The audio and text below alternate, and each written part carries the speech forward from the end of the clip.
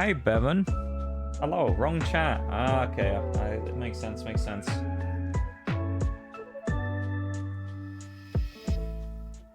How's it going, dude? How are ya? How is B Heaven today? Otherwise known as Bevan.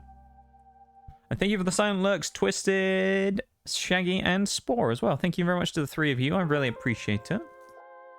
I hope you guys are having a good one. Is it the wrong chat, Bevan? I mean, based on some previous things that Bevan has said, it doesn't surprise me entirely. Did my exam today. Now I'm at the gym. How do you think the exam went? Did I watch your video? I did. I did watch your video, Bevan. I liked I actually think it was quite well done. I think you edited it well. Fair play to you, Bevan. I thought it was good. It was a good video. Maybe I should just get you to edit my clips instead.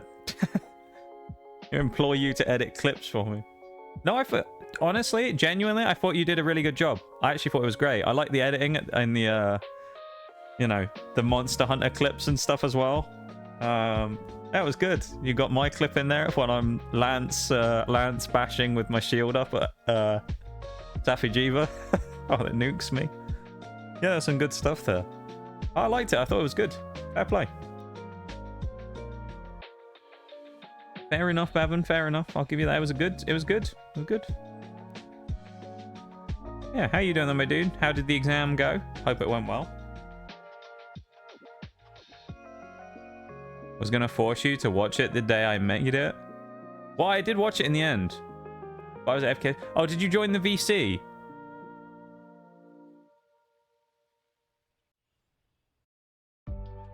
Did you join the VC while I was in there?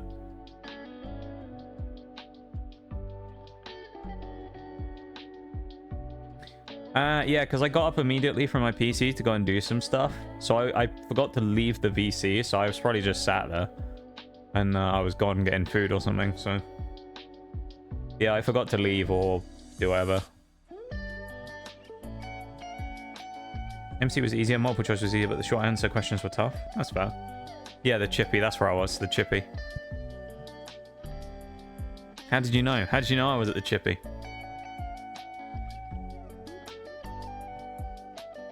Always at the chippy, you know? Always at the chippy. Guy was ignoring me. Mad about the last poll I made. What, the one from Mirage for his birthday?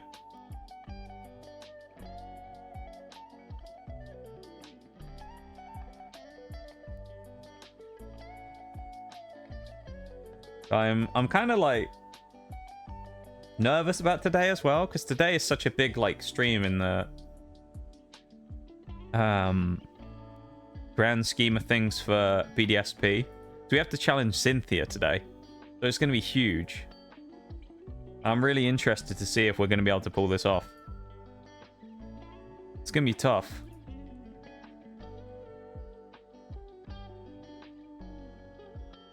How could you ignore Bevan? Oh, the monotype one. Yeah, no, I didn't like that poll, no. Also, I lost so much progress in Monster Hunter, like 100 hours. What happened? Like, was this on your main? Or was this on a different profile?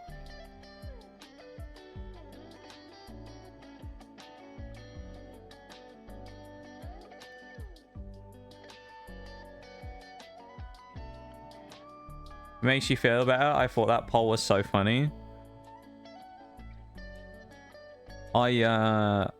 Unfortunately, I didn't. It tilted me a little bit at the time, I'll be honest.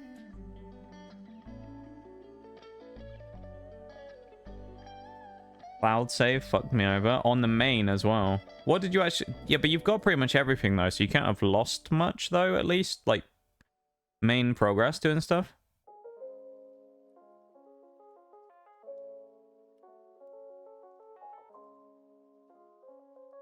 Well, it's like 100... Oh, that, yeah, that's pretty bad. Never mind. You can lose stuff. Yeah, I forgot about that. Hunter rank and mastery rank and stuff. That is a good point. And the Fatalis weapons. Oh yeah, 100 hours, I suppose, is quite a long time. Jesus. Yeah, that's pretty frustrating. Hopefully you can get some good RNG and get them back, though. You know? That's the main thing. I'm going to switch us over to the game now as well. So today, obviously, it's a big one. We've got to challenge Cynthia. Let's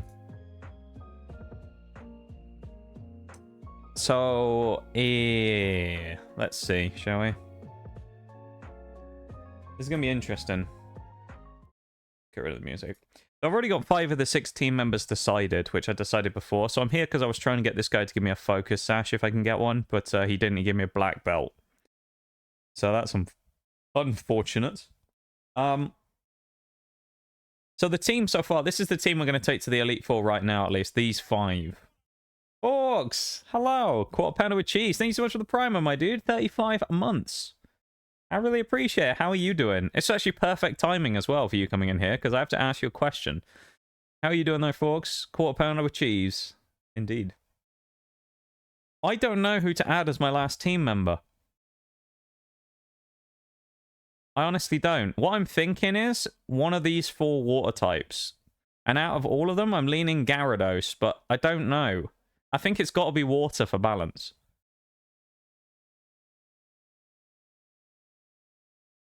Be good. How are you? It's going good. It's going good. So I'm a little, you know, nervous about this big fight today because it's Cynthia. But other than that, doing good.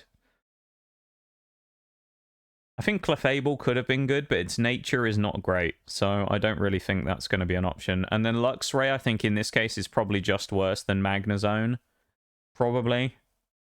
Purely because Magnezone can also get Fairy with Steel moves. So I'm thinking about setting up on Mr. Mime right at the start of the Psychic one with Magnezone.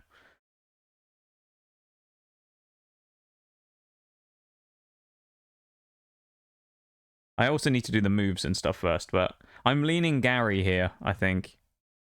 Because Gary also gets Ice Fang. So it's like we have another potential counter to Rose Raid, Garchomp, the ground type ones, things like that. Gyarados is also going to be fairly good against most of Flint's team. So it's like, I think Gyarados is a must bring, really. Let's tentatively put Gyarados in, think what that team looks like. I think Kite is useful here as well, purely for the Infernape, Lucario kind of counter. I think it's worth it for that. Yeah, welcome in everybody, though, of course, who is here at the start of stream as well. I appreciate you being here. Welcome to stream. Hope you're doing good. And yeah, we're doing Pokemon Brilliant Diamond Shining Pearl today. So we're doing the Elite Four challenge, so I'm going to be a little tentative about this stuff. Bench, I think, could be good here as well because of Water Absorb, but he's a little more niche. So I think probably Propeller is better than Bench just generally for this. That's why I'm kind of leaning towards that. Definitely going to be taking those leftovers, though, and probably Quick Claw.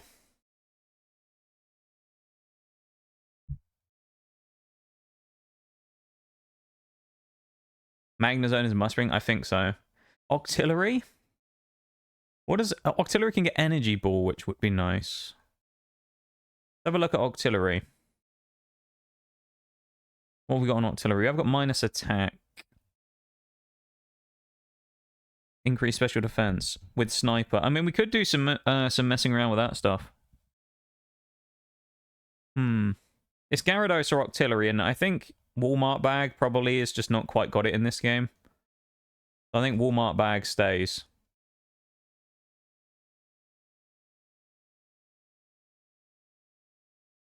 What? Oh, there we go. Switch back to Pie. I think Walmart Bag stays. Bench probably stays as well. So it's between these two, though. It's between Octillery and Gyarados. If everything else stays the same. The only other one I'm thinking is Miss Magius might be useful, but I don't know. But, like, who would Miss Magius go in for? I don't know. Because Torterra is, like, a must in this one, really. Garchomp is going to be insane. I'm also tempted to put Aerial Ace on Garchomp, but then that makes me think maybe I could drop Staraptor if I put Aerial Ace on Chomp.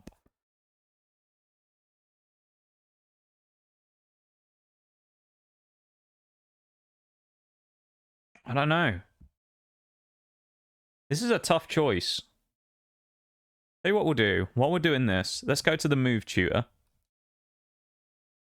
Let's go to the move tutor down in Pastoria, and let's see if there's anything we can get. And other than that, we'll check our TMs, make sure. We also, I think, can go to the Veilstone place, can't we? We can go to Veilstone and talk to the guy in the department store and see if we can buy any TMs, because there might be some good stuff there. So it's probably worth looking there as well. But let's do our quick check on our team and see what we can get. Let's see what artillery can get as well. That might be useful. Go for everybody. Surf, Energy Ball, Charge Beam, and Ice Beam. Yeah, that's a good shout, actually. Torterra, I think, is about as good as it can be. I mean, Synthesis would be nice, but I think with Giga Drain, Leech Seed. Leech Seed will be good, because it means if Torterra is going to die, pretty much, I can always set it up as, like, useful utility for someone else. You know? Like, I can set it up on someone and have Torterra then effectively passively chip them over time. I'm thinking, like, Garchomp at the end somehow, if we're able to get that going. What can Chomp get? I mean, like, really? Bulldozers? Sandstorm with Sand Veil is so tempting. But, with Sand Veil, the temptation to put Sandstorm on. But then I think Garchomp's got a free slot right now, so I think we'll think about TMs on there. Sandstorm is a maybe, though. Magnezone has got to have something good in the TMs. Mirror Coat isn't a terrible idea, I don't think. Screens, I mean, I feel like Tri-Attack is probably useful to keep. Flash Cannon would definitely keep in. Electro Ball's not that great here because of the speed. So I feel like here we can probably get Thunderbolt or something as well. Maybe we can get a better move on Magnezone. Or Thunder. Daikon.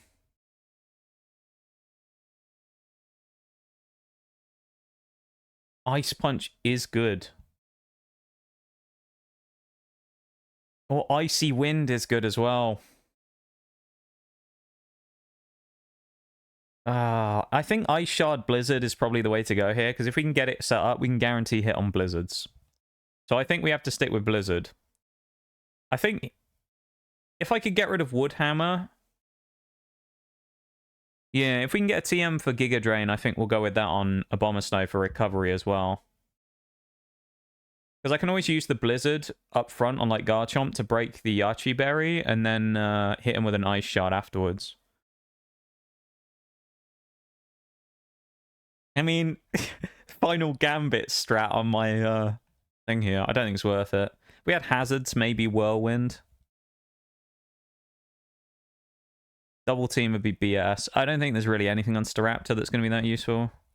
I think I've got the... Oh, have I got the Giga Drain TM? I don't think I do, you know. I know where it is, though, so I can go get it if we need it. Let's look at Gary first, then. What can Gary get?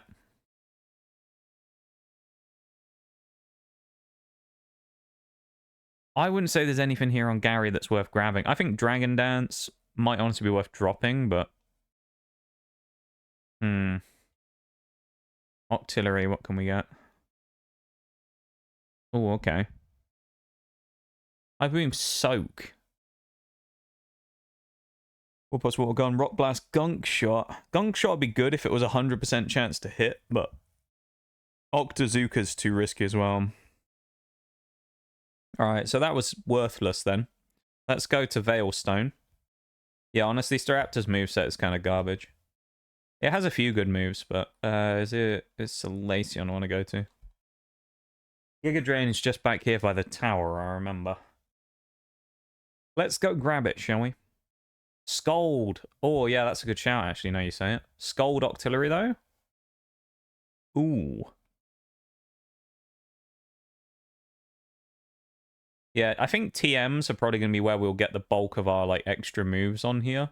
Because I think we actually have a bunch of really good moves. Not this, it's the other one, isn't it? It's, this bit we need to go to.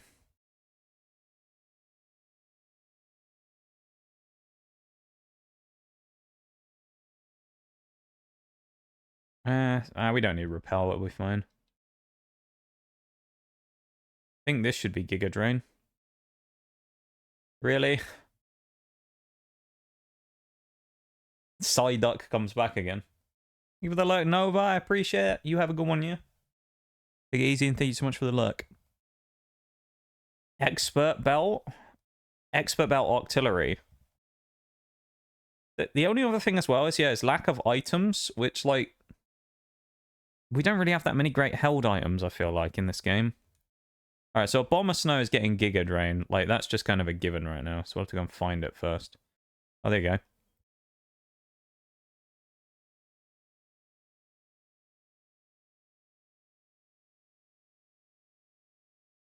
Drop Wood Hammer. Gives us recovery as well. Like, Wood Hammer's great. If you could avoid the recoil, Wood Hammer would be amazing on Torterra and on Daikon.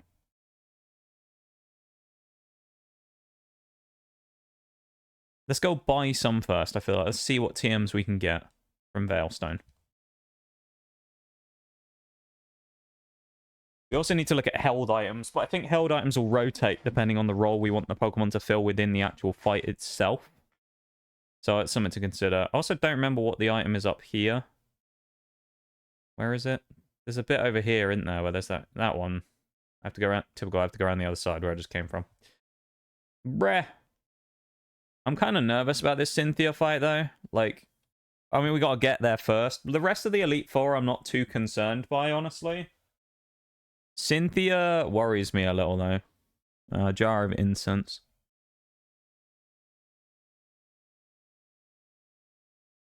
Like, with our team, we shouldn't really have much of a problem.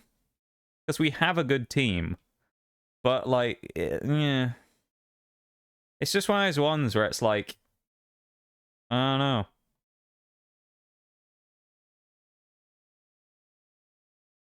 Let's grab some free stickers. Have a good night, Nova. Enjoy the games and get some dubs. Did you get all the held items from Veilstone? From where? What, in the Galactic building, you mean?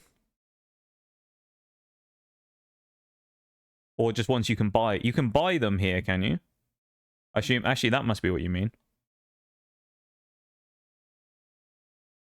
If you can buy held items here, no, I haven't. Hopefully we got enough money. We're going to have to buy a lot of stuff. Just get our Garchomp as many Carboses as we can to outspeed. Alright, so if we have any spare money, we might come back here and buy that.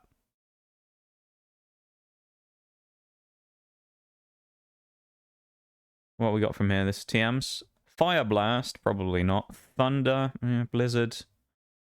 Focus Blast. Flamethrower. That might be useful. Thunderbolt, I think we'll take. Ice Beam, Solar Beam, Psychic. Dazzling. You know, we might take a Dazzling Gleam. You never know. Even though it's non-stab.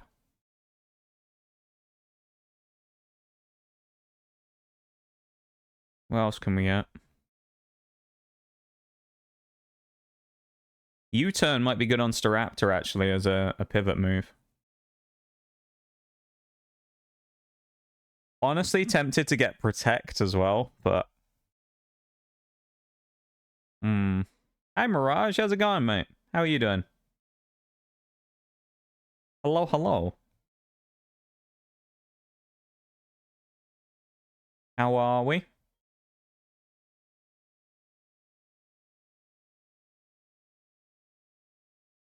I don't know what Protect would be best on, honestly. Wow, that's what's recommended. Not that we want any of it. Don't know a few of my Pokemon for the Elite Four. Oh, wait, can you not buy thingy items here? Oh, Sticky Barb, wow. Alright, recover from the games last night? Yeah. It was a good time. It was a good time. Can we go up to the roof from here? I don't think you can go to the roof in this game, can you? No. That's a shame. I was hoping we could get more held items here then, but... Where do we get the wide lens in that from then, Forks?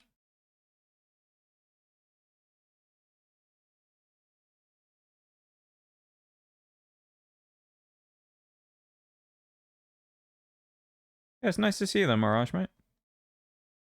Always good to see you. Just like one of those Twitch bots. Good to see you, Mirage TGS. That's what you're going to get. Nice to see you. It's just gonna be one of those. Need around female. Maybe we just need to talk to people. What items? I know there's items in the Grand Underground as well. I just don't know what's good that we could get.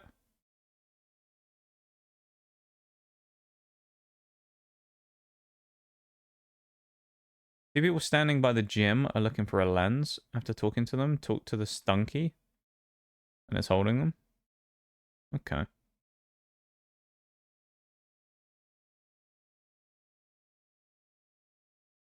Okay. I'm not trying to talk to you, stunky.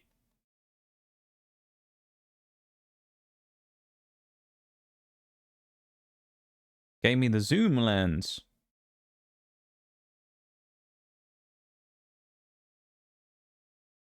That it, just wide lens and zoom lens. Okay.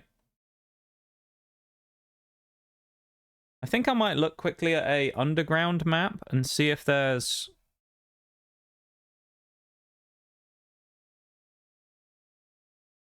See if there's any more items that I can pick up from down there that would be really useful.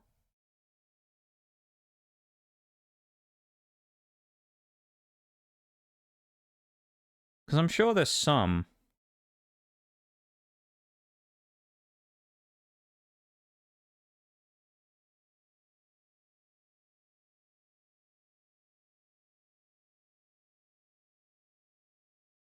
Yeah, I got the black belt earlier today, which was a bit annoying.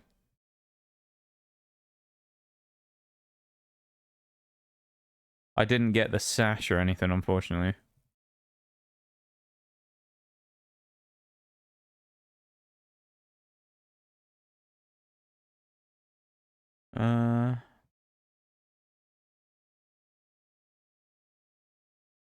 Well, this is TMs. Lucky Egg leftovers, sharp beak, dawnstone, rare candy, duskstones, nuggets. TM Scold you can get down there again as well.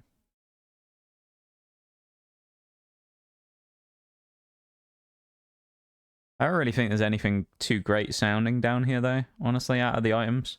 I think we might just be ready. I think all we gotta do is just go. I think it's time. Let's TM up. Let's go Octillery. We're going Octillery. Octillery joins the team. Let's also grab Shell Bell, because you never know, it could be good. Let's TM up the team.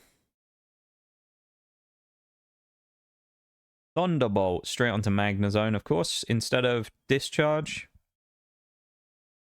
Which is 80 versus 90. It's slightly higher base power.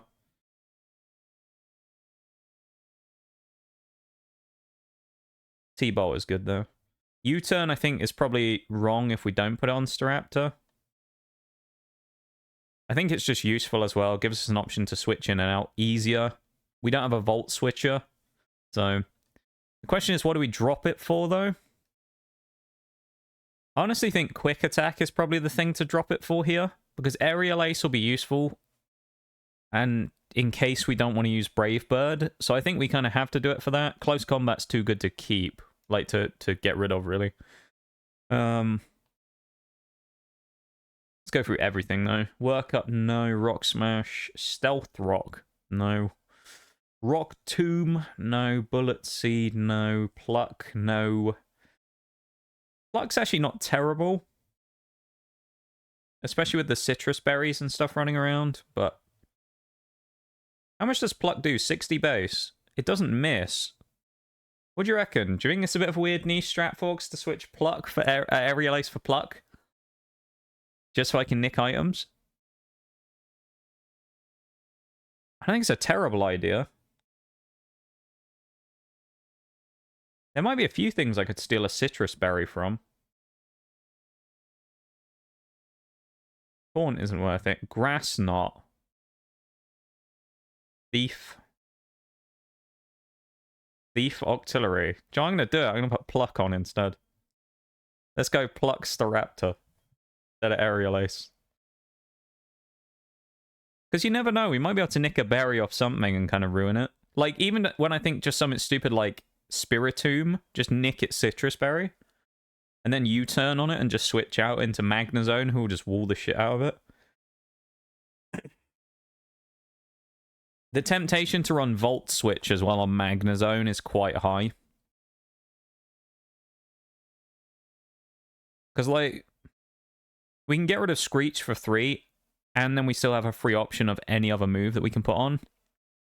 So I think we do that. Welcome in, Demon. How's it going? How are you? I hope you're doing well. Hope you had a nice weekend.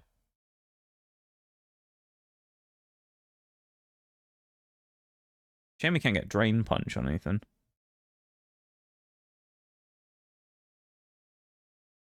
Alright, thanks you. I'm doing pretty good, thanks. Doing pretty good. I'm glad to see you doing well. Yeah, welcome to stream. Yeah. How was your weekend? Shockwave is also nice for that Drifloon of Flint's. Here's what I'm thinking though with that, folks. I know this is like a weird one. Magnezone, Volt switches on that. Because if I can kill it in one shot, Volt switching out, I can probably Steelix comes in next, so it gives me the option to switch into something as Steelix comes in. Because I could see him bringing in Steelix or Infernape or something against Horseshoe.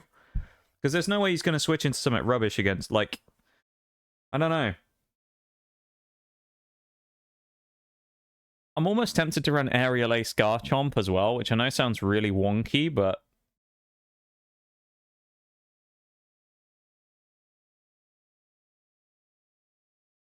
Shadow Ball, Abomasnow. Surf Octillery. We'll go Surf. Hydro Pump is too unreliable as well anyway. So, we'll put Surf on there.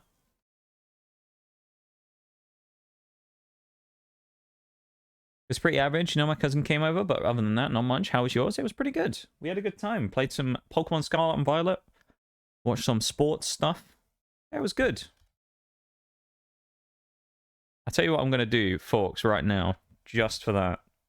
Let's have a look, shall we? Let's see how much we could do with Magnezone to bulky Drifblim. Because I'm actually interested to know. Because I'm sure... what was her name's one? Fantina has one, and we were like close to a one-shot with Luxray.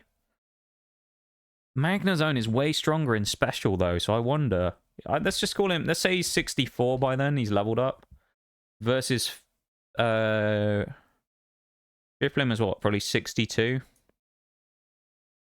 58. If you wonder why we're technically over-leveled as well, it's because I did it based on Cynthia. So Cynthia's our level cap effectively at 66. So let's see. Thunderbolt. Volt Switch. Oh, okay. So according to this, so it will outspeed me, but according to this, with the hardy nature we have, providing it's not boosted nature, this thing will have... Oh, that's so unfortunate. It's a 108.8 to 128% HP hit with Thunderbolt on Drifblim. Volt Switch, 84.1 to 99.6. What if we had... We have Magnet. If we put Magnet on, would that make a difference? Magnet would make it a guaranteed one-shot kill.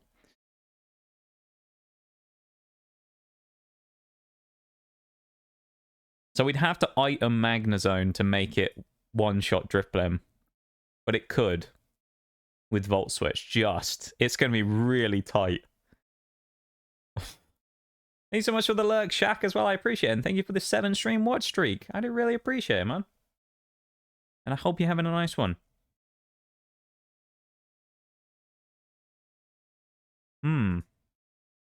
That's... Oh, I don't know. I don't know.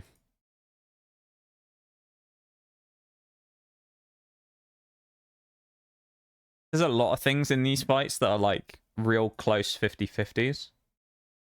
feel like it's a waste to have it hold magnet, though. Yeah, I suppose we could chuck magnet on for that one fight and then take it off. I wonder, can Torterra knock out Steelix in one as well? That's what I want to look at.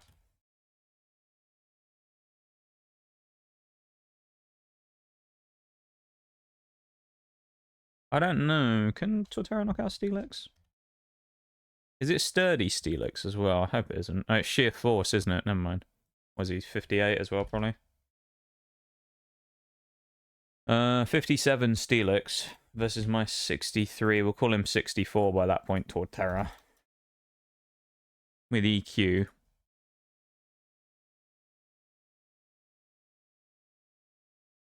No, he doesn't. We only do 50% to Steelix with Torterra's Earthquake. Really?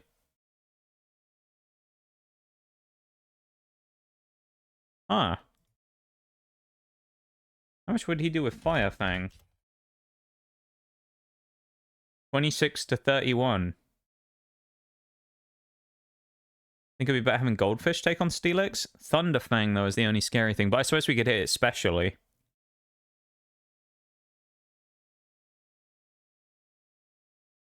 Alright, again, we'll call it 64. Say 64 Octillery.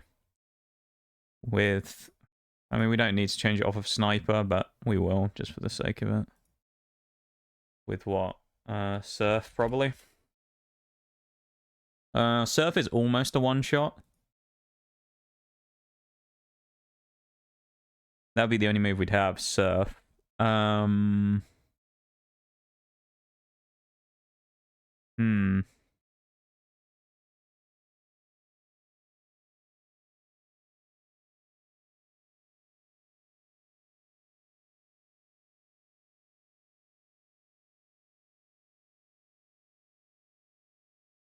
This Steelix is scarier than we thought.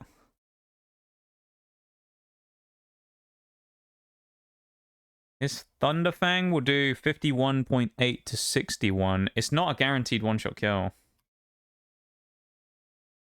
So we'd either have to crit or have some type of item to boost. With Wise Glasses, we'd put it up to 98.8 as a minimum. So we'd have to get a really low roll to not one-shot. Oh, you know what? No, I think I know. Okay, I can guarantee one-shot it. We have choice specs.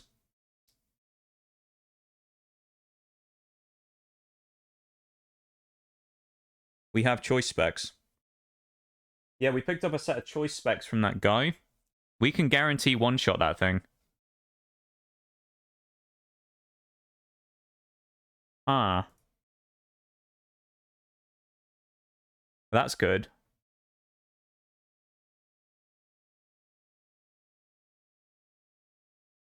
The only other thing I want to check out is just whether Staraptor can one-shot Drapion with close combat. Because it's part dark, so presumably it'll take a big hit from it. 57.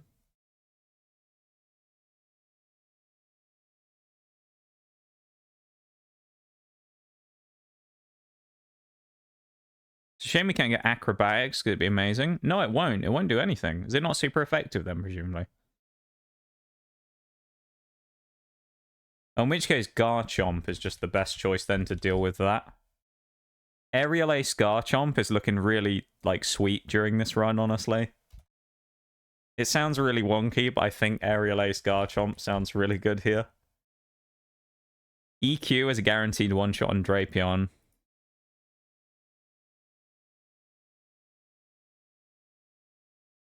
Hey, oh, Mr. Mac coming in with a cheeky primer. How's it going, dude? 26 of the best. Are they the best? Hey, we'll take it. If you say it's the best, then there you go. Let's go. How's it going, Mr. Mac? Nice to see you. Nice to see you. You got a flash cannon or artillery as well. Thank you so much, my dude. I really appreciate it. Yeah, how's it going? How are you doing? You Wouldn't the poison typing negate the dark weakness? Yeah, I guess. You might be right.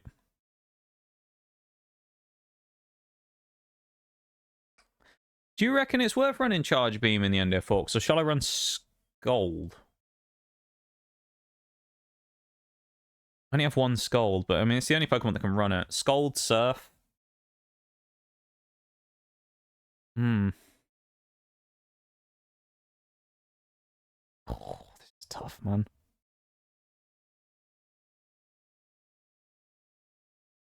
Yeah, no, I agree. With choice specs as well, I think Scold will be able to power up enough to do what we need to do anyway. You're on a Sludge Bomb as well. Can't run Daz on anything. The best to me, my dude. The only person deserving of my passing visit and sub. Hey, I appreciate it so much, my dude. It's always good to see you, you know? I know you're a busy lad these days, so we don't get to see you as much around on Twitch. But it's so good to see you whenever we get a chance to have a quick catch-up. I appreciate you always taking the time to come in, and I'm worthy of your prime sub. I appreciate it so much, so... Yeah, thank you so much, dude. Yeah, I hope you've been doing well. I really do.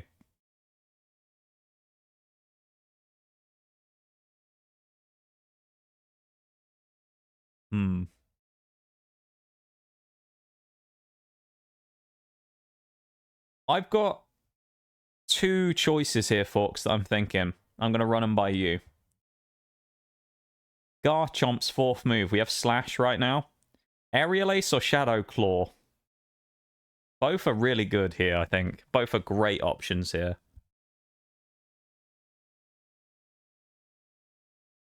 I don't know why. I think this is just a random item that happened to be on Garchomp from when I was moving stuff around.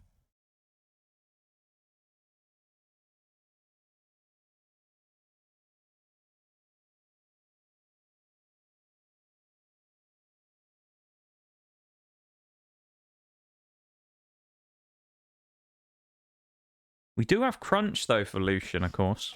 But that wouldn't... I think the other three have got to stay. Crunch, Earthquake, Dragon Claw. Aerial Ace would be good in Fight 1, but then we have Staraptor for Fight 1, so... Either the Yoda Death Maximum, Shadow Claw. What would Shadow Claw be like in the final fight as well? Let's just have a quick peek at that. The final fight, what would Shadow Claw be like there? This is Cynthia. Well, actually, against Lucien as well, what it would be like. Everything's probably physical weak. Except for Bronzong, but everything else is physically weak. Honestly, yeah. No, I think Garchomp could probably sweep Lucien, with the exception of Girafarig, because it wouldn't be able to get hit by Shadow Claw.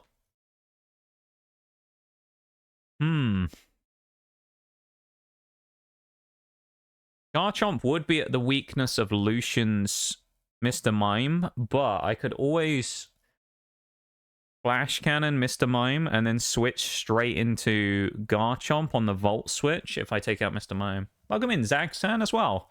Tooth looks like a great Pokemon. Thank you. Old Tooth is a bit of a legend here so far. He's been he's our destined one to defeat Cynthia. So we're clutching up on him here. We're hoping he's gonna be big for us here. Because this is we're actually at the Elite Four, or we're going to be at the Elite Four in a minute of a hardcore nuzlocke. So we got the big final test today. So we're just trying to figure out what's the best setup with the team we have and TMs and stuff at the minute. So we're doing a bit of logisticy stuff. But yeah, welcome into stream. I hope you're doing well. Yeah, nice to see you. Rock Slide. Ooh. Thank you for the lurk, Obi, as well. I appreciate it. I hope you enjoy your cheeky lurk.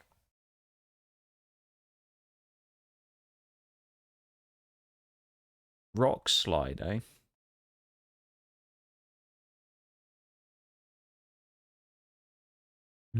Rock Slide always lets me down. That's the only thing that scares me. Or do we go for the balls to the wall Sandstorm strat? I think Sandstorm's pointless here, really. Rock Slide would be good in a few things. Like, first fight, Rock Slide would just dominate. Rock Slide would make Garchomp even better against Flint as well. But he's already going to be good because of EQ.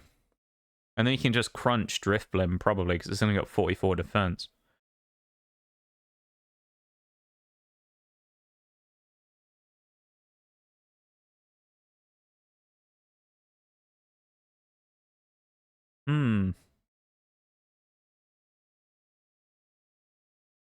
I don't know. I don't know if it matters here, really. I think Garchomp, probably with its 3 moves, has got enough. So I think it's kind of just a flip a coin here.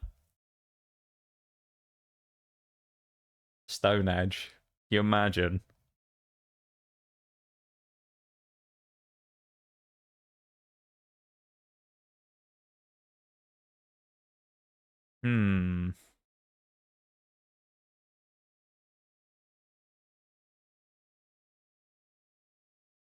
Or we just run Protect.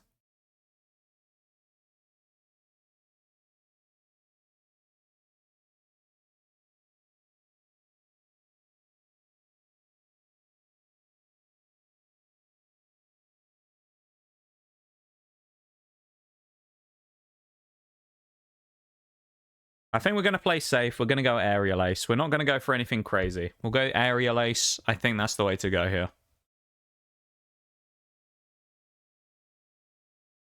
I think that's how we're feeling. We're feeling Aerial Acey here. Oh. We have no berries really to use for anything here, other than maybe if we get statused, but I'm not too concerned.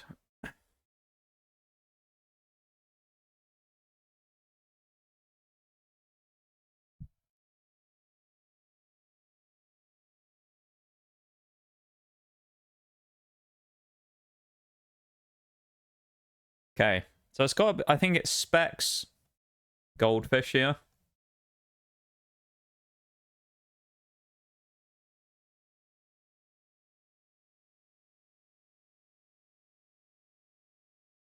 Leftovers. For fight 1, I'll put Leftovers on Garchomp, because I think it's going to do the bulk of the heavy lifting here.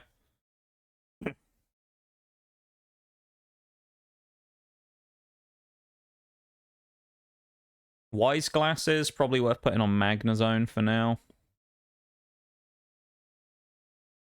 Big Root, I'm actually going to run on Torterra.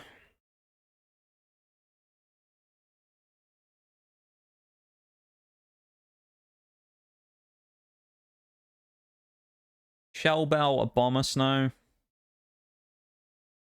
And, I mean, I guess we quick Claw Staraptor, but it's probably already going to be faster than everything anyway.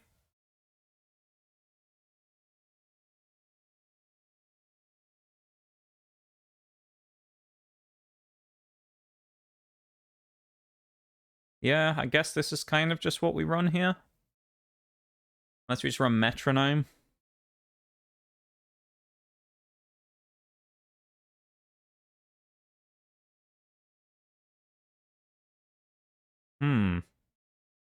Let's just run Quick Claw, I guess. I don't know. And we'll give a run on item.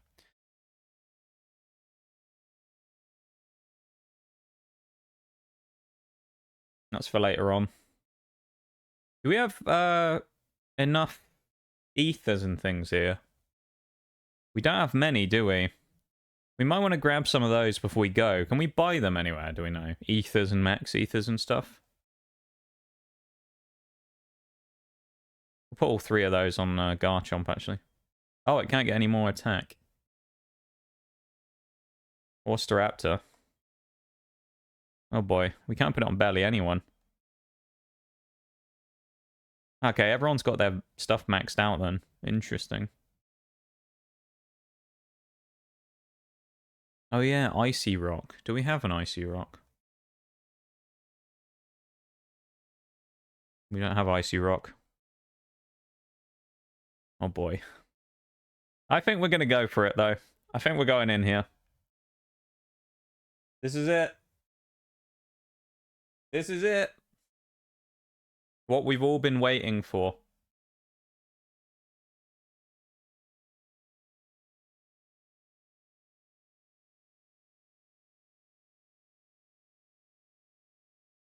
Gotta remember to put Torterra not first, but Garchomp first instead. Just make sure we have enough healing for mid-fight and things like that. We don't need revives, obviously, because if anything dies, it's considered fully dead. Hyper Potions 45 is probably enough. We'll see if we can buy anything useful here, though, real quick. You never know. We'll buy some full heals, just in case. You never know. And we'll buy a few full restores.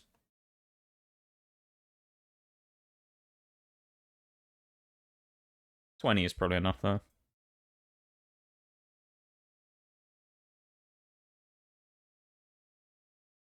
Well, we've built it up long enough, I think, haven't we?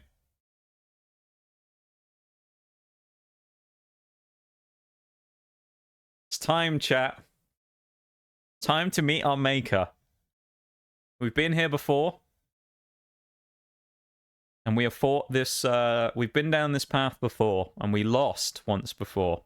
This was a few months back. This was in April. We lost. It's time for revenge. This time we have a Garchomp. And we have a stronger team than we've ever had before. Because our Elite Four team for the last time. Tooth, the Garchomp. Stick, the Torterra. Horseshoe, the Magnezone. Daikon, the Abomasnow. Kite, the Staraptor.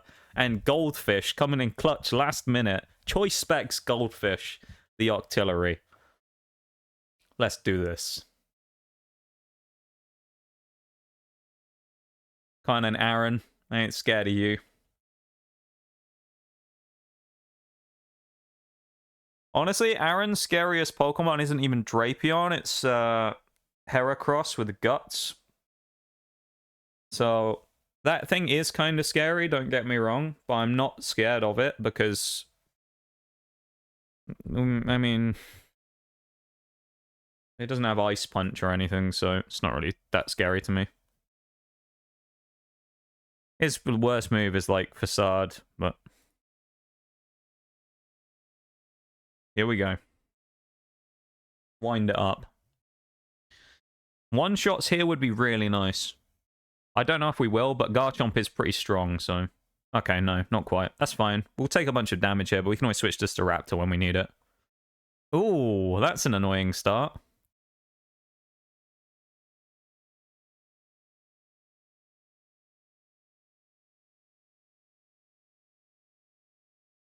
Okay.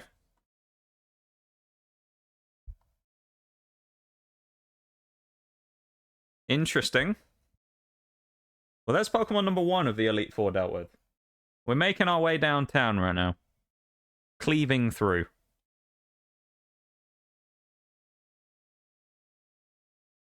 We will eventually... Well, realistically, we'll probably have to switch Garchomp out at some point because Toxic will become too powerful. Oh, that's great. Heracross... I think we can one-shot Heracross, so we're going to go for it. Yeah. Heracross getting out of there is good. That's 2 down, 3 left to go.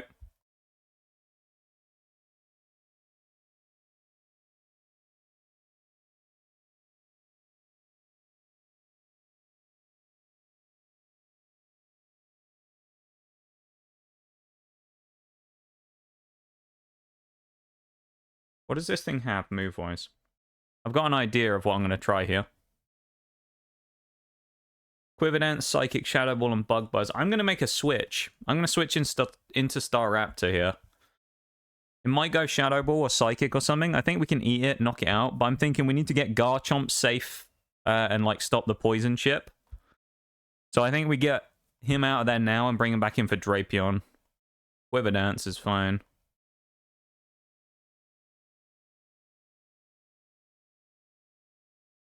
Can't use Shadow Ball anyway. We could risk the Brave Bird, but I think we'll just go Pluck. Double Quiver Dance. That thing's getting strong. And it has Wise Glasses. Interesting. This is going to be dangerous. Oh, never mind. It's been knocked out in one shot from Staraptor, though. Didn't make a difference. The Wise Glasses turning out to not be much of a difference for us here.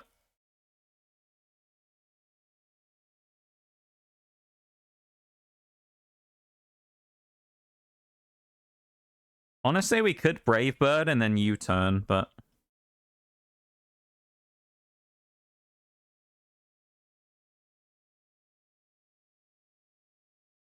Go Pluck just to play safe.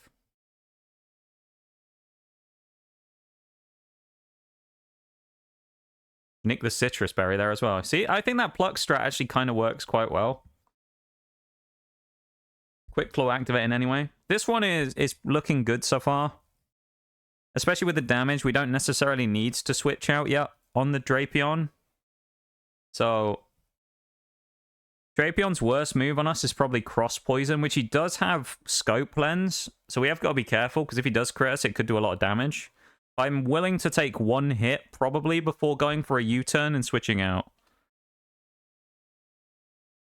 Or do I just U-turn anyway and bring... screw it, let's just U-turn into Garchomp straight away. He outspeeds.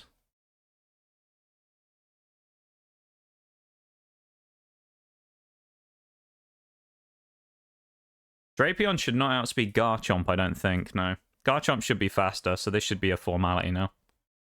Glad to see we're not wearing a school uniform. Yeah, we got our special neon gear on. We got the Nox Neon on right now. How you doing, Maximum? It's nice to see you. Hope you're doing well. You see, that's cheeky as well, because we switched out using U-turn. We get the free benefit of the leftovers as well. And we got rid of Toxic by friendship. That's BS, to be honest. Wait, it does outspeed. Never mind. Well. And he crits. We still live, though. We should have been faster, but I don't know why. Because looking at the stats on paper, we should have been quicker than him there, but that's okay. That's 1 of 4 down, though. Well, 1 of 5, technically. 1 of 5 fights before the end of this game is done. Garchomp executes Aaron's Drapion and takes us 1 step closer to the promised land. Ah. Right, let's heal. Let's use the Hyper Potions first. Next one is Bertha. She shouldn't be too much of a threat, really. First Pokemon that is going to be in there is going to be Quagsire. Quagsire is easy for us to knock out with Torterra. Interesting thing here is her team then gets a bit annoying after that, because she has Sudowoodo. Like, she also has a Whiscash who probably would outspeed my Torterra and would hit us with Ice Beam. I feel like we can one-shot it, though, so I'm willing to take the hit from Ice Beam. I'm just going to look. Whiscash is what? Level 55?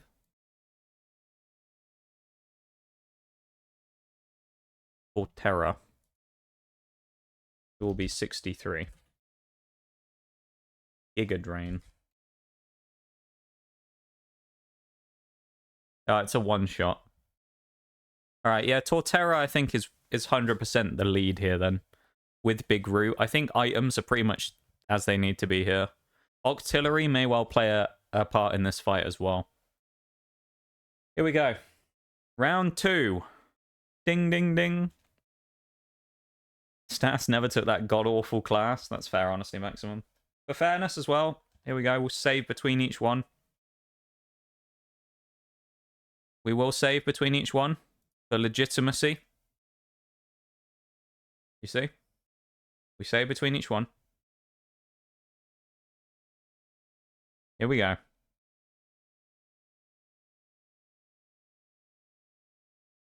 Bertha of the Elite Four from Sinnoh. Round 2. Ding, ding, ding. Anyone die yet? No, we're going strong yet, Bevan. We're going strong still. So far, everyone's looking good.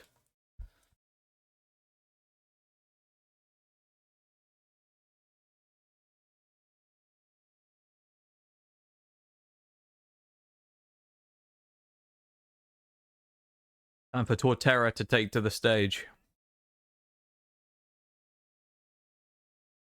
Did you turn off game sound? I did not.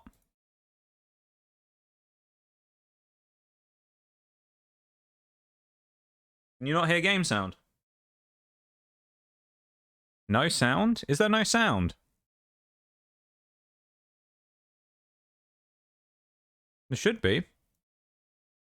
Can you hear it now?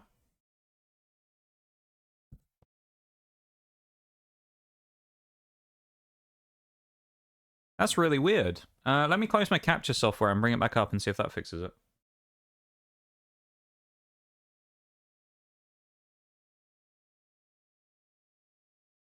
No, it's not playing. That's really weird.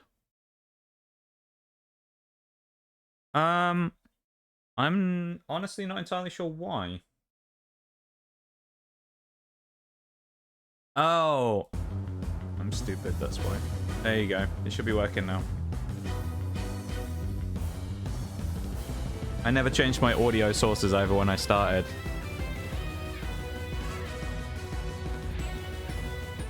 So we had no game sound for that first part of the game. Well, thank you for telling me though, Bevan. I do appreciate it. Thank you for letting me know.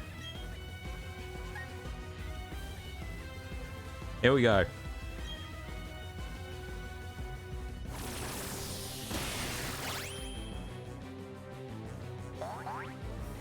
I do like the music in these fights as well. So I'm glad we got that up. Thank you for telling me. I do appreciate it, my dude.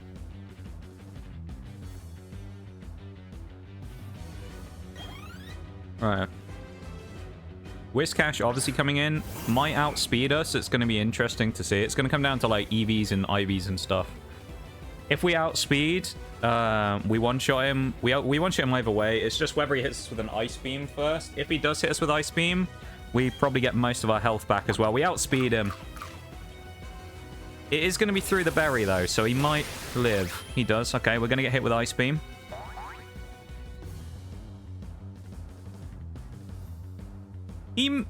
Alright, that's BS luck right there. We dodged the Ice Beam with friendship. Alright. There's nothing we can do about it, though, so it's not like one of those things where we can't stop it. It just happens. So, yeah, unfortunately, we just have to kind of let it happen. Sudowoodo, who is a rock type. So, we're not wasting Giga Drain on him. EQ. Torterra is rampaging through this fight right now. He doesn't need anyone else. Torterra's walking through this.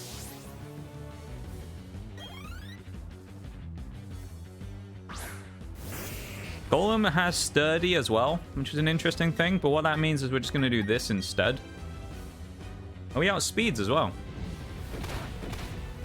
Look at the resist, though, from Torterra. Oh, monstrous from Stick. Sets up Leech Seed as well to break the Sturdy from Golem and give us a little bit of chip health back.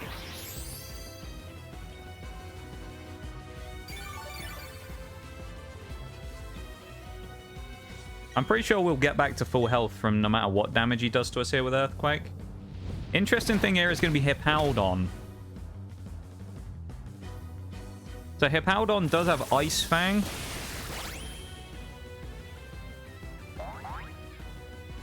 $59 he's going to be. He'll do 51 to 64 with an Ice Fang.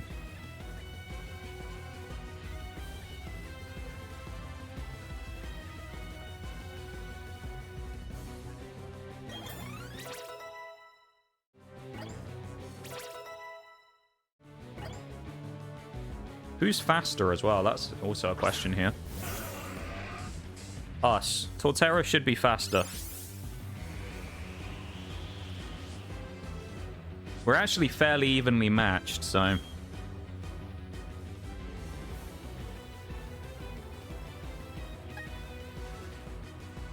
Nah, we just play safe here. Good hit from Torterra. We're going to get hit with an Ice Fang.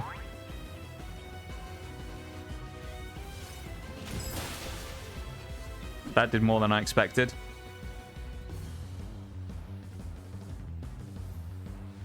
I think she's going to heal, but we'll see if we get the free shot in. No, we don't. Torterra sweeps. Stick takes it down. Hippowdon, the biggest threat that Torterra was going to face, goes down. That's 2 from 5. Garchomp to 64 as well, even better. We're running through them right now.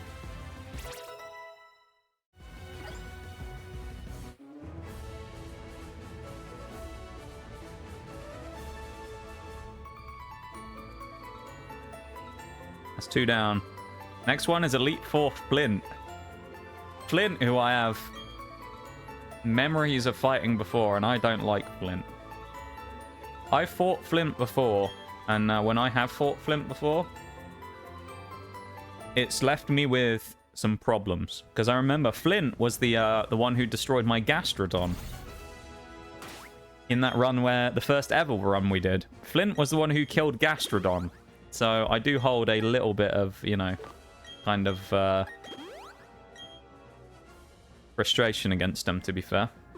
I'm going to save here, though. I'm going to BRB real quick before the next one, okay? We're gonna build up the suspense before the next fight.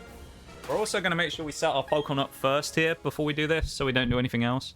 First Pokemon that's going to be out is Rapidash. Honestly, I see it using Hypnosis turn 1, and it will be faster, so it's going to be interesting. I think Octillery has to go out front here, probably. Garchomp needs to be in the back, because it's strong. Build up what? I mean, build up to the next fight? Question mark? Build up to the next Elite Four chance, because if we lose, the run starts over, because it's a hardcore nuzlocke.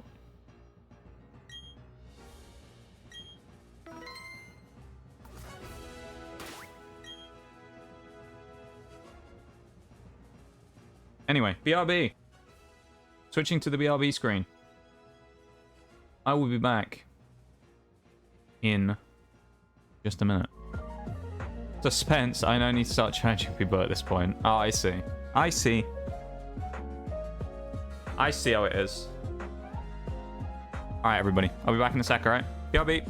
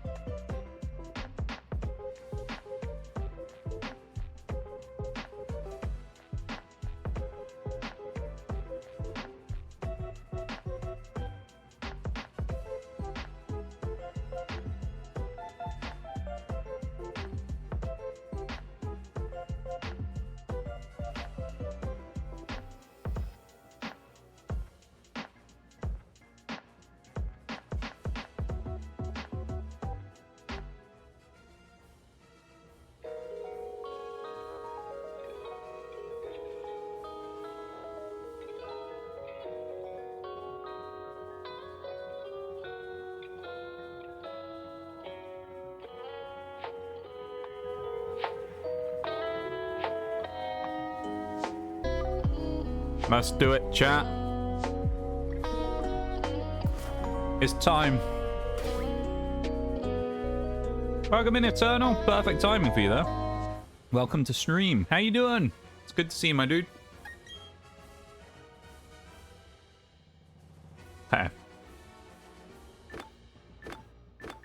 Any item switching?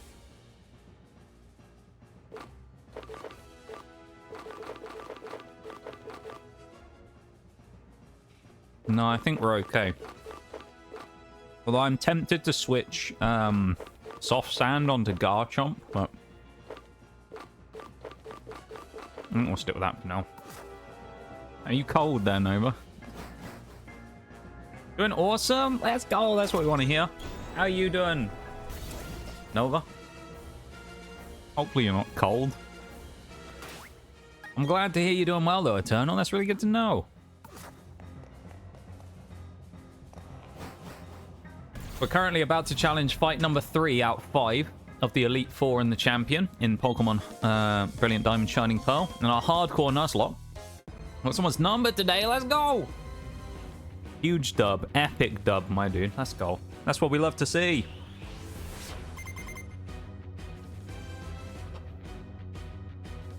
Rapidash. I think this thing's going to go Hypnosis. It might not. It might go for like Smart Strike or something. I don't know, really. Here we go. Poison Jab. I can't believe what I'm seeing. Oh. I feel like I recognize that name from somewhere. Joe P. Candice or Candice 11, welcome in. Hello, hello. Welcome to stream. I hope you're doing well. Welcome to stream. I feel like there's someone with a really similar name I've seen before. No, we're definitely not learning Zap Cannon as well, by the way. I'm back. You're back? Well, welcome back. Oh. Who outspeeds here? Artillery or Steelix? Steelix has 30 base. We have... We should outspeed.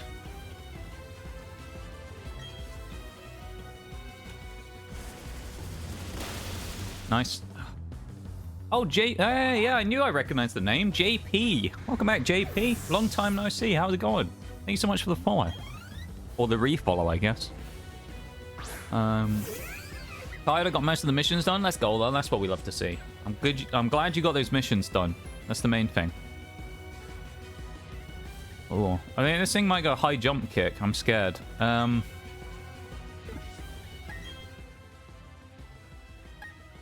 I feel like I need to switch here. I have a fire move. It does have fire punch. Do we stay in and risk this? Oh, good. How am I? I'm doing really good, thanks. I'm doing really good. I hope you're doing good too. Doing very well. Artillery versus Lopunny. Bevan's favorite Pokemon, Lopunny. Isn't it, Bevan?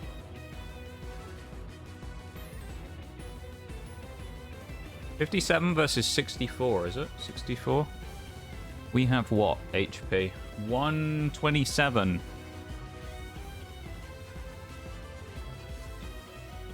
The problem is, I don't want to get hit with a Mirror Coat and one-shotted.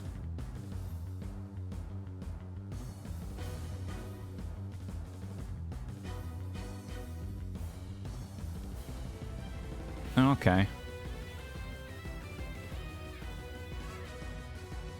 That's really scary if we get hit with Mirror Coat.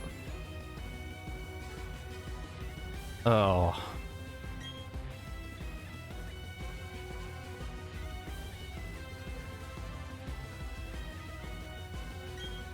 We have to be bold. I think it's gone Mirror Coat.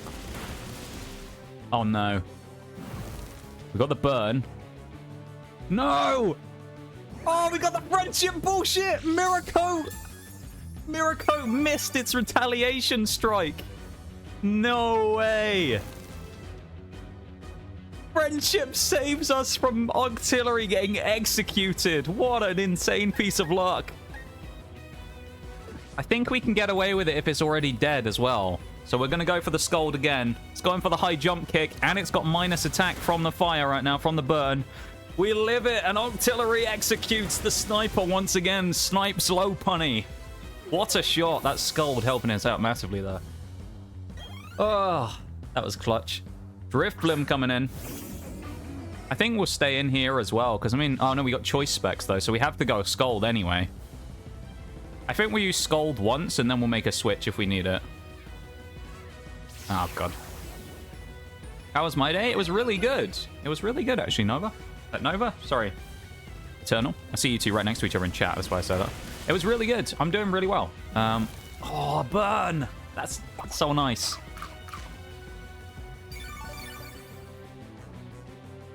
Yeah, I'm doing very well. Having a great day today. Been vibing. Having a nice time. And yeah, I'm doing really good. Doing really good. Goes for the Will-O-Wisp to burn me. Doesn't matter. All we have to do is hit through minimize. Come on, Octillery. We missed the Scold. Does this thing have Hex? I need to check. No, it doesn't. It has Baton Pass, though. Scold coming at you. But it's Baton Passed into Infernape. Uh-oh. That's good. It's going to break the sash. Infernape comes in. We need to hit this. It's going to have the evasion boost. We land the Scold. Choice Spec Scold knocks him down. Oh, lovely job. Critical hit from Sniper Goldfish. Massive. People in Scarlet and Violet figured out how to play rock, paper, scissors. Really? Rock, paper, scissors. Who's faster as well here? Infernape or... This is a risk. But we're taking it. Welcome back, everybody, from the break as well. I think you're all back now. Intimidate to cut the attack. I didn't know people had figured out how to play rock, paper, scissors, though. That's kind of cool. Full restore. Oh, that means the sash is going to be up again. Okay. Well, we outspeed. We know that much anyway. So we can pluck. No, we don't outspeed. Oh, shit. Okay, we're good. We're good. We're okay. The defense drop is going to hurt Infernape here. Oh, it dodged. Oh. We can't break it in one shot because of sash, and we have no quick attack.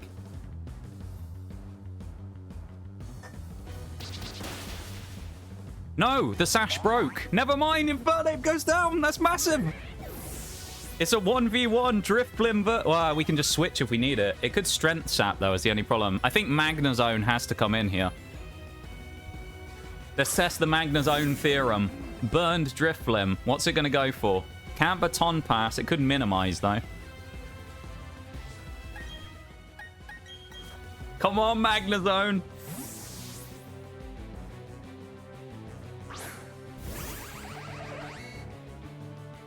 Will-O-Wisp comes in. It went for the Will-O-Wisp into Staraptor as well. It's going to burn my Magnezone, but it does not matter because Magnezone is a special attacker. And burn will not do anything to disrupt the power of the magnetic boy. Horseshoe is about to end this. Well, actually outspeeds strangely and minimizes. We should still be okay though. We can still hit it. Horseshoe goes for the Thunderbolt and misses. Of course he does. No! I'll go back Eternal. I really hope he doesn't use Minimize again, because that's going to be really annoying. Or Strength Sap. There you go. That cuts our attack, but... Come on, Thunderbolt, Thunderbolt, Thunderbolt, Thunderbolt, Thunderbolt. Magnezone lands! That's what we needed. That's 3 out of 5 done, chat. The Elite Four are falling one by one. Magnezone finishes fight number 3. The Steel type knocks out the Fire types. 3 of 5. Now, all I'm going to say, though, is remember, the hardest fight is the last one. There's no, like, getting around that. Cynthia is by far the worst. So, like, even if we do make it to the last one, we aren't out of the woods, basically, right? Because the last fight is going to be the hardest by a long way. Cynthia is just by far the strongest. So, we are fully prepared for that. 2 burns, which we can get rid of here. Artillery is definitely not going to be the lead here. I think the lead is going to be Magnezone here, actually. we're going to switch Magnezone in. It's against Mr. Mime, which is interesting here. And we can Volt switch as well, which is good. So whatever comes in second, we'll probably end up Volt switching on. I think it'll probably be Medicham. We can always just switch if we need to, though. Because it'll probably go high jump kick.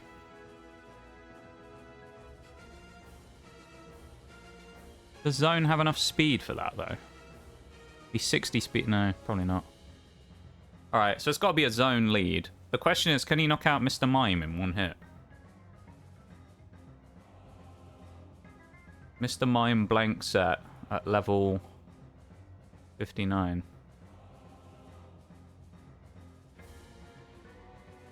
Come on, chat. Thank you for the hype, Eternal. This is one of those fights that is genuinely like kind of... It's the last step before the champion, you know? This is a nervy fight. Flash cannon. Oh. He's faster than us, though, isn't he? So he's going to get light screen up, probably.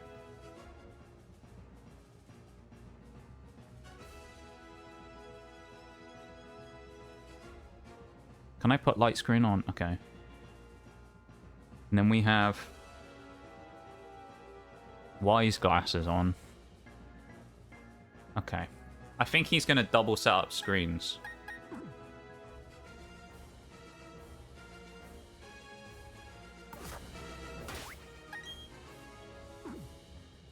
Here we go. I'm not sure who to be angry at. Hey, Stream Elements has got a sub again. The freeloader of the chat, Stream Elements, gets given another sub. Thanks so much, Sean, for the gift sub to Stream Elements. I really appreciate it. That's very kind of you. And for completing our monthly sub goal of 10. Look at that. Thank you so much, my dude. I really appreciate it. And welcome to stream. I'm not sure if you've just got in or you've been lurking, but I appreciate it very much if you either way. You know, thank you very much, dude. Upper hand beats Mark Punch beats Focus Punch beats Upper Hand. And this is all done with Hitmonchan. Yeah, Hitmonchan is so underrated, I think, as well as a Pokemon. I really think so. It's kind of strange how underrated it really is.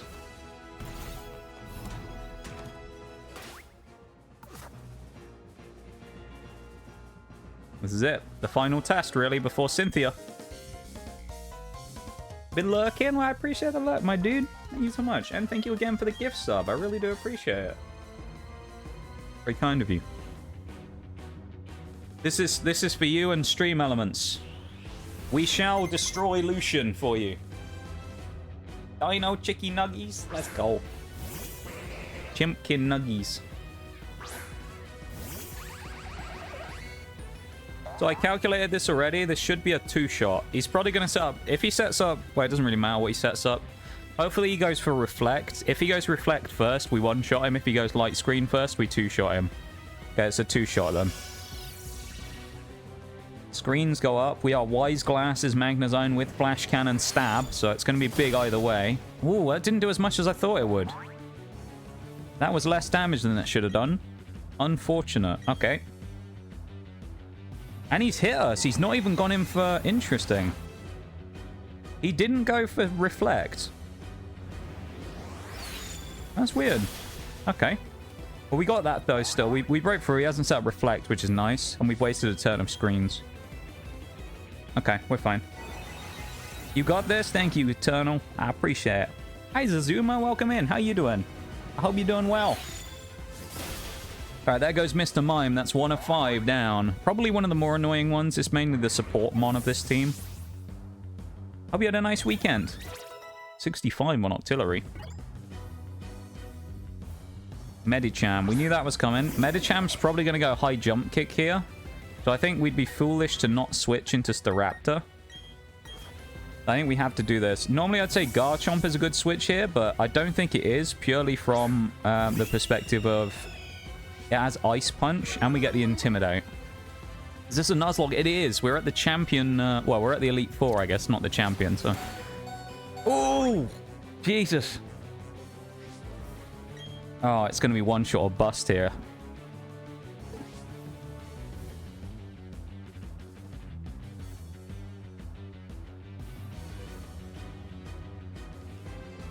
I don't know if we 1-shot this. I'm going to do the calc here. I'm going to have to. I want to know. If Staraptor goes down, it's not the end of the world, but it is not great.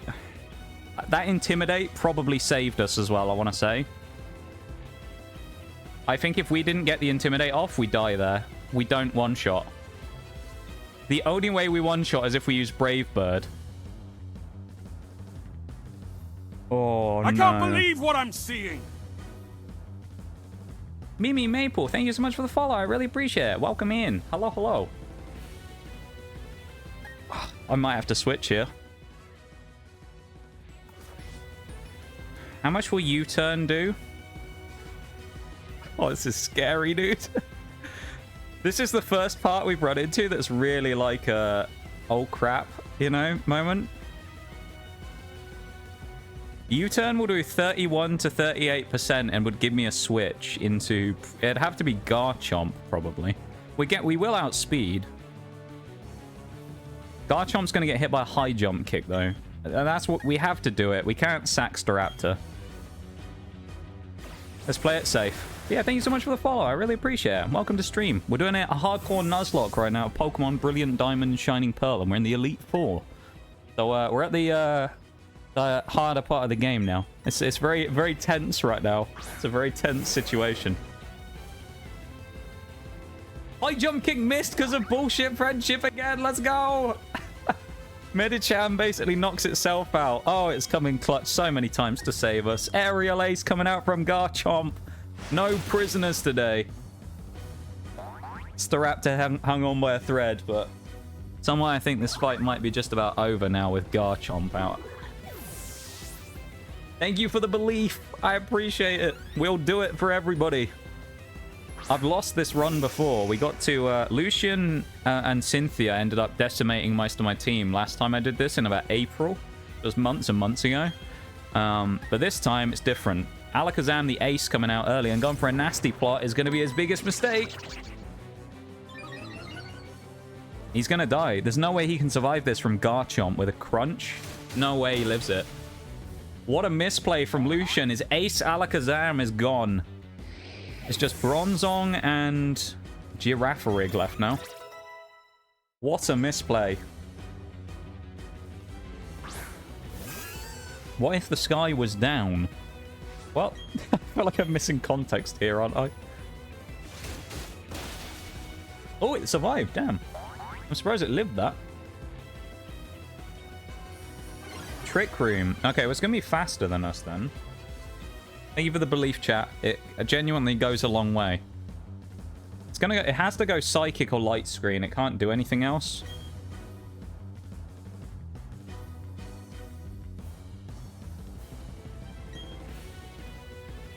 Okay. This shouldn't do too much. We get leftovers. Bronzong isn't really much of a threat to us. Especially now with Gyro Ball, which I think is its only Steel-type stab. It won't really be able to do much with that now. It'll be Payback and... Payback might be kind of dangerous is the only problem here.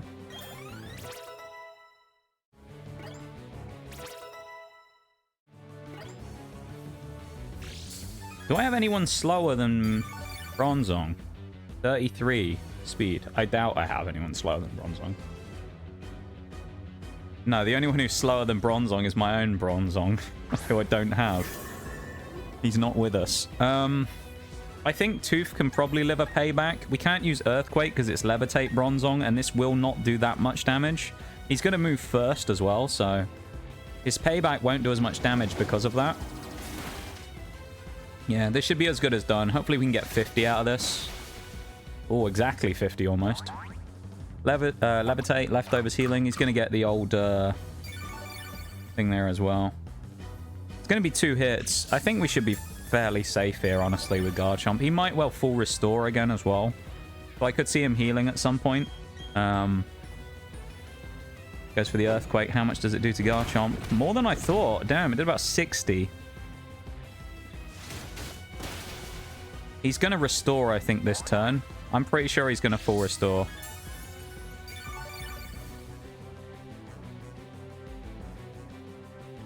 Young Gib is going to do it.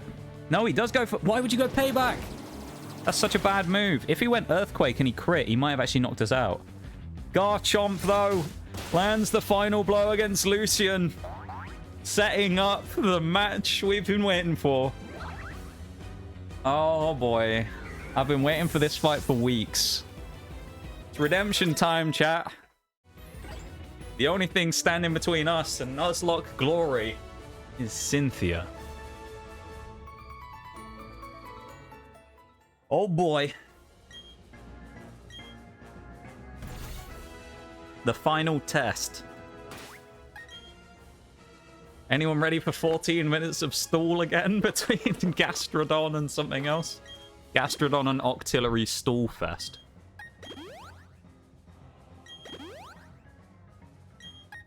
We've done very well here getting lucky to clutch up a few times and getting friendship to help us. This is going to be a tight fight. You know it will. Why are we all so angry? We're getting everyone, like, fully stocked up here. Torterra is stocked up. Get Plucks back. Now, remember here, one thing to keep in mind, okay? As this is the final fight, this is no holds barred. Anything goes right now, right? The new hype is just the angry emotes. I love it. This right here, no holds barred. Remember, this is the last fight of the Nuzlocke. If something dies, it doesn't matter, effectively, because this is the end. So we will play as smart and as tactically as I can in this fight, because we have to, okay? But we have the option of dropping a Pokemon if we need one to get in with something else. First thing that's going to be in is going to be Spiritomb. Now, I think our lead against Spiritomb is going to be Staraptor.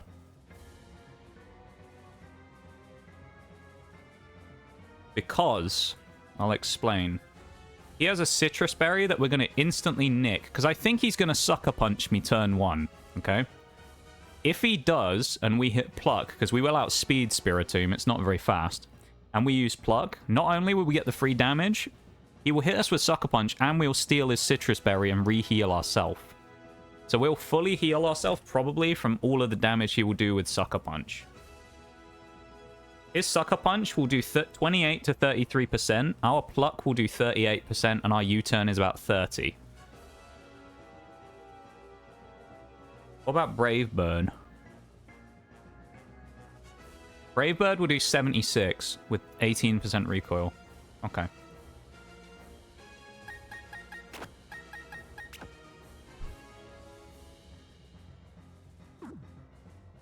This is it, chat. It's all been culminating in this one fight.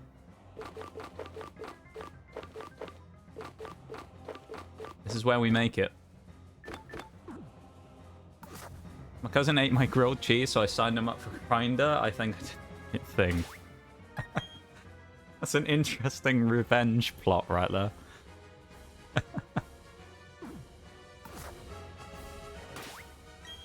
The temptation here, though, to switch choice specs onto a Bomber Snow. Oh no, and that's not a good idea, actually.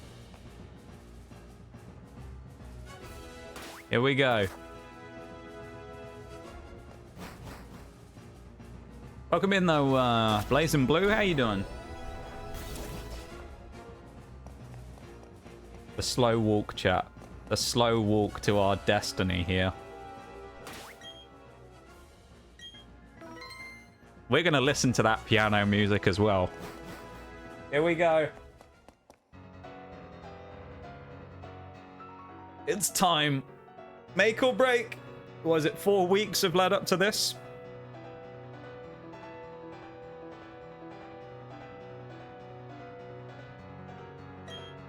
Spiritomb is usually one that gives me issues. So it's like having a Pokemon here in Staraptor, which we have basically for free to deal with that.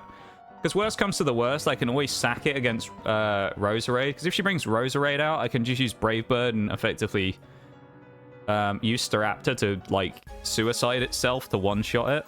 And then we can get the free switch into whatever comes in next. You're shitting. I mean, you can do it. Yes. Thank you for the hype, chat. And for the encouraging words. Aggressive encouragement, but it's encouragement nonetheless. I love the music in this fight as well. Right. Ideal here is he goes Sucker Punch turn 1. That's the ideal play, really. Sucker Punch would be great in turn 1.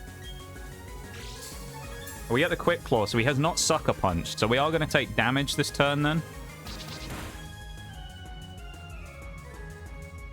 Dark Pulse, how much will this do? Oh, that did a lot.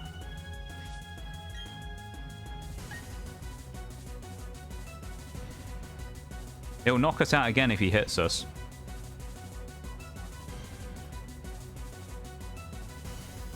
I have the numbers.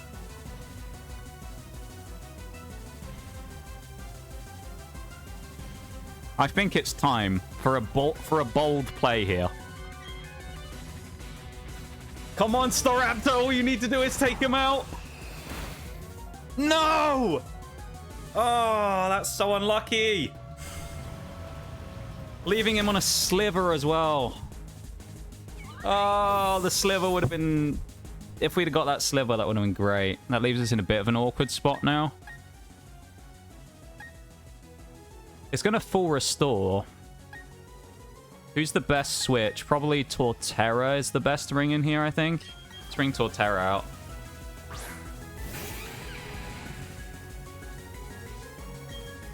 It's going to 100%, I think, go with Thingy right now. It's going to heal. Yeah. Which is good in a way, because it wastes a full restore on Spiritomb. So it means it's not going to full restore Garchomp later on. If it goes Dark Pulse, it will die again as well. And then I think she'll bring Milotic in. That's a big crit. Question is, will we do enough on the second hit to knock it out from the crit? Come on, Torterra. Massive from Torterra gets us back in the game. The momentum flips. Spiritomb goes down, 1 of 6.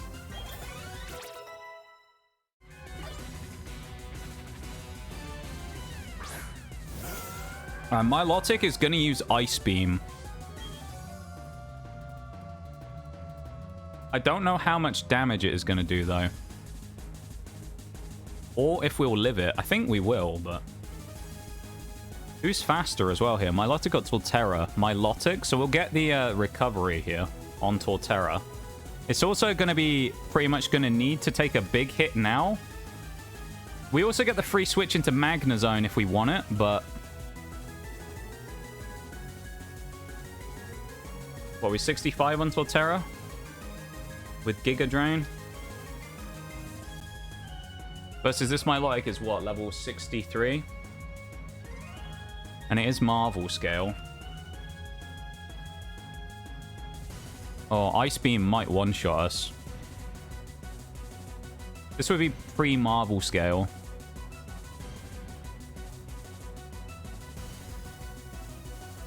Oh, that was with the light screen as well. Okay, we have to switch here, I think.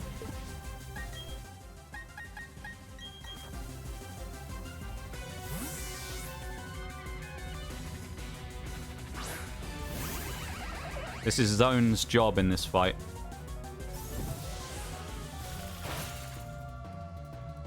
Come on, Magnezone. Marvel Scale activates the burn, as we know.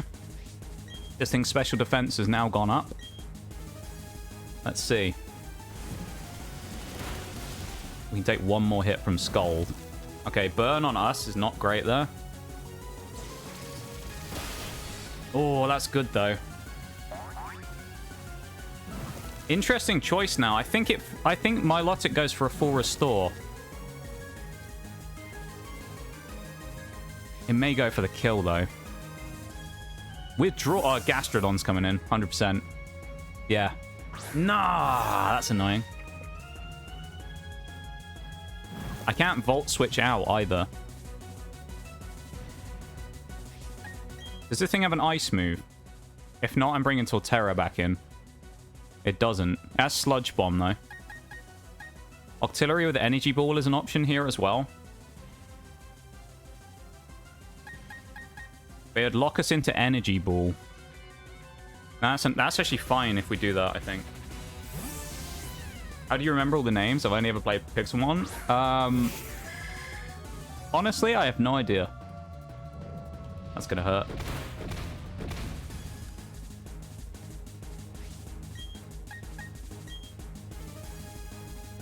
Choice Specs Energy Ball. Looking for a one-shot. Should be quite effective. Massive hit from Octillery. The question is what comes in next, though, really. Roserade, which will outspeed us. And so we have to switch. There's no way we stay in on Roserade. Garchomp is a great switch here, but I can't afford Garchomp to take damage. And it has Dazzling Gleam. It's going to go Energy Ball, so I think we have to switch Torterra in here. I think this has to be a Torterra Earthquake. Ugh.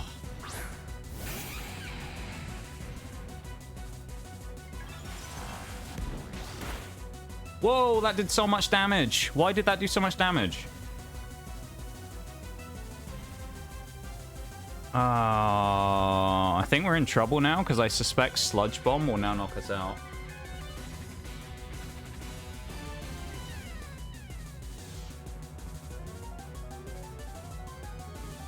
Ooh.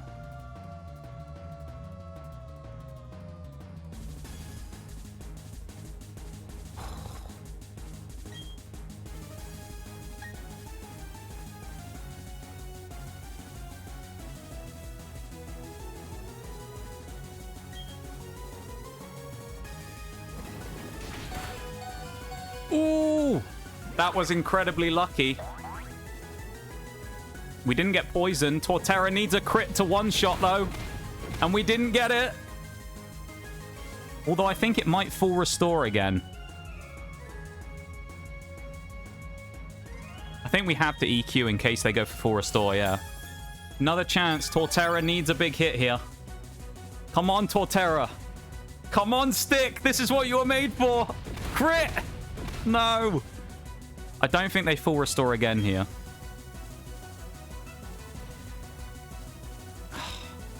It has to be Torterra's time. It has to be it. Energy Ball doing so much damage to Torterra was huge, really, in that fight. Losing that much damage.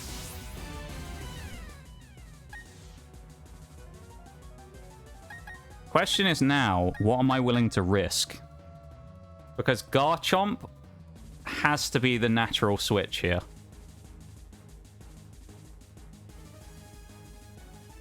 I think Garchomp has to come out now. I think we lose if we don't bring Garchomp now. I think we need to bring some heat into this fight right now. Garchomp has to come out now. We don't have a choice here. How the fuck does she outspeed?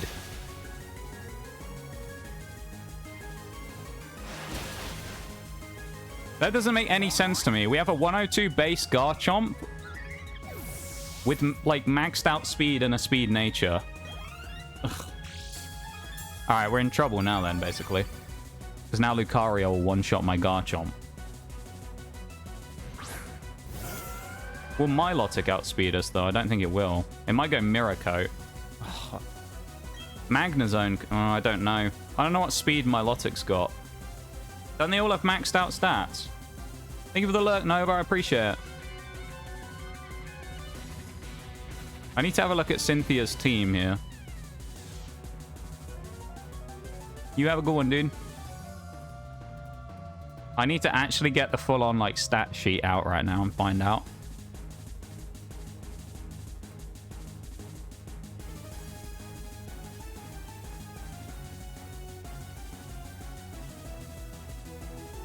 Does anyone have the spread with, like, EVs and IVs or anything?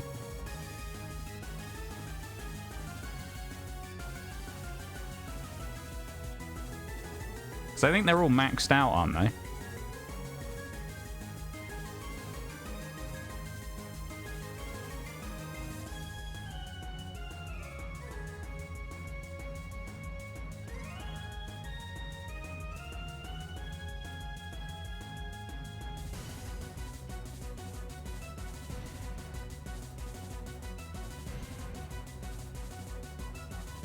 Smogon, this might have it.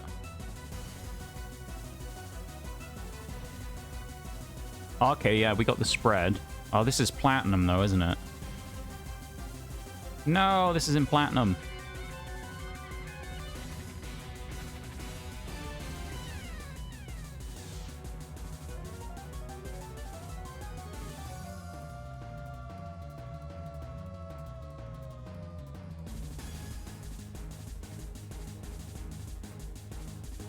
Orcs, it's mixed. This is a mixed bag. It's going very, very mixed right now. I need the EV and IV spreads on Cynthia's team.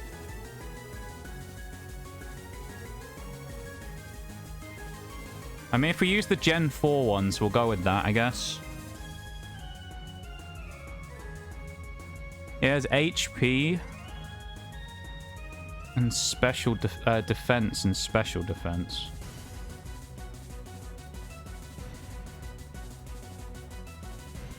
Okay. Garchomp needs to live to fight Lucario as well. Was this 63? I think my lotto. Let's give it 252 in thingy. 128 defense, 128 special.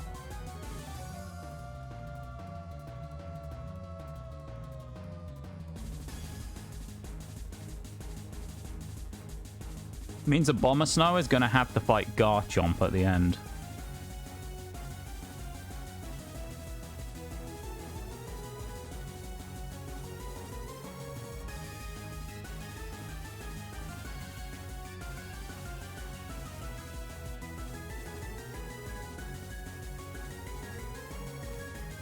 Okay.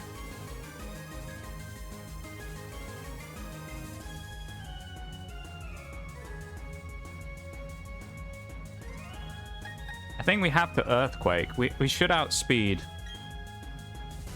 Okay. Oh my god. What the fuck? How? How did that not kill it? That should have done like 50%. Even with Marvel scale, that should have done like 50%. Oh, Jesus. Now we're in trouble because of Lucario.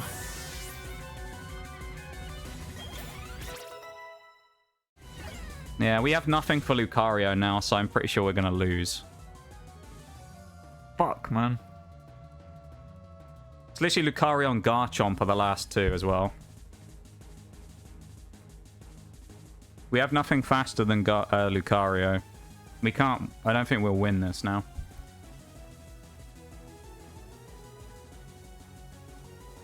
We'd have to, like, get luck here and hope that someone lives something, but... Yeah, I don't know how it lived that. It shouldn't have. So, the calc that I just got on that, with Marvel scale still up, right? I've got Garchomp hits Milotic with the stat spread that it has, right? At level 63. With our Garchomp, hits Milotic for 38.6 to 45.8%. And it had less than that. It had like 25% left, and we somehow didn't knock him out.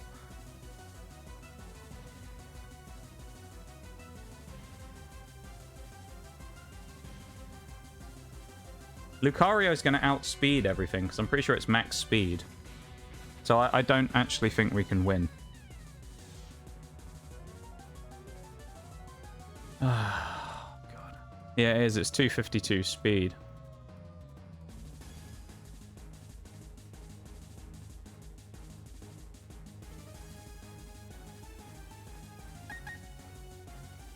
Magnezone's just gonna die, but at least it'll give me a switch into something else cleanly, I guess. We basically have to bank on the fact that someone's gonna live through something now. Live through, like, friendship or something.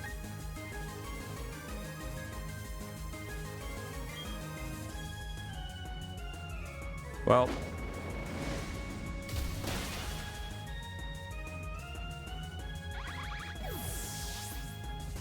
Oh dear.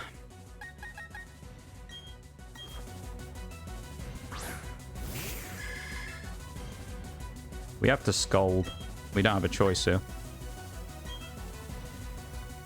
No, we're dead. She's going to kill everything.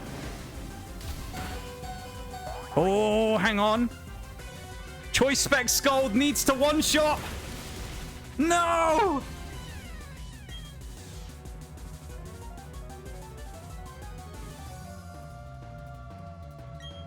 Oh! There's a very, very small chance.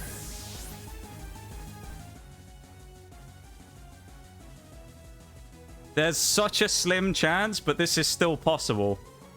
She's already used, I think, 3, though, Forks. I think she might be out of full restores.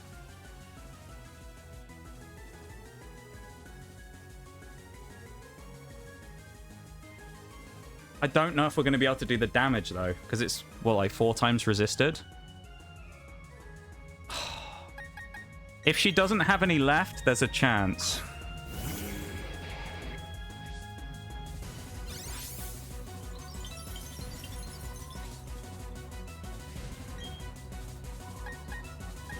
We have to get lucky. Come on, Daikon! No! Oh, you fucker!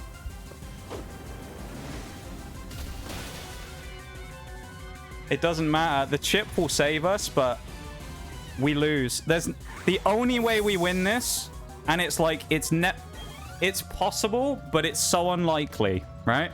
Basically, the only way we win this is if Garchomp goes for Swords Dance. That's the only way we win. Even if we go either that or we have 2 options, okay? We either Ice Shard and we get a freeze, or he uses Swords Dance and we use Blizzard. That's the only way we win.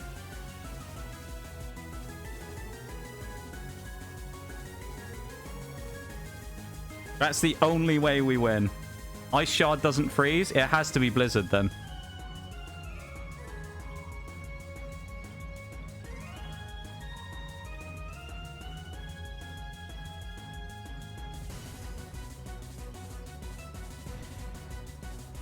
Do you know what the best part is? Do you know what the best part about this is? Even if that was max Garchomp, yeah? Max attack Garchomp, it would only be able to do 56.6 max if it hit us with Poison Jab.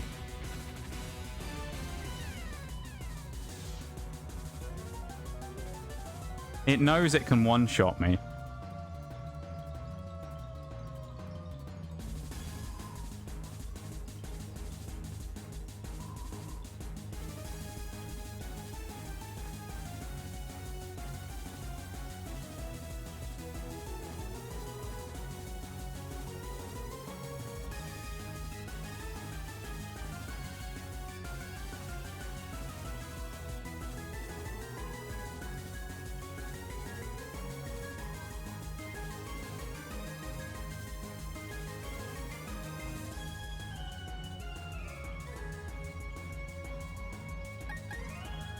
This is all we can do and hope. It's over.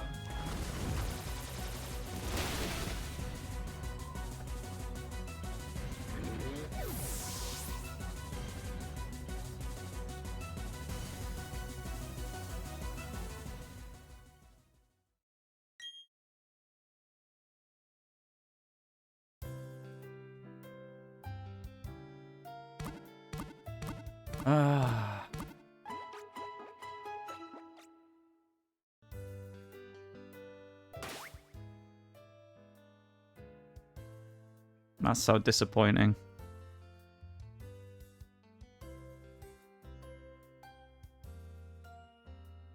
Would you like to know what the difference between winning and losing was there, chat? Like, genuinely what the difference between winning and losing there was? And I can say this with 100% certainty.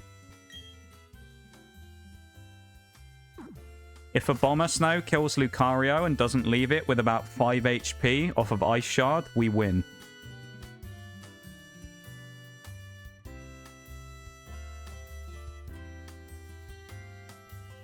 Yeah, I think we're going to do it again just for fun to complete the run anyway, but the challenge has failed. So.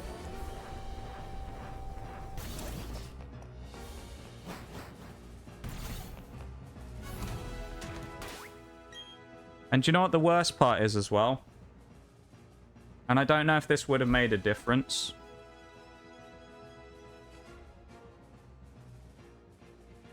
I think I could have actually made that happen.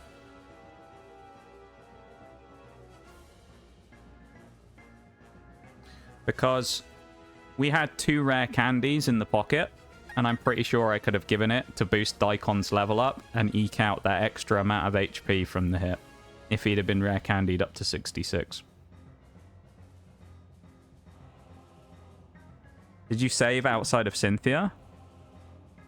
I don't know, actually. That's a good point. Should we find out?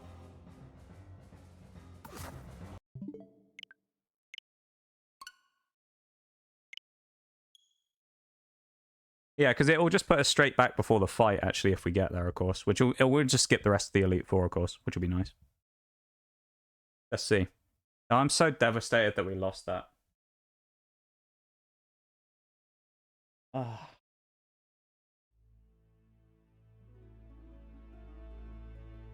I didn't think Octillery was going to live through that Aura Sphere either.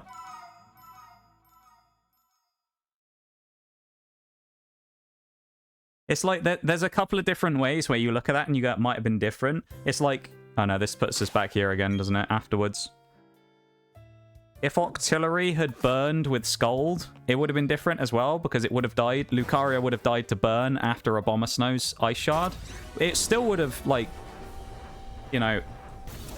It would have taken it would have taken 1 burn turn first, so... I don't know. There's nothing to really, like, say to make it feel better. We just have to fight it again.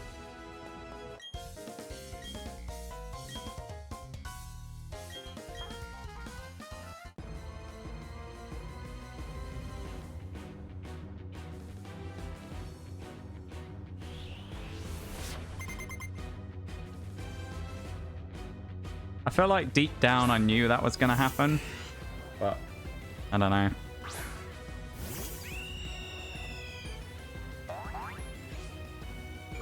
There's a few parts of that fight that I think if they'd gone differently would have made a difference. I think if Torterra had eaten more damage from Rose Raid, it would have blocked more damage off of that Rose Raid's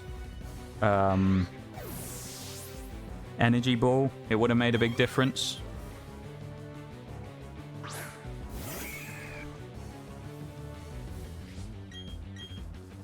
That would have made a big difference. I think probably, yeah, the burn on Octillery, if we'd have gotten it there, would have been good. I actually think as well, probably the point where you look at where things went, like things weren't going great through that fight generally, because I mean, if you look at it, we had what, not Garchomp, Spiritomb lived with not much HP off of Staraptor's Brave Bird. If Staraptor knocks it out with Brave Bird, things might be different, of course. Yeah. If Staraptor killed Spiritomb, even if it knocked itself out, that probably would have been useful.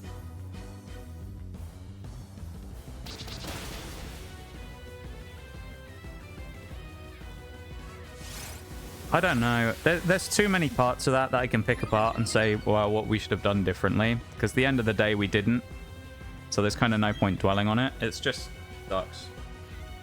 It just sucks to get that close and lose twice, because we've lost twice now in this run. I don't know what to do now. I don't know if I want to try this one again or not. This is the 3rd time. This will be the 3rd time trying it if I do it again.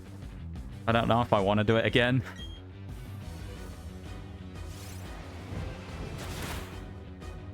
It'll be the redemption story, you know? Maybe we should, just to see.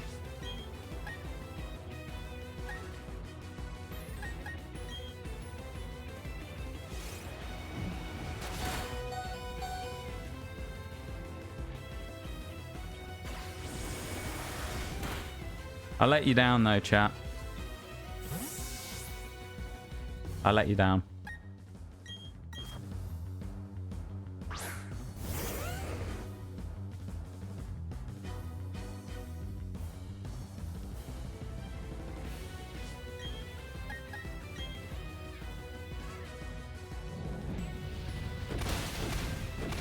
Garchomp not killing Milotic was huge as well.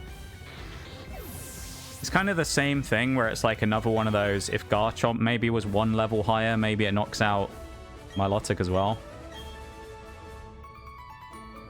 Or like if we'd somehow managed to get it where Magnezone was out against Milotic, we're probably fine there as well. Like if we get Magnezone up front against Milotic, we probably win that.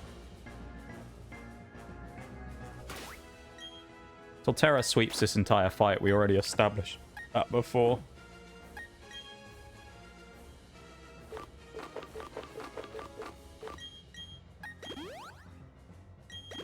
RNG has not been on your side in Cynthia's fight twice now. No. It really hasn't, has it?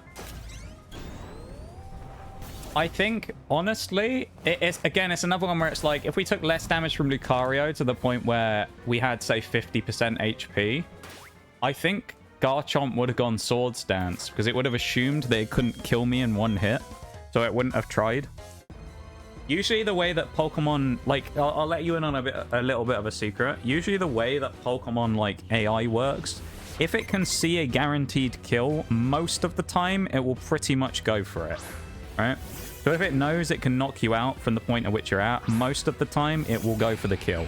The only time it won't is if it goes for a heal, and then in Pokemon Scarlet and Violet, because the AI is stupid. That's basically the only other times it won't go for it. Yeah. Oh, I'm so disappointed.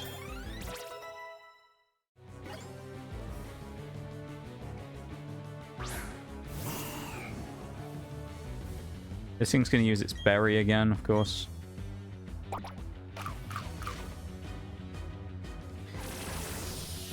The other thing is as well, with Yachi Berry, right? Yachi Berry Garchomp. Oh, he hits this time. He missed this last time we did this fight. Whoa! That was a huge hit into Torterra.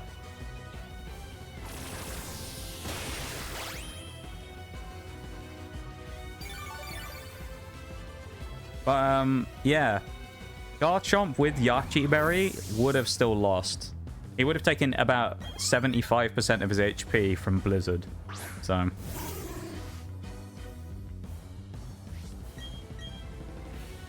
this one now, of course, I'll still play it like I did before with the Nuzlocke, but this is just for fun. We're just finishing the run for the sake of it now. So, like, we're not taking this one quite as seriously, but... oh, chat, I don't know. I don't know what to say. I don't know what to say.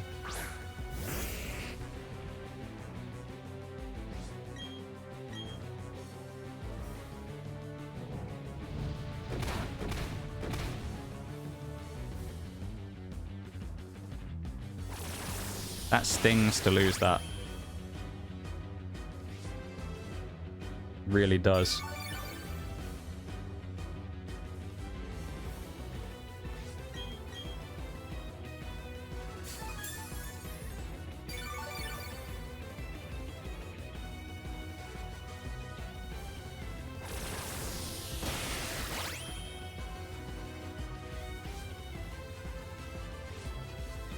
Yeah, with the calculation when I looked at it then, said roughly it should do like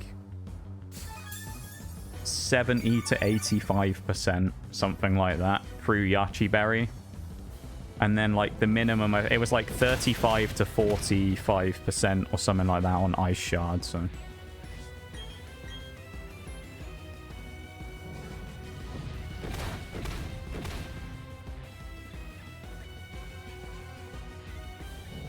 see, it comes down to all those small things, you know?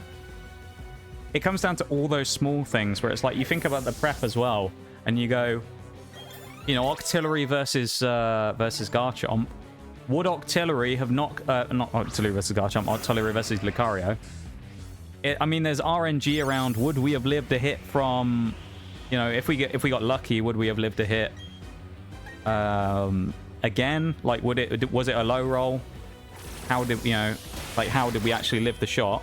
But then there's also questions about things like, if we used Surf instead of Scald with that slightly higher base power, would we have had enough to be able to knock out Lucario in one hit? It's, you know, it's like, it's so... finicky. There was probably 5 or 6 different situations where we did win that if things were very, very slightly different.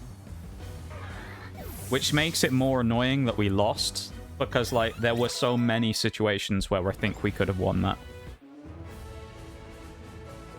I managed to find the one that made us lose. So.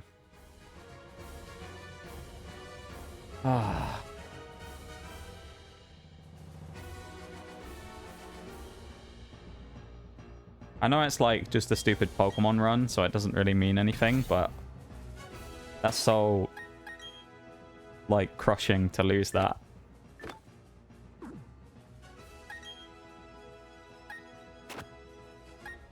I'm just going to run Garchomp up front this time instead.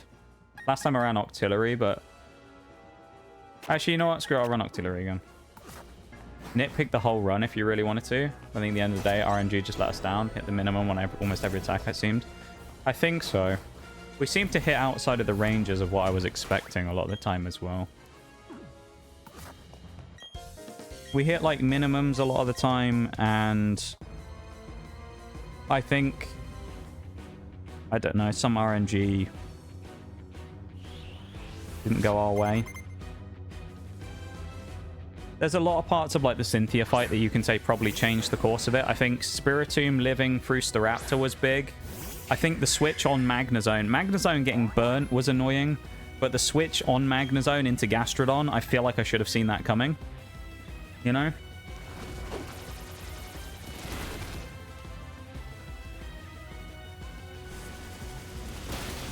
Like, that was one of those ones that, like, if I'd have caught that and Gastrodon takes a hit from Magnezone, things might change. I don't know. Roserade doing so much damage to Torterra was big as well. I was hoping we'd get more out of the Earthquake. We needed a crit Earthquake, and we knock out Roserade in one hit with Torterra.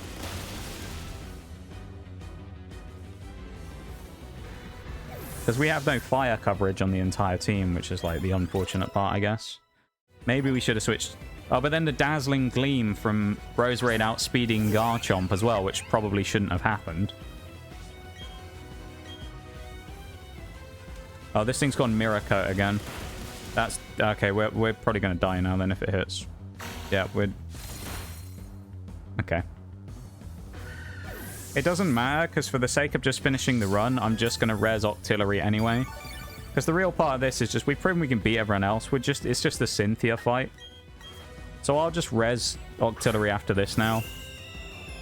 Because it doesn't really matter what we do at this point. Because, as I say, the challenge is over, so... All we really want is just to see what would have been different in Cynthia, you know? I think we did get unlucky, though, but I don't know. Maybe I should have gone safer when I used Staraptor early on and not gone for the Brave Bird. I don't really know.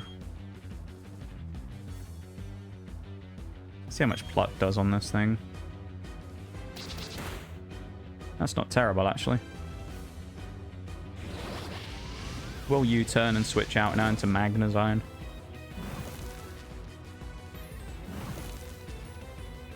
Ah, dude. I was feeling it as well. I was feeling it.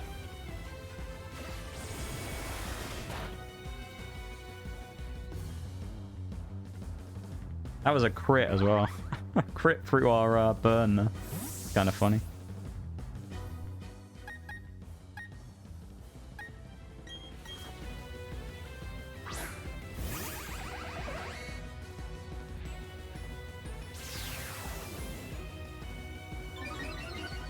Oh, I don't know what to say.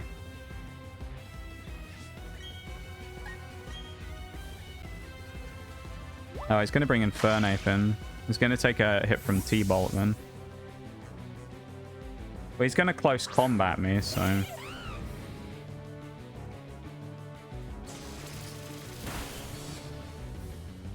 Actually, he's going to heal, I think, so I may as well stay in. I'm going to go for the Volt Switch and see if I can be really cheeky here. I'll get the free switch, and I'll break his sash again, so...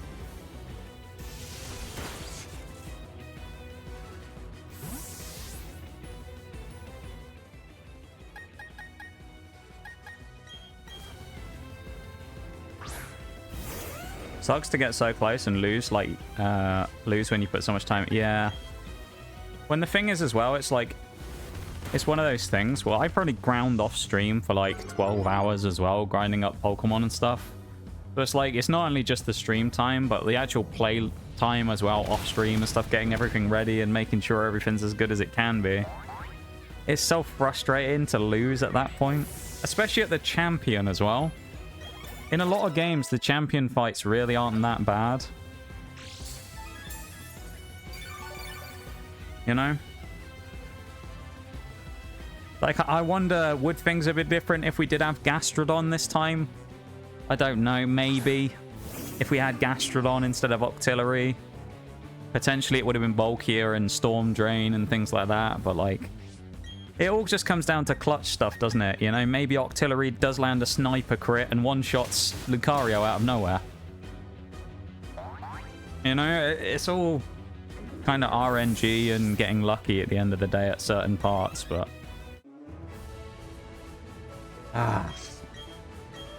To fall that close to the end, though, is just... It hurts, you know? As I say, like, we took the feint on Goldfish there, which came from Miracle, which we actually dodged the first time. We used our RNG up too much in the early parts of the fight, and we got screwed over later on, like with Octillery. Getting a friendship dodge. I think you missed that part, folks. Octillery actually should have died during the fight against Lopunny the first time, but he got a friendship dodge on Miracle, so it dodged getting the retribution kill.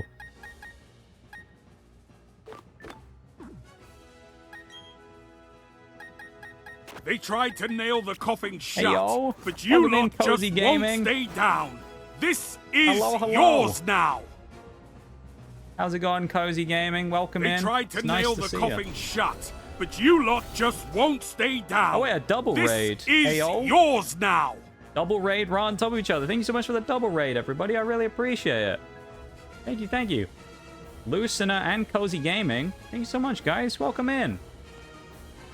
Unfortunately, we're in dire circumstances right now, as we did indeed lose on the final fight of our hardcore nuzlocke. So we're going back through again, but we lost in the 1v1 against Garchomp because of some bad RNG in the final fight. So the run is officially over, but we're just fighting the Elite Four and going back through just because we can, you know. Yeah. So welcome in. I hope you had good streams. Welcome, welcome. And I appreciate it very much. Thank you so much for the raids. And yeah, hope you guys had great streams. I'm a little like disappointed right now because of losing, but you know, we're just trying to have fun with it and go through the end of the run no matter what. But friendship dodge. Yeah, there's a thing in this game, basically maximum in the modern Pokemon games, where there's like a mechanic where your friendship can sometimes give you things like dodges. Or you know how like Pokemon will live on 1 HP and it will say it survived so you wouldn't feel sad? Stuff like that. Yeah. Things like that.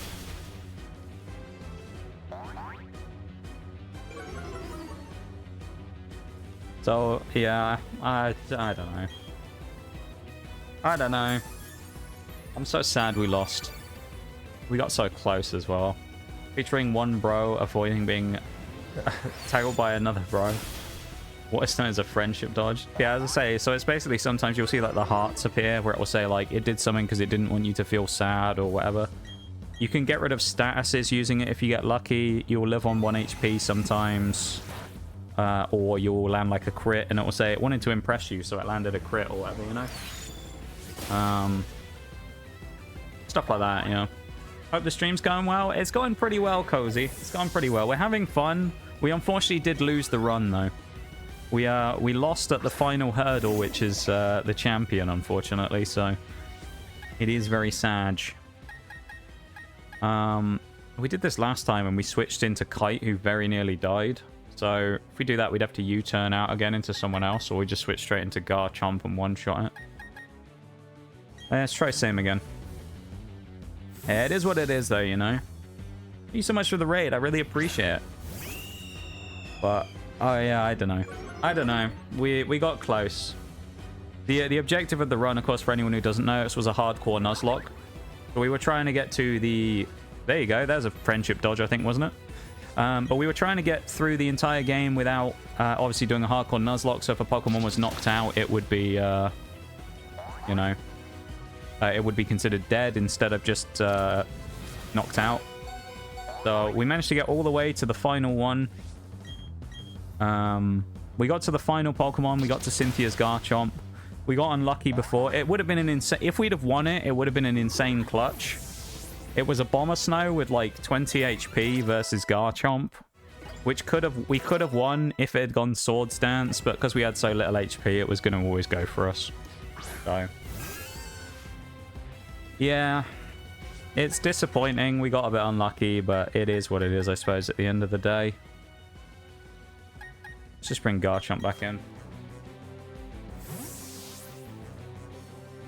Yeah, we're finishing the run off regardless, and we'll decide what we want to do. I think today we won't be like doing anything out. We're not gonna like restart the run today. Well, maybe we will. I don't know. We'll have to think about whether we're gonna restart the run today or maybe start it next week again. We might just kind of play just for fun for the rest of the day, because I don't think restarting the run is probably gonna be the best thing to do today. I think I probably won't be in the right like mindset for it. So. Yeah, thank you so much for the double raid, you guys. I really, really do appreciate it. It's very kind of you. I don't think I've ever actually had one of those before where I got a double raid right on top of each other. I thought it broke because I was like, oh, Shax has said it twice. The alert's broken. And then I looked down and you guys raided at like, what? 10 seconds, 5 seconds between each other? That's really weird. Queen of Champions winning, unsurprisingly. To some degree, we had a great team for this, though, as well. We had a great team. We had a great setup. We really should have walked through it, but... Oh, I don't know. It's Cynthia, I said earlier, was going to be tough, you know, and getting through the Elite Four compared to fighting her was going to, you know, it was going to be nothing, really. We were going to win through this, and then Cynthia was going to be the hard part. And it came back to bite us. We got stung by Cynthia's Lucario, really. Milotic probably did the damage, I would say.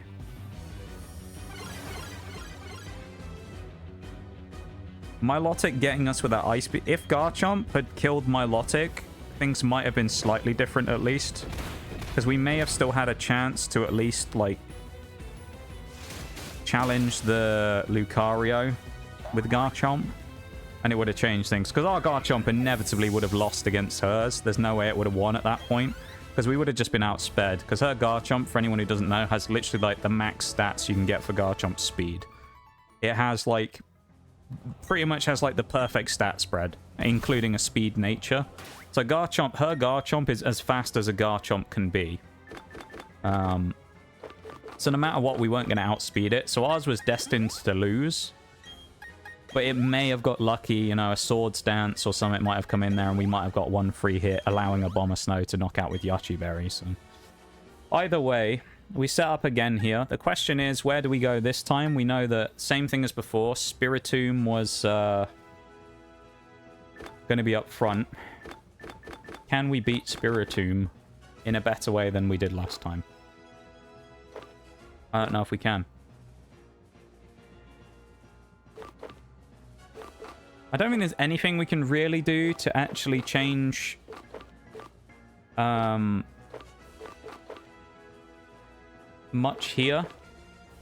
So the only thing is maybe we use a Deep Sea Scale to boost Staraptor's special defense in the event he gets hit by Dark Pulse again. But even then, I don't think that'll make any difference.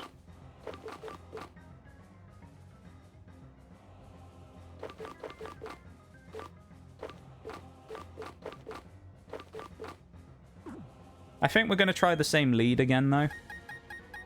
We're just going to see what happens, you know? We're going to drop a save here. Because then we just want to finish this no matter what, and we're going to see. So if we get into the room... Oh, we'll save actually out here instead. That'll be easier. We'll save here, and then if we lose again before we get to the Pokemon Center, we'll just close the game. And then restart. Because we just want to finish it. This team deserves to get over the line, so... That's what we want, really. We want them to finish up.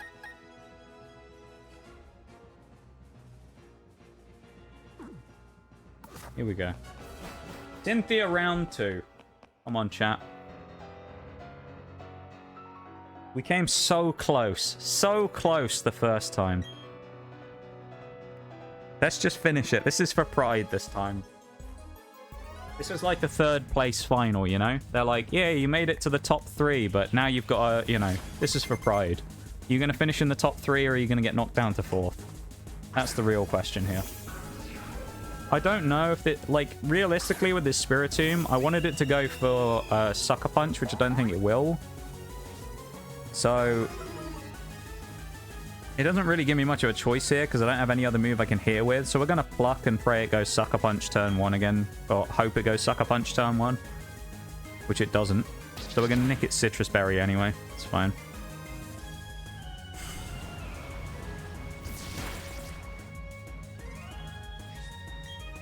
It's going to come down to a roll.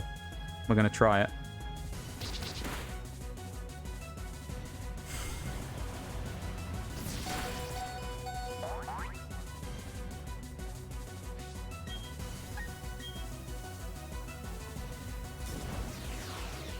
This is fine to take this. It just means we don't have to switch someone in already on Spiritomb. So we are going to sack ourselves here to take out Spiritomb on Staraptor. That's fine. Staraptor would have been good later on against Roserade, but, you know, it's kind of one of those ones where it's a necessary sack here. I think Milotic comes in again next. That's what they usually will do here. So with that being said, I'm going to go Magnezone because it's probably the most neutral pick here in case it isn't. Roserade. Interesting. Well, that's actually okay. We're going to Flash Cannon it and see what happens. We still have Octillery if we need it as well to knock out Milotic, so... Damn. See, this one already, just from the initial choice of what comes in next, we got that. There's a Friendship Dodge that I was saying about to maximum as well. There's a Friendship Dodge. But we get the free dodge there, which is really handy. The control in this fight is completely different just because of Spiritomb dying and us getting a neutral free switch in, right? So Magnezone gets in for free and we don't have to worry about it. Now Gastrodon comes in. We obviously know it's going to go for Earthquake because there's no reason for it to go for anything else. So we now bring Torterra in for free. Because Torterra's going to take a whack, but we're going to get a Giga Drain and basically drain all of our health straight back anyway. So even if Torterra takes, like, massive hit here, which he really doesn't, look at the hit from Torterra, we in theory should now just be able to get all of our health back with one Giga Drain. It might... I half expected her maybe to switch out there and go into... Oh, we didn't. We didn't knock it out in one. Surprisingly. Even if we take another hit, though, it's fine. She's going to full restore this time.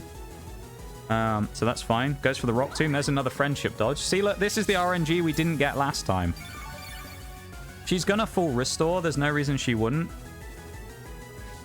So what we're gonna do instead is we're gonna go for the Leech Seed, because it will set up the kill for next turn anyway. She'll go back to full HP. She'll take Leech Seed chip, which will get neutralized anyway by leftovers, and we'll switch it off. Yeah, of course we get all the RNG now, I know. It also, yeah, as you say, it doesn't really make sense, Forks, to go for Earthquake instead of Earth Power, though. I don't really understand.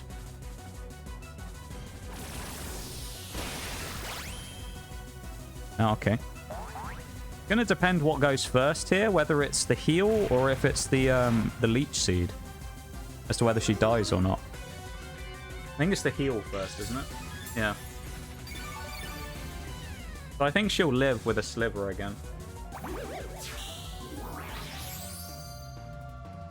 Oh no, she dies.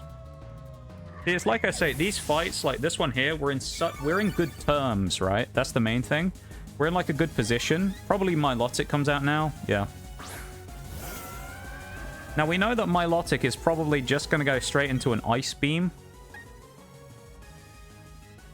So like, in theory, we could take the hit from Torterra here, and I think we will. I think we're just going to set up Leech Seed, and then we'll switch next turn. I think I'm willing to take this trade.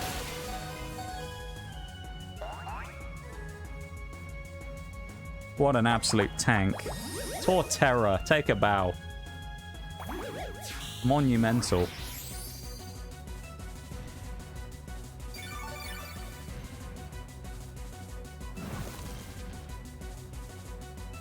Now, the burn obviously comes in, boosting its special defense. Magnezone gets the switch in here on Ice Beam. Thunderbolt should be able to do pretty good damage here to at least put it into range to heal. So, we will get outsped though, probably. Leech Seed gives us the recovery as well, which is huge here. And the burn will also strike it, dropping its health down double. So I think Magnezone is in a position to potentially knock this thing out. So we're going to go Thunderbolt. Big Scold coming in. Thank you for the silent lurk, Wooly. I appreciate it. I hope you're having a good one. Thank you so much for the cheeky silent lurk there.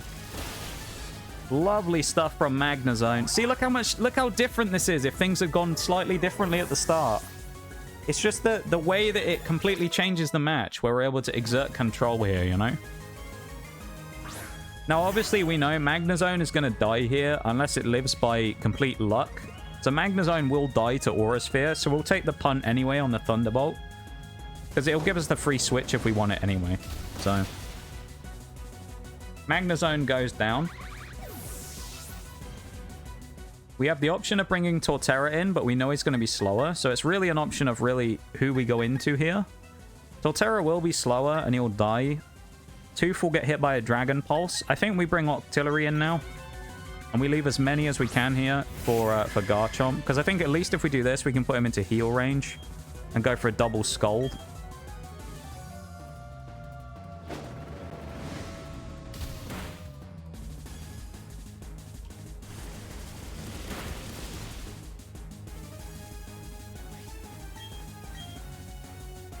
Full restore.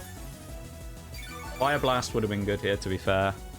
But then it's like I said earlier, though, if you think, how much different would this have been, Forks, if this was Gastrodon instead of Octillery, though, with Earth Power? That would have been huge as well, that burn. If we'd have got that last time, that would have ended it.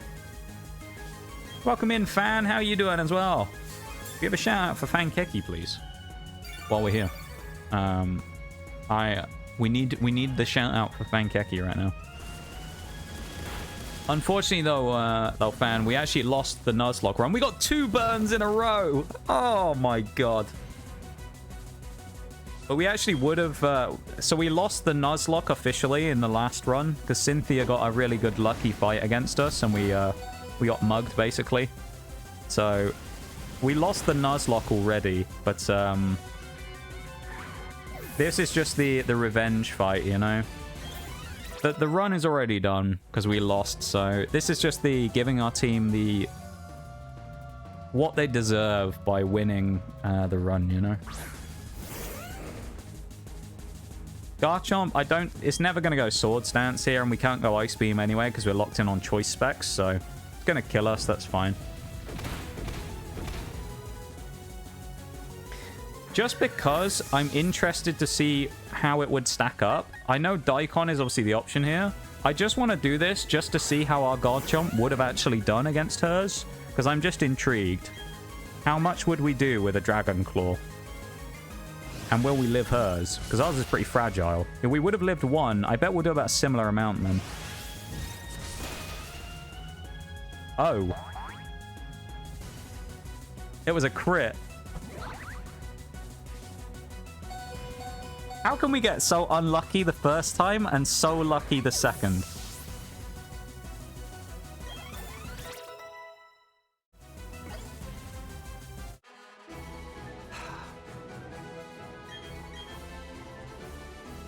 Doesn't matter though, does it? It doesn't matter. Because that's it. That's the run over. We lost to Cynthia. There is no getting around it. We lost the first time. We fell at the final hurdle again. We won second try like we did before. But, once again, we fell.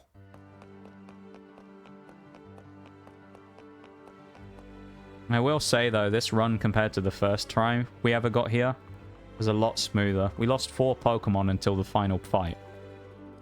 We lost Kricketune, Pachirisu, Zubat, and Shellos. Those were the 4 Pokemon we lost for the entire game until Cynthia, who wiped my team. 1 or 2 small differences in that fight. Maybe the levels, I don't know, made a small difference. 1 or 2 small differences would have made a huge difference there. You're welcome for the shout out, of course, as well. Thank you for the hydrate, and is that spinal as well? Hydrate spinal. Thank you for that.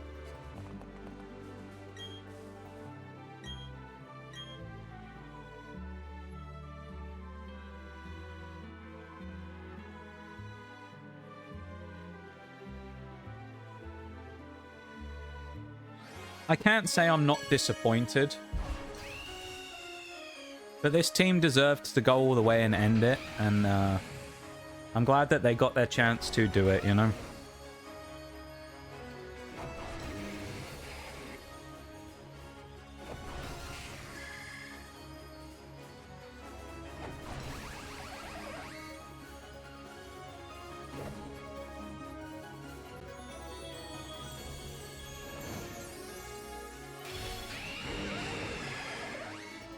Almost 36 hours on the clock in total.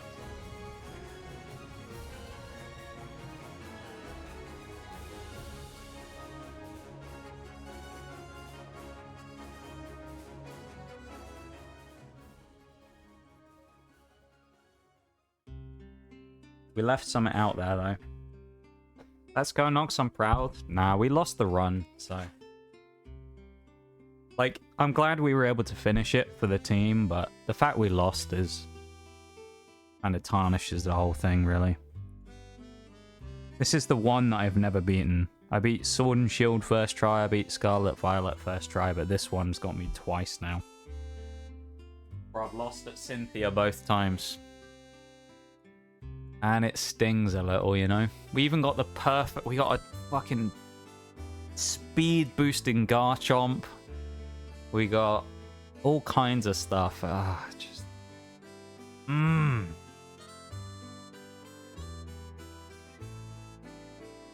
Who knows how different it would have been, though, you know? If Garchomp had lived or hadn't taken anywhere near as much damage from Roserade. Or outsped Roserade and we didn't take the hit from Dazzling Gleam. Who knows? Maybe we'd have done it. Hard to say, but... There's so many, like, what-ifs in this run. I think that's the sad part. There's so many what-ifs.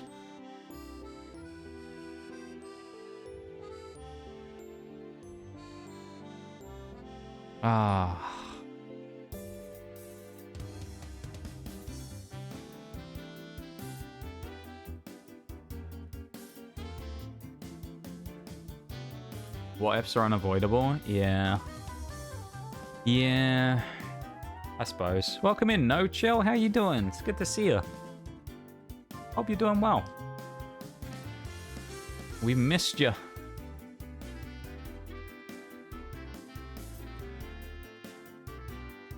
Wasn't here for that, so it didn't happen. I don't know.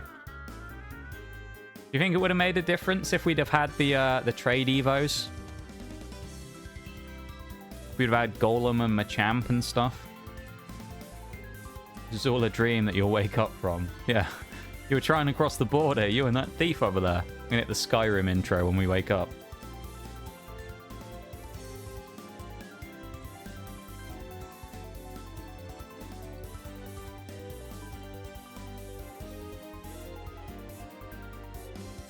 What was the monotype this run? Oh, this wasn't a monotype. This was hardcore nuzlocke.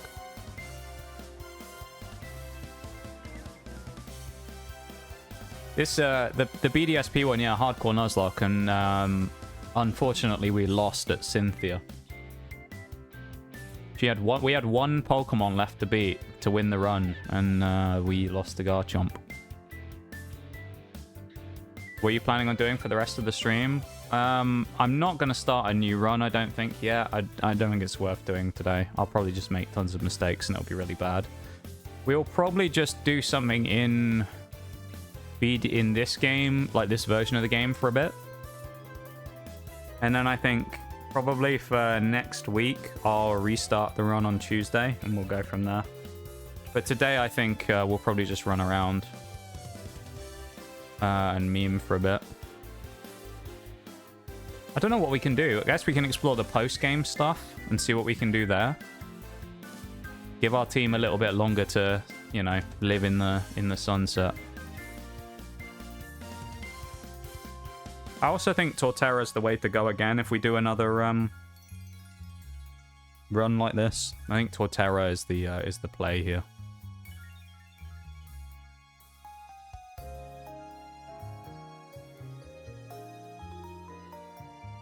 Empoleon is probably my second choice. I think Infernape is probably my least favorable choice for this game.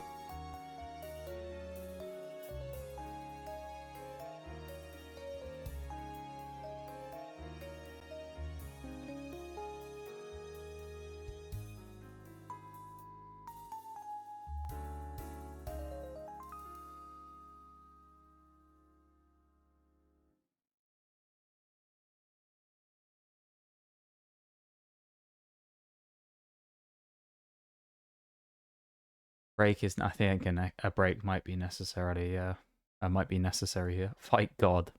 I don't think we can do that, can we? We can't do the Arceus stuff in this game, I don't think, can we? I don't remember how we do it. We need the thingy flute, don't we? The Azure flute, we need something. Listening to some music and thought, damn, Pokemon soundtrack is banging. I need to realize it's my lo-fi playlist. I didn't pause. The lo-fi, to be fair though, Pokemon music is still banging, I would say. Well, it's our final team. And if you've got a save of beaten Legends game, okay. I do not, unfortunately. I've only done probably like 2 or 3 hours of Legends, I think. Snowpoint City? Should we go up there? Go up on the boat at Snowpoint City.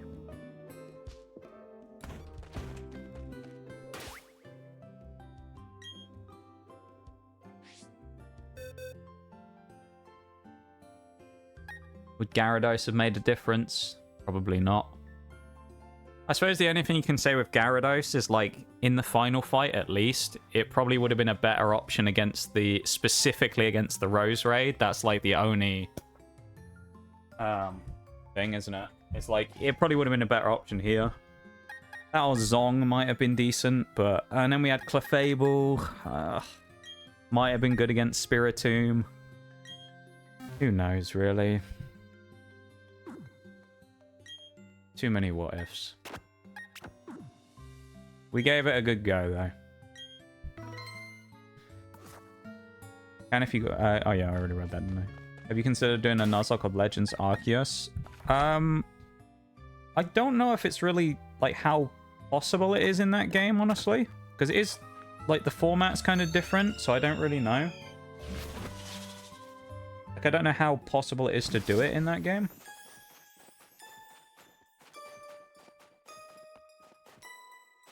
This is the guy we need to speak to, isn't it? Go to the battle zone. What sucks is, in this game as well, a lot of the items that are really good in, like, Scarlet and Violet we would have are locked behind the battle zone, as far as I remember. So we wouldn't be able to get them till post-game. But there's a lot of stuff that would have been really cool. Evan's going to fine us 100 million.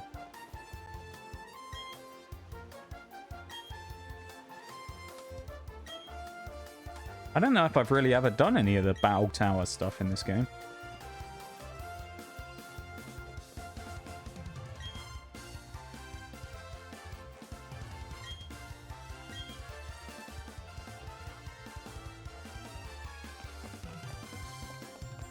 I know it's like, as I said earlier, it's one of those things where it's like, it's kind of somewhat dumb to be like frustrated over, but man, that really hurt that we lost that.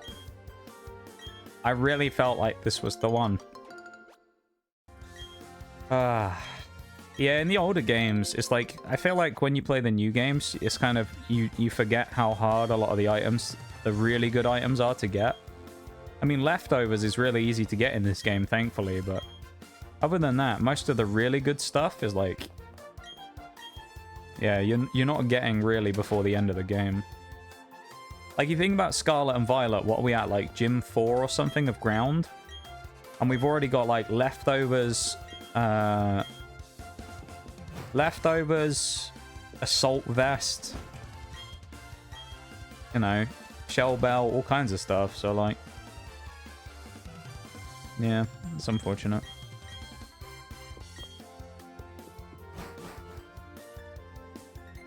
Man, this run was so clean as well. We lost 4 Pokemon before Cynthia.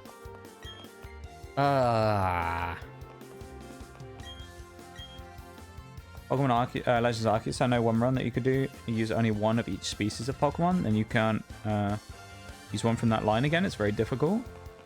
That sounds like an interesting challenge. I also don't really know, like, Battle Park, and there's this area. I don't know what's over here. Are these trainers who want to battle me? No.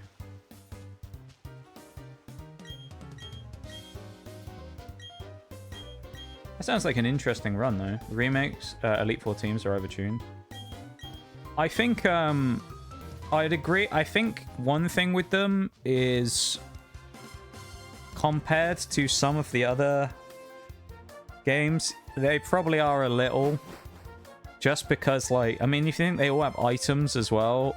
They all have items to actually complement them properly. They aren't just, like, slap a citrus berry on everything. I mean, like, you have Yachi Berry, Garchomp, and stuff like that. And it also has a moveset specifically designed to counter just about everything that can actually come after it. So, like... yeah, oh, I don't know.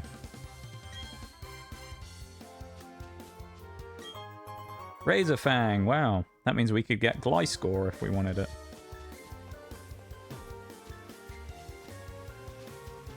The one good thing, though, is, at least this time, when I start the next try at this, because there is going to be another attempt. I'm going to say that now.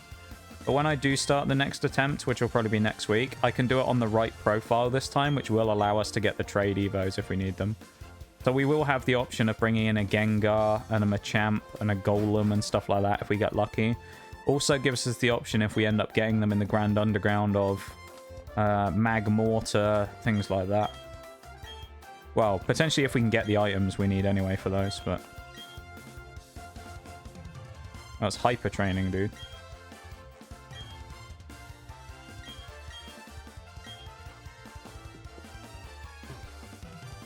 Man, it's... I don't know.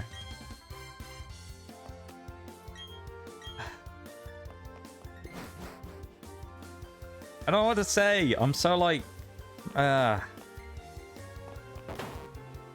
frustrated.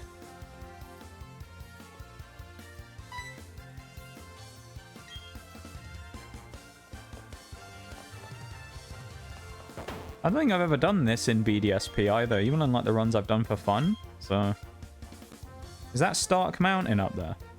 Which is where we get heat ran, isn't it?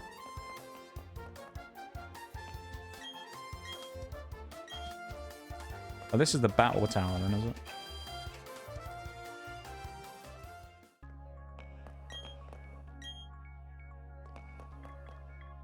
We do some battle tower. See how we go with the team.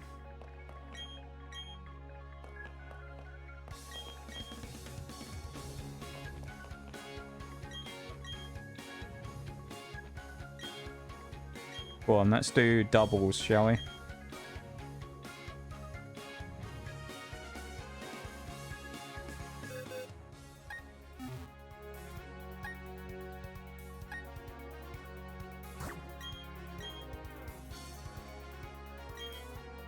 Probably want Torterra, we'll put Garchomp in, we'll put a Bomber Stone and put Magnezone in as well.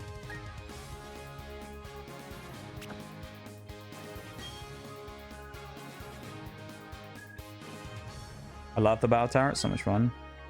Yeah, I'll tell you what, before we do this this first fight in the Battle Tower, I'm going to take a BRB. I'm just going to go have a quick stretch and go, you know, smash my head against the wall a few times. I'll be back in a minute, alright? BRB. I'm not actually going to do that, don't worry. I'll be back in a sec, though, okay?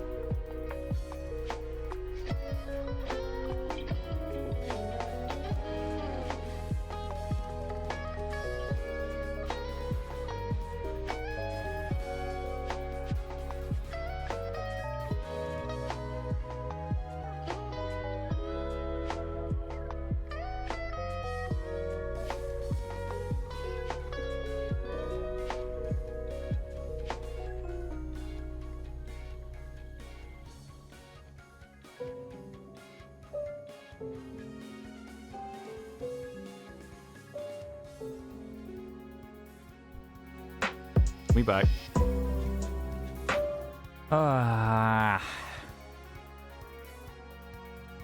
That's so disappointing, you know?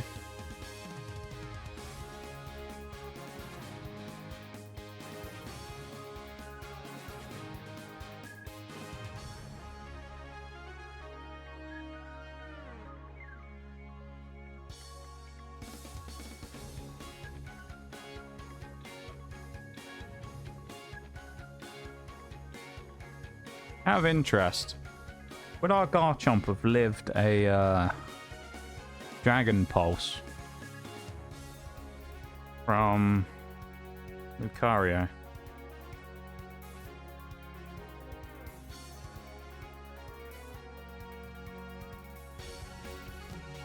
Oh yeah, you would.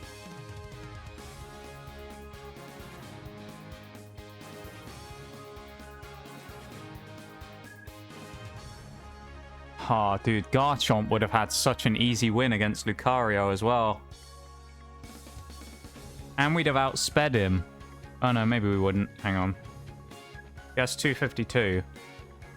It would have come down to how many EVs we had in speed. How fast is our... Oh, we can see now, can we?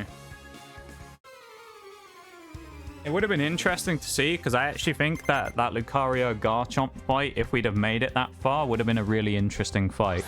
So if Garchomp knocks out Milotic instead, I think that would have been really interesting.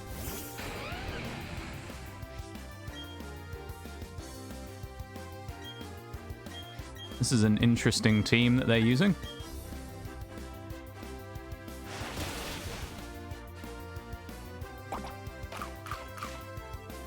Flying Berry? Or is it Citrus? No, Citrus.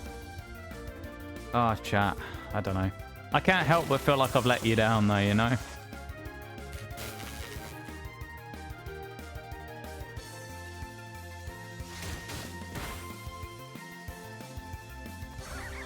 Thank you so much for being here and sticking around and supporting during the end as well. I really do appreciate it. Yeah. I don't know. It just sucks to fucking get that close and lose. Ah, so annoying. You for the KS as well there. No, you didn't. I feel like I did. We were all ready for it, you know? We were all hyped up for it. We all knew it was time. And it just didn't happen. Ah. My disappointment is measurable. My day is ruined. I don't know. Next time, I mean, we have to go to Terra again. Like when we go for our next run. We also got really lucky getting the Garchomp that we did as well. Which is another thing. Like, I don't know if we'll ever get that again. We'll get that lucky with the Garchomp.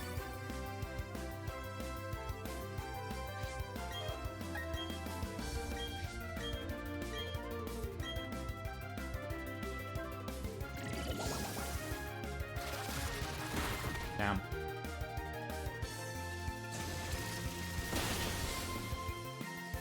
I don't know, though. I don't know. All I know is I'm just sad that we lost.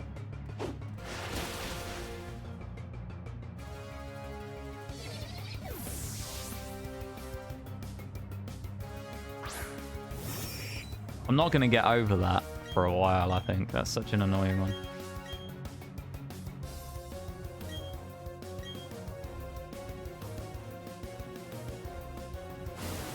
If Magnezone hits, it's a one-shot. I just want to see what items we can get here as well. I suppose I should speak to one of the other people at the counter in the other rooms.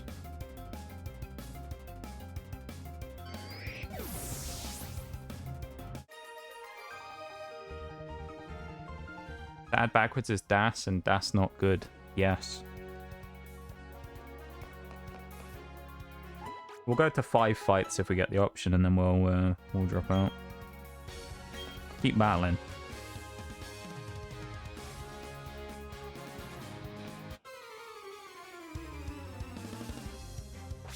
You can get all of the orbs, expert belt, focus sash. Dude, sash would have been so helpful, I think. Just for, like, security feeling. You know?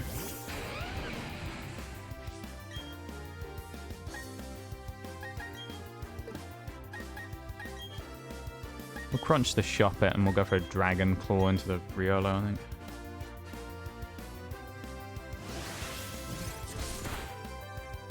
Sashed.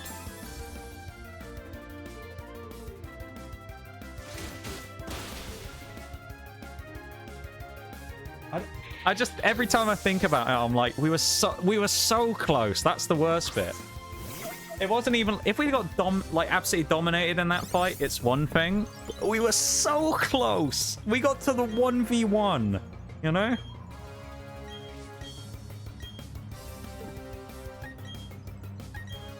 We got literally to the 1v1 that would have decided it.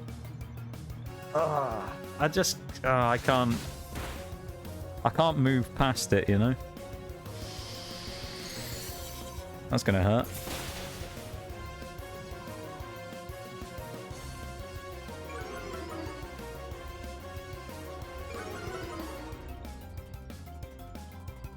I suppose, though, from, like, Stream's perspective, it's not necessarily the worst thing, is it? Because it means we get the redemption story. You know? Gives us a few more weeks worth of BDSP, doesn't it?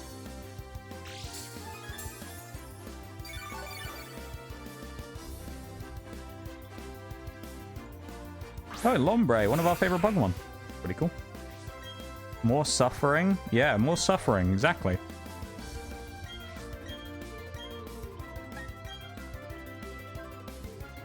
Oh, really? A Snova's gonna survive now and go for frickin' Icy Wind again.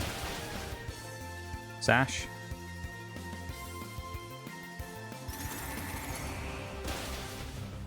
Oof. Damn, that was packing some heat, that Snova, apparently. Someone say more suffering. Bevan did indeed say more suffering, yes.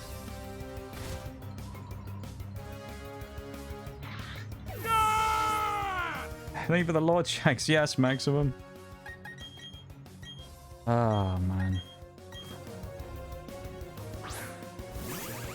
Thank you for the hype.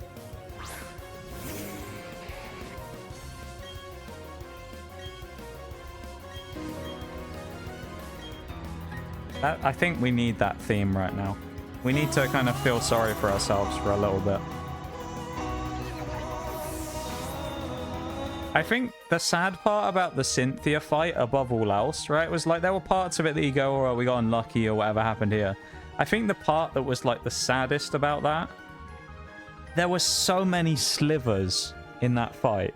Like there were so many times where we left something on just a tiny fraction of health. You know? That's the bad part about it. There's just a few damage rolls go one way or the other. Completely changes everything. But then equally that could have gone the other way. Like Aura Sphere might have killed my Octillery in one shot from where we were. So like, you know.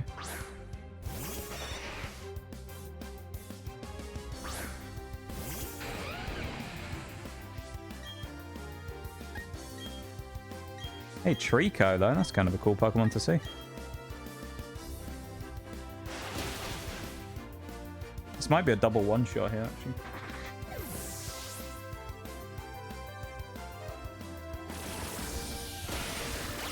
I haven't used it yet, but putting these two together means I can pretty much spam Earthquake as well, if I needed to. Because these two will both eat the Earthquakes from each other and it won't be too bad. That's a Giga Drain onto Slowpoke, probably. Unless we can crunch it.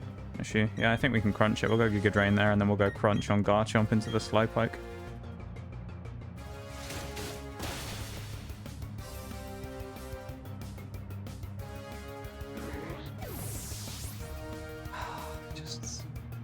It hurts.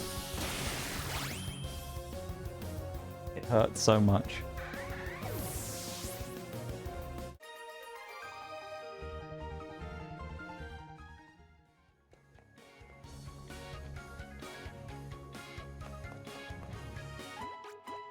Even just the items would have made a huge difference there, honestly. Like, if we had choice scarf, it was over. Like, if we had Choice Scarf on our Garchomp and just Earthquaked through basically the whole team, I would have been over in minutes. So, hey, another Trico. Nice.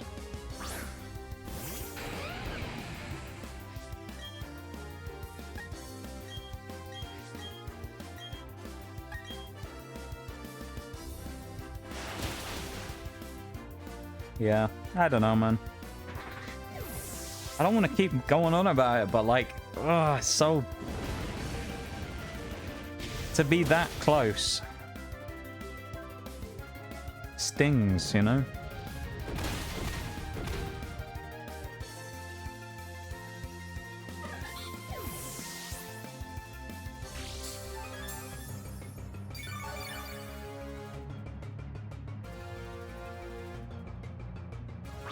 Hey, for Brava. Dragon at that point, though, I think. So we should be able to one-shot it. We'll just go for the Earthquake again on Torterra, and then we'll go for the Dragon Claw. Intimidate's kind of annoying there, not gonna lie.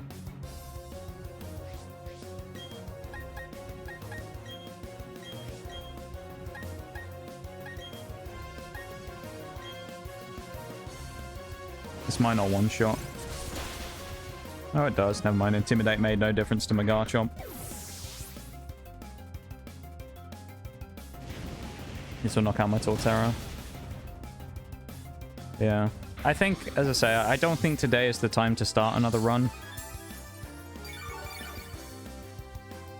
So I think, like, starting it next week fresh will probably be the play here. Just because starting it now, I'm just kind of going to be thinking about the other one still. At least next week I might have a better chance of not just constantly being in the mindset of the previous run. And we kind of don't have to worry about the real early game and that again. Some of the early game in this game is actually kind of annoying, though.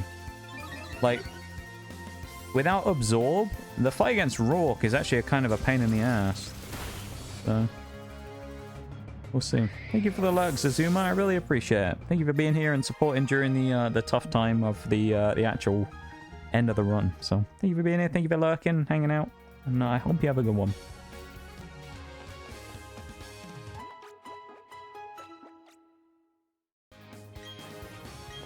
Do number 5, and then we'll drop out of here and see what we could actually get. I know we won't have enough in terms of items to actually get anything, because BP and stuff, like, we'll need way more if we actually want to get anything good. So Turtwig and Larvitar, that's a cool team.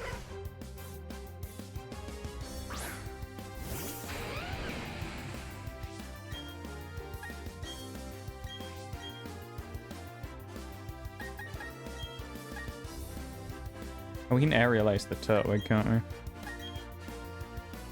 This will probably knock him out. No, he's a bulky Turtwig. Damn. It's not a Sandstream Tyranitar either, which is interesting. Or Larvitar, I guess. Actually, no. I can't remember. Did they get Sandstream at Larvitar? I don't remember.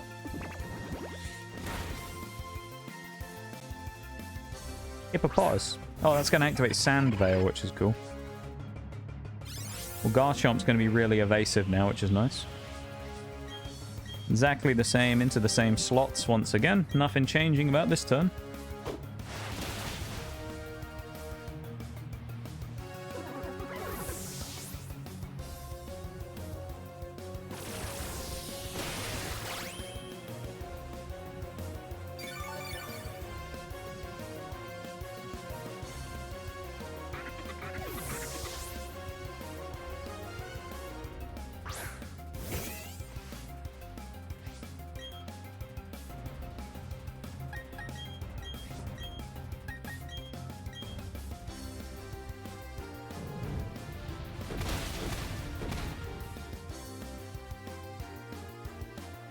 I mean, this isn't really that difficult yet, because we're in the low levels of the battle tower and things, so we're not going to fight against anyone particularly strong at this point.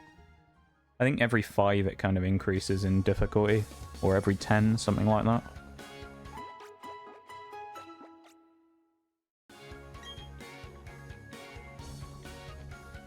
Wait, can we not take a break after the first 5 or something? I guess we'll do 6 and then we'll see. We'll see if we can take a break after this and keep our streak.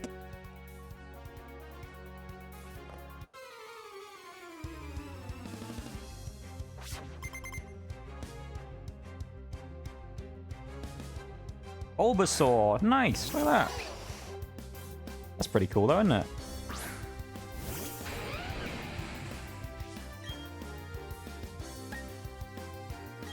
That's pretty cool getting a Bulbasaur. Unfortunately, Bulbasaur's going to get hit by an aerial ace from Garchomp, so We didn't get to see much of him, to be fair. Poor guy. He looked so sad as well when he went. Oh, that was horrible. Poor guy.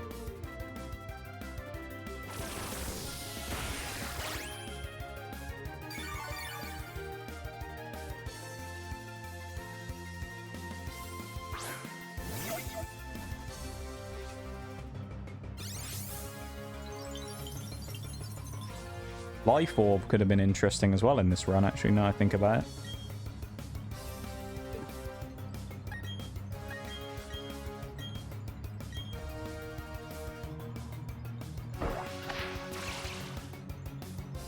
Did he really have to do the front flip there when he used Copycat to steal my Giga Drain? Probably not. What a funny little guy.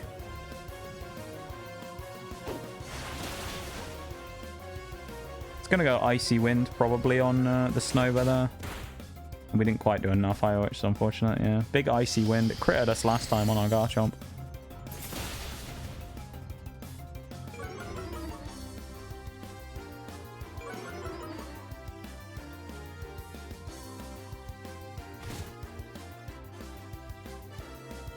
I do love the battle music in this game, though. Gotta say.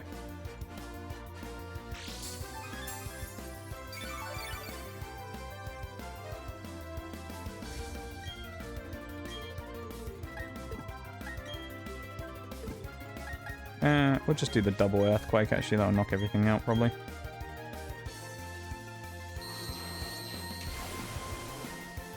Third time lucky, chat? What do you reckon?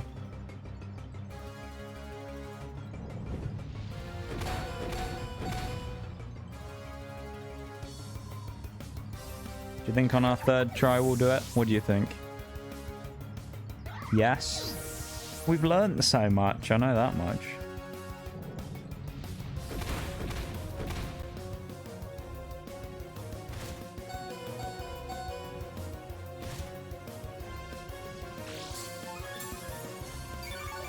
That is the charm. Yeah, that's true. Oh, that's kind of an annoying Pokemon. That's definitely going to outspeed my, It's going to kill my Torterra.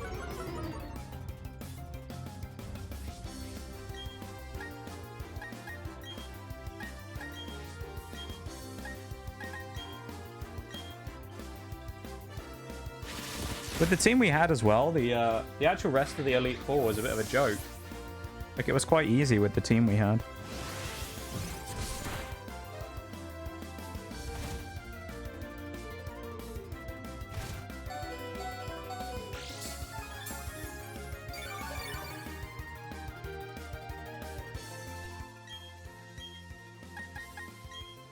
Oh, I should have just brought an Ice Shard on the Bomber Snow instead. That would have been the better one here. Doesn't really matter anyway. Game's over. Alright, we'll drop out the Battle Tower now as well, so we can go and explore a bit more. See what's going on.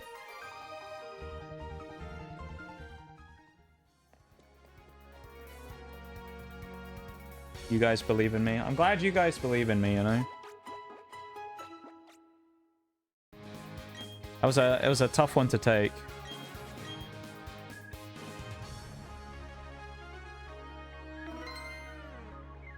What happens at these ones? Master oh, okay.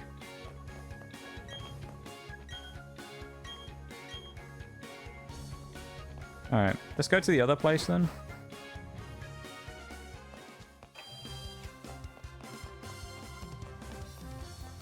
So presumably this is where we can trade for items then. We don't have any BP, I don't think, but... here we go. Carmine Toxic, Bulk Up Earthquake. That'd be a really good TM to get. Shadow Ball, Brick Break, Sludge Bomb, Aerial Ace. Energy Ball, Attract, Dragon Pulse. We actually had a lot of these just anyway.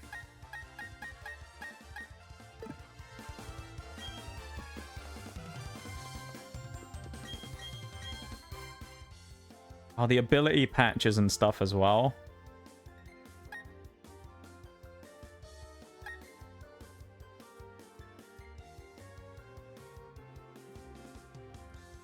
Bottle cap.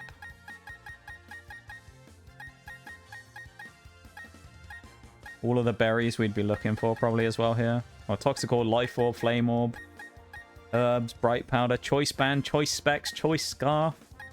Muscle Band would have been nice as well if we'd have got that.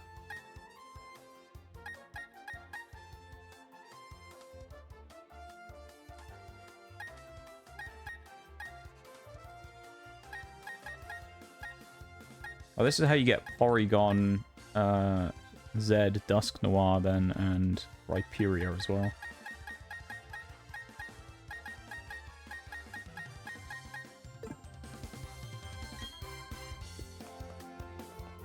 So annoying that all these items are essentially walled off for post-game only. Yeah, because the thing is, how much use are you going to get out of them before, like, after the end of the game as well, you know?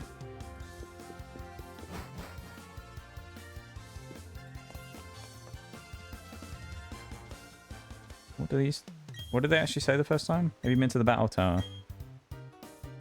I have. You don't have... So we can't go through there yet then, I guess. Okay. Just battle tower, that's the only thing over there.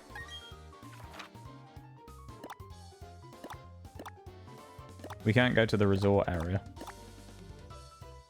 Complete your Pokédex and turn in the report. We're miles off the decks, aren't we? I suspect.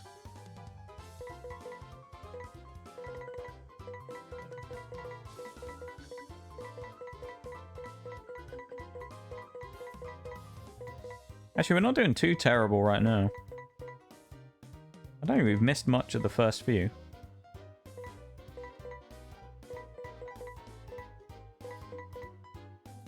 Drifloon. Interestingly, we've never seen.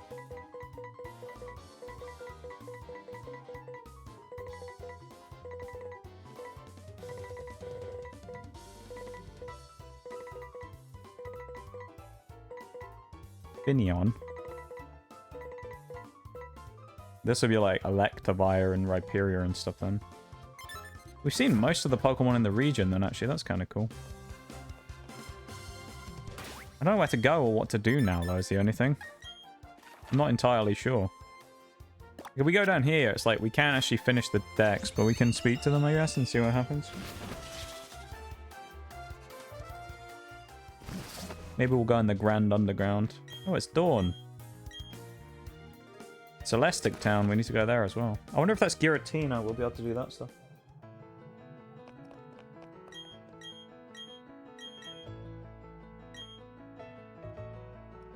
Okay, that was very unhelpful. Celestic Town.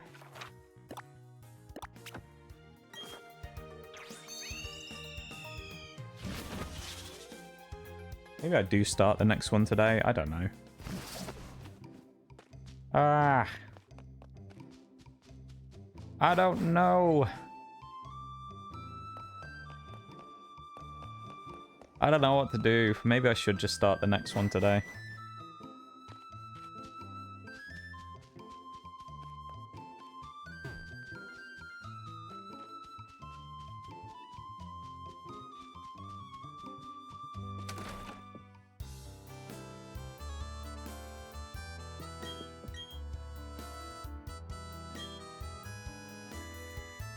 Wow, it's Dialga.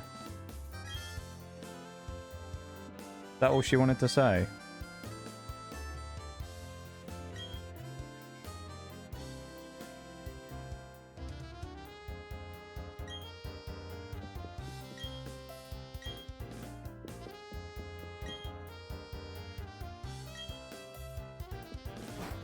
Not a bad idea to start next week. That's what I'm thinking as well, but at the same time, like, there isn't really a lot to do now.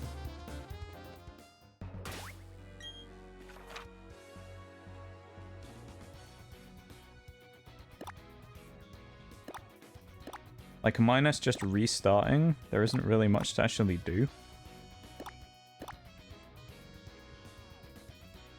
What's down there? I think that we need to have beaten the Elite Four to go down there. Let's see what's down there in the bottom corner, because I genuinely don't remember.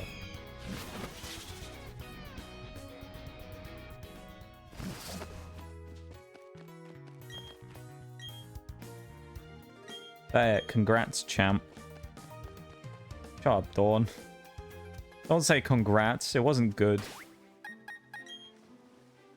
Aegis Slash in chat. Wow. That would have been good to get an Aegis Slash if we had one of those.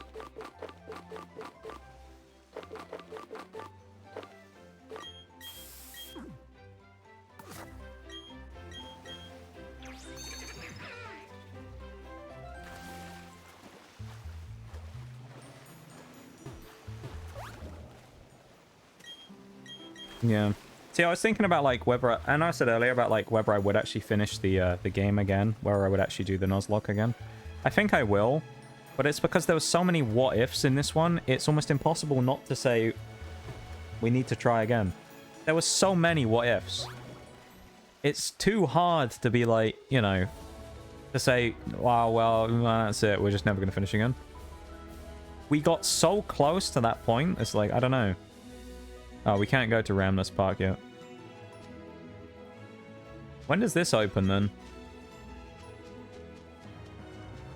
Okay, well, we can't do anything there, so that's kind of pointless.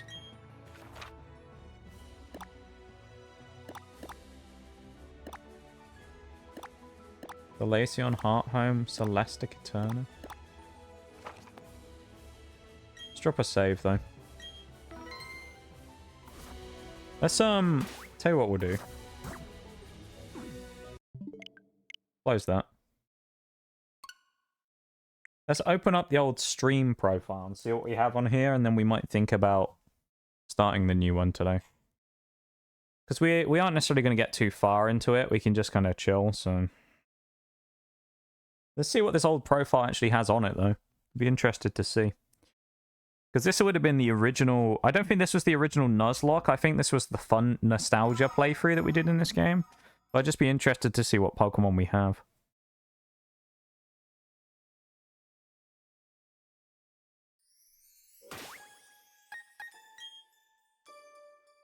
Oh yeah, Kaza. Forgot about that. Oleon, Gyarados, Staraptor, Bastiodon, Luxray.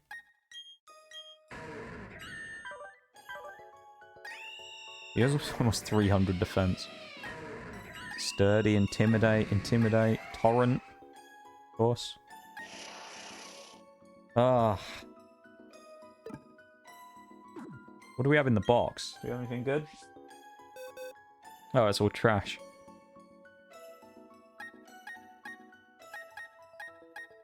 It's actually all just crap in the box. Pretty much. Sticky Hold Shellos as well. Oh dear.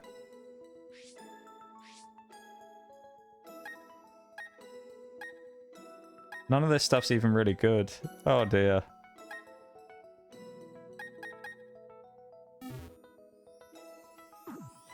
presuming there's nothing else in any of the other boxes. I mean, we can always check. Is that Banned the Jirachi again as well? Oh no, we didn't even call it Banned this time. We got no winners in here. Yeah, I do remember the run though. I remember we had this Alakazam. We could never get Alakazam. Just how different could that run be if we had an Alakazam, though? Because we can actually make the Kaza trade, like, for free. Where's Kaza's trade? Is it in Eterna? It's in one of the towns, isn't it? Or the cities you can make the trade? Like Roark? No, it might be in the first one, in Roark's place. Is it in Orberg? Yeah, you can get Abra in Orberg.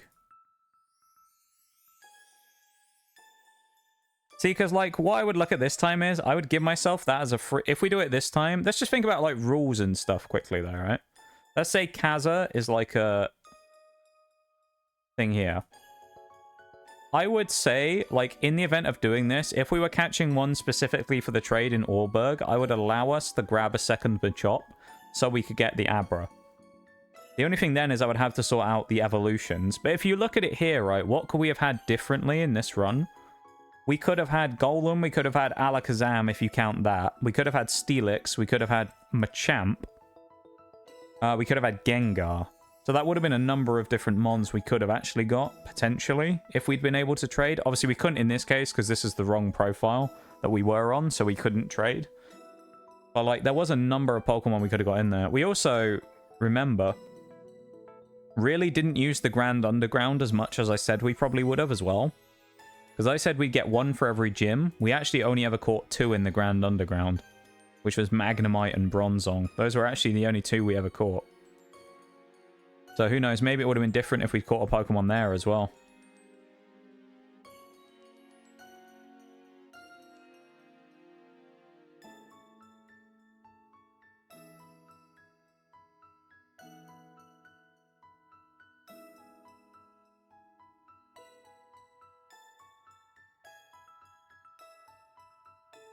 Well,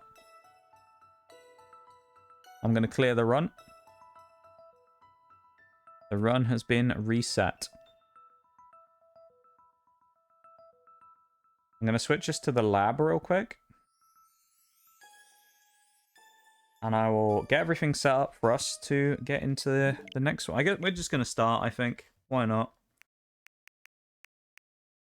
Let's try it. What is it under data management? Save data. Stream.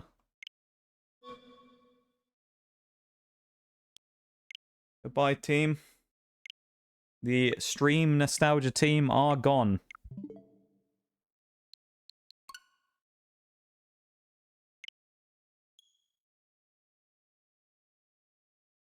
That was quicker than I thought it'd be, hence why I went to the lab because I thought that would take longer.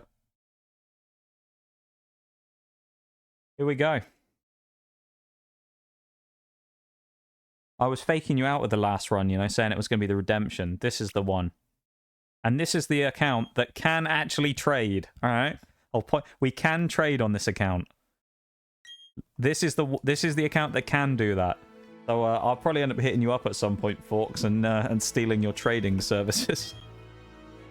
If we need them, of course. Depending on what we get, you never know.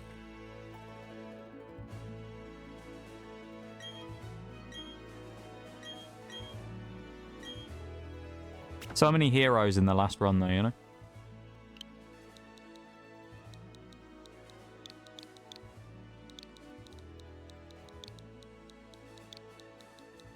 Redemption. That's our name.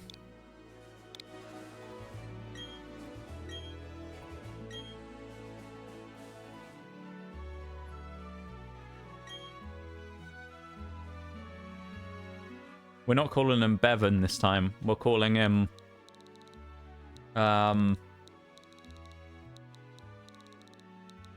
what do we call him? Forks. Alright, we'll call him Forks this time then. We've beaten Bevan during the run, now we have to fight Forks. Thank you, Forks, for the potential to do the later trading if I do need it.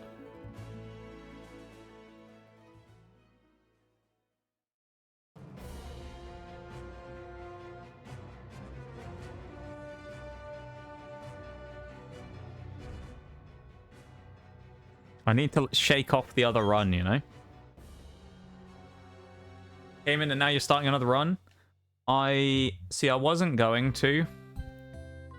But we kind of... The problem is, all we would have had to have done before was Battle Tower. We had no other choice of anything else to do. So I was like, well... We probably aren't even going to get to Gym 1 today in the hour and 40 minutes or whatever. Until... maybe we will. We might make it to Gym 1 today. But in the time that we play, we probably won't make it too far into the game. So I was like, we can do that, that's fine. But I thought we would. It'll be nice and easy, the start, you know? I said a minute ago, like, I think we had to go again purely just because there were so many what-ifs. We couldn't leave it as it was, you know? Because that one, that genuinely should have and probably could have gone the other way. And you saw how different it went the second time we did it. Now, albeit we knew what was coming, but I already did it anyway, because I'd already looked up all the... You know, I already knew what was coming Pokemon-wise. That second time, how differently it went, just from a few small things. Staraptor getting the equal trade with Spiritomb was big. not forcing out the early switch, because that was massive. Because the thing that it did there, which is probably quite a subtle thing that not a lot of people would think about, it changed the way the AI approached the fight, right? Because who did we switch out for early on when we got rid of Spiritomb? I think we brought Magnazone in, didn't we? Or did we bring in... I think we brought in Torterra, didn't we? To deal with... We brought in Torterra. Torterra was the one we brought out to deal with Spiritomb originally. So what it did, even just there, in the difference between the first and the second one is, the first time, in us bringing Torterra out, the game went, oh, okay, well, Milotic has Ice Beam, so that's the natural counter to bring out against Torterra, right? So we immediately made the AI pick Milotic when we didn't really want to fight it yet. So it already put us in a bad spot. Versus you look at it the first time, that's what happened even. You look at it the second time, what happens is, we get in there, we start fighting, we knock out equal terms Staraptor for us and them for Spiritomb, so we get the 1-for-1 trade. Game doesn't know what to switch in because we haven't got anything switched in either, so it doesn't know what to bring out. In that case, I think it brought out Gastrodon, didn't it? Was it Gastrodon or Milotic again, I think it went for? But it was a random choice, and it gave us the option to make switches if we needed to. Versus the first time, we were immediately locked into it because us getting the knockout with Torterra gave the option of Cynthia to bring in a power play against us. Versus us going in on equal terms with an equal chance to pull a Pokemon that could be good against the other, right? So we were already on the back foot purely from the fact that we were instantly going into an unknown switch versus switching on something that we already knew was out in the field. So it created this horrible, like, situation where we were on the back foot because then we had to switch in front of Milotic. As it turned out, Torterra could live one Ice Beam, but it was a really tough, like, hit. And we got that lucky Leech Seed off and then switched to Magnazone, ate the second Ice Beam, and then wiped it, but...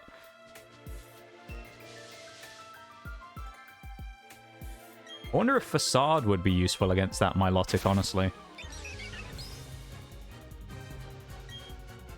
But yeah, it's like, as I say, it's like there's a lot of parts of that that just, compared to the second run, the first one was very slightly different, and that's why it changed. We're going to take Turtwig again here, I think. Honestly, I think that's just the best choice for this type of run out of the three, in my opinion. So I think we're just going to take Turtwig. Here we go. Round 2. Officially. Well, round 3, I guess, overall. We've done this run twice before now.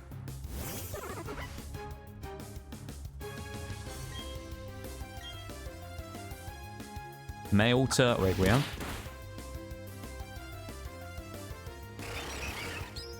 It hit hard. It did. Definitely the Grand Underground is something I probably need to consider more this time. I think there's other Pokemon we could bring in, honestly. Like, I think Grand Underground, let's say I went for a pick and I picked up a Ralts, right? I'm pretty sure we can get a Dawnstone somewhere, so it's like, we could probably get Gallade, which would be a massive player in the team if we could get Gallade or something like that. I think that'd be huge. Getting a Gallade instead. Does that already give us Psychic coverage and Fighting coverage? Like, Gallade would be huge, I think. Because you can get Gallade in the Grand Underground, so that would be a catch. Well, if I got a Ralts, we could do that, which is an option. Or, you know, I don't know, whatever else. The Miss Magius one, Misdreavus, was really clutch getting that. That was a huge part. But then you look at it this time and you say, all right, let's say we get unlucky and we don't get Miss Magius. We probably get Gengar instead because we're basically guaranteed to get Gengar no matter what because there's only one Pokemon that spawns in the mansion. So, no worries, Nova. Welcome back. How you doing? It's nice to see you again. I don't know. Did you catch the end of the run? Did you see what happened? The hype clutch fight. Did you see it? I'm not sure if that was before or after you passed out and your phone died. You lost, sadly? Did. We lost in a 1v1, the final fight. Cynthia's Garchomp versus our Abomasnow. And unfortunately, we'd taken too much damage beforehand from Lucario, I think it was. So we were in a position where we would have really needed some good RNG to win. Like, it would have been technically possible if somehow we'd have managed to outspeed. If a bomber snow outsped and we critted, like, we would have won even through Yachi Berry, but even then it would have been like a real, you know. What are we doing now? I think we need to go up to Sand Gem, don't we? We go back and forth on the Grand Underground. I think if I ever do a BDSP Nuzlocke, I'll pick 4 Pokemon via wheel like Scarlet Nuzlocke. That's fair. I think we mind. I like the option of picking Pokemon based on the number of gyms. Like, the gyms, I think, is fair because you've overcome, like, a big battle to be able to get something.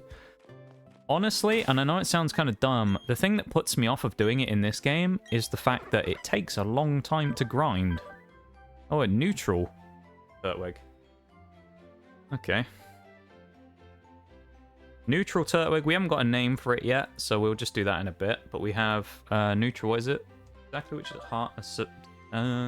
Serious. Serious Turtwig. So, not the best, not the worst. I accidentally evolved it into Grottle. That's not what I wanted to do. Hang on a minute. Clear encounter. Let's put that back to Turtwig again. Captured. Serious nature. Alright. Should have went with Monkey. I don't like Monkey in... Like, Monkey's good, but, like, Monkey in the run, it's not that great, I don't think. These don't count as encounters because we don't have Pokeballs yet, so we're not allowed to catch them. So, ignore these encounters completely, basically, right now. Me and her saw that, and we kind of just looked at each other and fell asleep because, yeah. Hey, fair enough. Nothing wrong with that. Taking a cheeky nap. Nothing wrong with a nap, you know? I appreciate you being here and luck and stuff, though, Nova. I do appreciate it. Appreciate everyone hanging out and vibing. I really do. Thank you for being here to support through the almighty crushing defeat.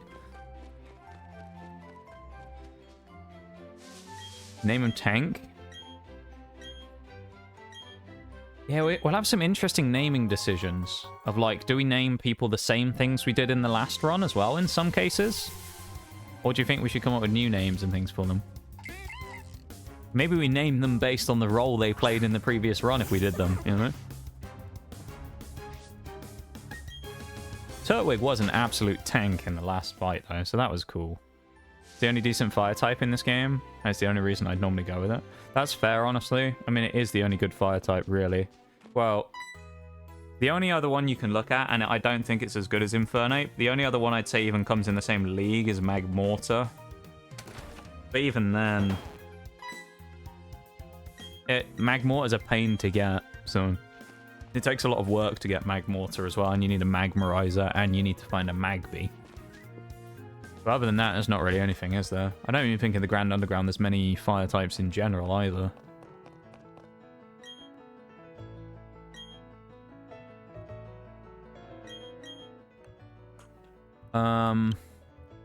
Alright. We'll do the naming in a minute. Yeah. Is that for naming different types? Don't know what you did in the first run, so I don't know what you named the other Pokemon. So we just named them after random stuff. So Torterra's last name was Stick. It was like random objects you might find outdoors. Hence why there was like all kinds of stuff. There was like Stick, Walmart bag, lamppost, bench. All kinds of weird names. I think we could go with Tank, though, on this one. I think we're going to go Tank. Because Torterra was an absolute tank in that run. So I think we're going to go with Tank the Torterra here. I'm a little upset that it's a neutral one, but at the same time... Because our last one was defensive Torterra, which actually was quite nice. Because he was able to take a little bit of an extra hit here and there.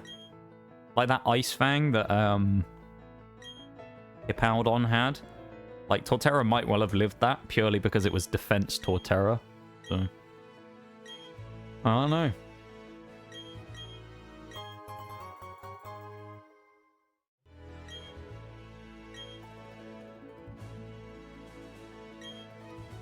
Crobat might be an option this time as well, keep in mind. And Gastrodon might be in play again. That's a big thing. Crobat, Gastrodon. That's one of those things as well that I think is Octillery actually did a phenomenal job and was better than I thought it was going to be. But I will say, you wonder how different it would have been if it was Gastrodon instead. Like, would Gastrodon have had the power to one-shot Lucario with Earth Power, where the Scald was not quite enough, you know? So it's all like those little things you look at of like, well, I wonder if Gastrodon would have made a difference actually in that fight if it hadn't died earlier in the run. It would be interesting to kind of just know whether it would have actually been enough. Love Crobat. You can score a lot of critical hits with that Batmon. Yeah, I think I believe the original Nuzlocke, the first ever one we did, we had a Crobat that was...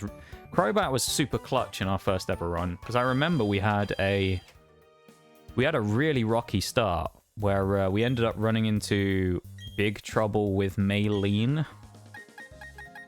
So Maylene, when we fought her, her Lucario double bulk upped on its first 2 turns. And we weren't able to do as much damage as we'd hoped against it. And then obviously it was fast, so her Lucario then proceeded to pretty much wipe my entire team. The only reason we won against her Lucario, I think with maybe 1 or 2 Pokemon left, was Crobat hit a crit air slash and just killed it.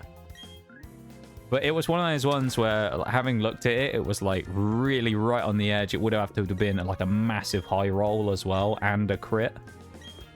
So we kind of snuck that fight by the skin of our teeth, and then we went on in the end with our kind of semi-decimated team to move on. But yeah, Maylene has ended a fight before. One thing this time we do know, though, and this will be different if we could get Machamp, but Machop is more than powerful enough to one-shot her Lucario, even through bulk up. With a Revenge, it can live 1 hit and get a free shot, so we know that Machoke is powerful enough, which means Machamp, by proxy, will be as well.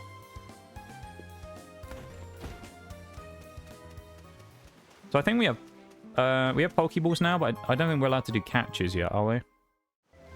Maybe we are. I think we might actually be allowed to catch stuff. So I guess we can go do our early route stuff. Alright, let's go to our encounter at route. Oh, we have to get back to our house anyway at some point, don't we? Do we have to do the catching tutorial with Dawn? I think we do. We'll do this, and then we'll double back and go back to the house, and then we'll officially start. So we'll get this one done, and then we'll move back. And go back and do the stuff we need to do. Oh, wait, we have to go home first anyway. Never mind. Ignore me.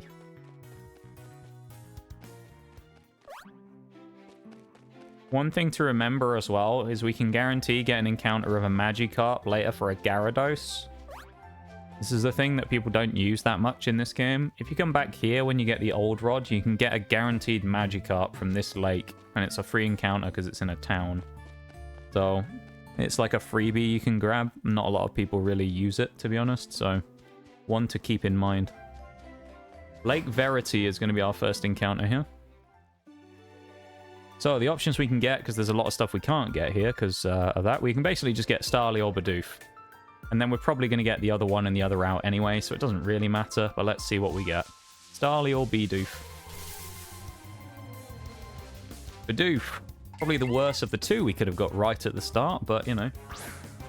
It's still Bidoof. It's still a Pokemon. It's not completely useless. Level 3 Bidoof. We're going to go for a tackle. Then we're going to ball it. Hopefully, we'll go for 2 tackles.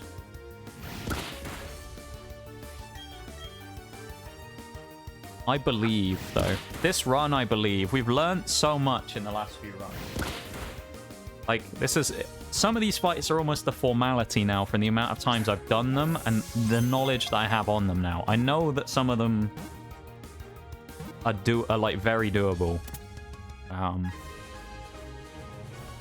I think if I fully utilize all of the tools that I have this time, as opposed to some that I won't use, like get a Pokemon in the Great Marsh and stuff as well, we have a lot of options of things we can do here. What did we call Bidoof last time? I don't even remember. What are we going to call Bidoof? I don't remember. I really don't remember what Bidoof's name was. God.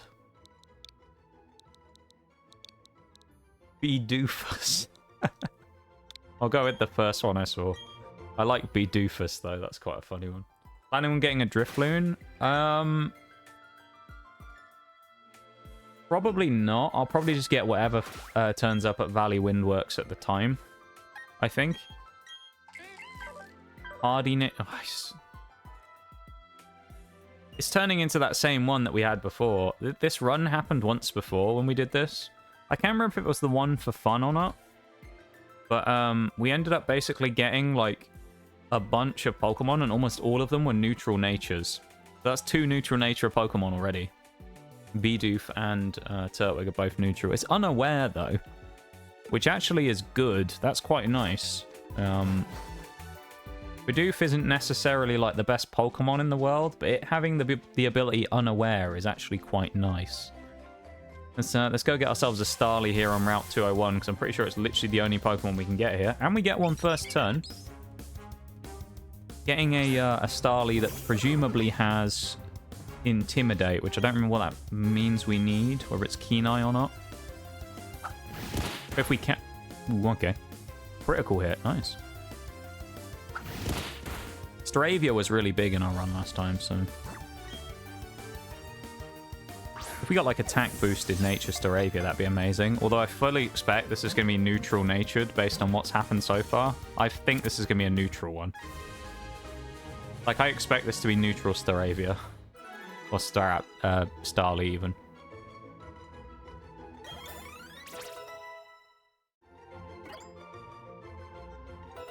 Leafage. Nice. We'll take a Leafage.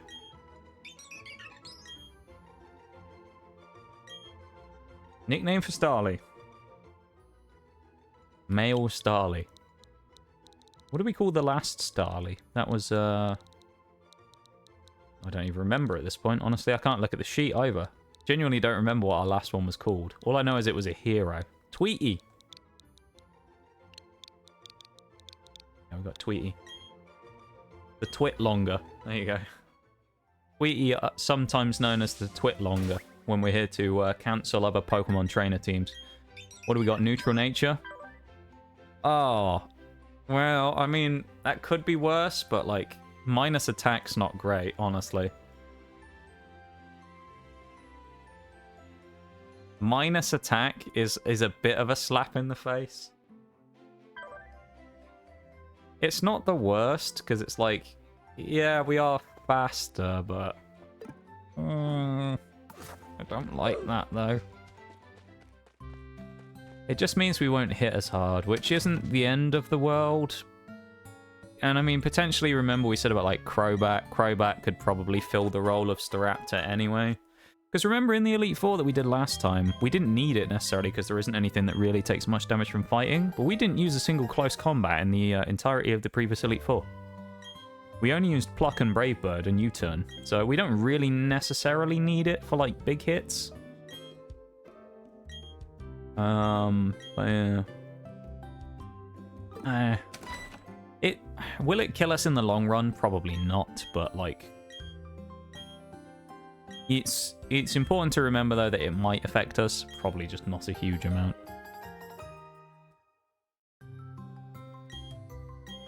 I suppose taking a small hit on Staraptor is a price to pay for the potential of higher power in other Pokemon like the, you know, the previously mentioned Golem, Machamp, Gengar. Getting those is probably going to be better than having the other, so... Yeah, it is what it is. We got our first 2 Pokemon, though. We have level 2 Starly, and we have we have God. So we're Tweety and God right now. Our team to shake the heavens. This is the same route, so if we find a Pokemon here, it doesn't matter. So the next option we have is either Kricketot over here, or... This is Route 2. Oh, she'll do the catching tutorial with us now, I think, Dawn. Route 202, I think we can get a Shinx here. We can get Kricketot or Shinx. That's what we'll get here. My personal preference, now if I say this, we won't get it, but Shinx with preferably Intimidate. I actually think Shinx's abilities are both good, honestly. That being said, if you are going to get a Shinx in this game, the way it works, male Shinx is just better. Because the way it works in Pokemon is just male Pokemon are way more common in trainer battles, so Shinx's rivalry will proc way more often than if it's a female Shinx. So that's kind of the worst thing you can get is female Shinx with rivalry, because it just won't allow it to use its ability very often. So Intimidate Shinx would be good.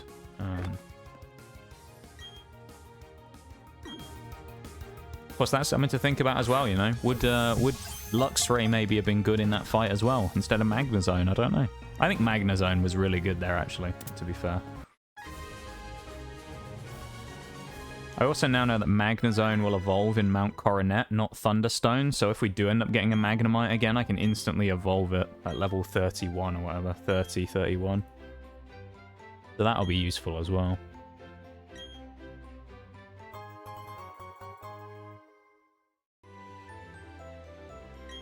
Okay, so 202 is Shinx or Kricketot.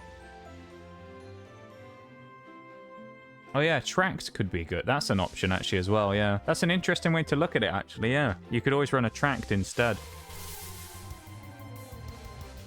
It's Bidoof again. Right, we re-roll. Enjoying that little sip emote there, Nova? You enjoying the sip?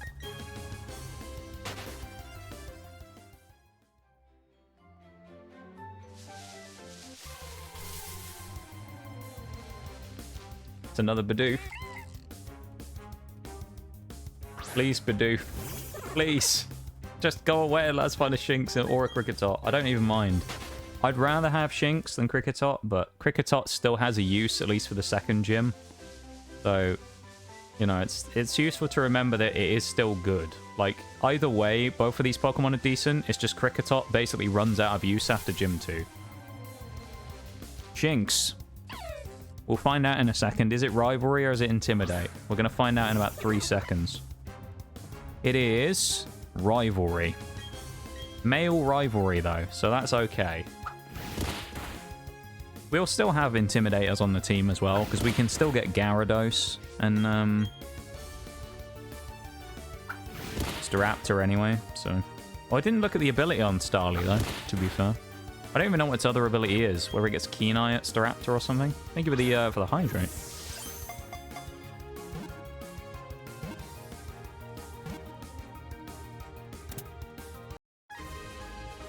Let's go. Is it Keen Eye? Keen Eye just prevents stat drops, doesn't it? Which isn't the worst, but... Thank you for the lurk, Zazuma. You take it easy, yeah? Shinx.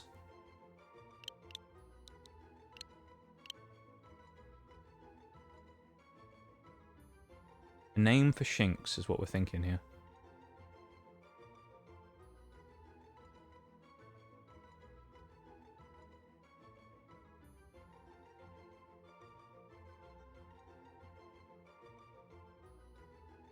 I reckon speed run through the game. It is indeed not a speed run through the game, gaming industry. It's a hardcore nuzlocke though, so it is indeed a challenge in itself. We got to the end of one earlier on. We got to Cynthia and we lost in the final 1v1. So it's the redemption story for the hardcore nuzlocke. So about 2 hours into stream, we lost to the previous one in a 1v1 against Garchomp. So we're looking for the redemption story.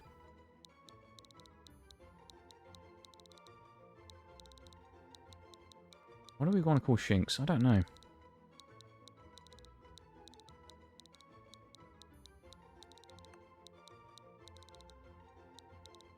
We're just going to call it Voltage. I like that. It's an unfortunate ad break there as well. Yeah, welcome in though, gaming industry. How are you doing? Welcome to stream. Thank you for the, you know, commiserations on the run there. It is sad. We got to the end.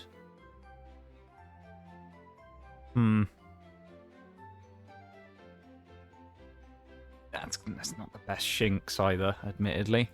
That was Route 202. We got Shinx called Voltage with Rivalry. And a minus special attack, increased special defense nature. which is okay. It's not amazing, but it's all right, I guess. We'll take it. It's not good, though, really, I'd say. Put it that way.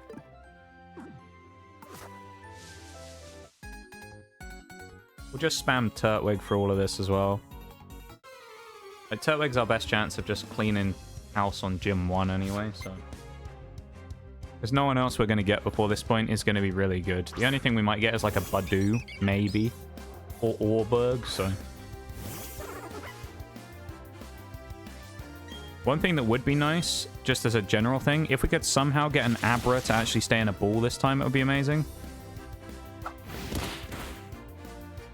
We didn't heal either, did we? Oh dear. Have I actually messed up here by not healing? I guess I'll take one more hit and then I'll have to switch out. 4 damage. We take a critical hit, we die though. And it's level 5, that's the worst part. I should have healed before this. Now I feel stupid because there's actually a chance we might end up losing something here for this.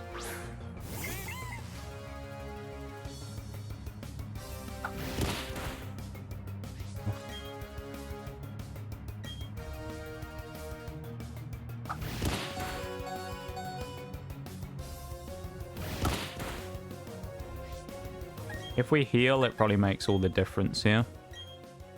I think... Oh, God.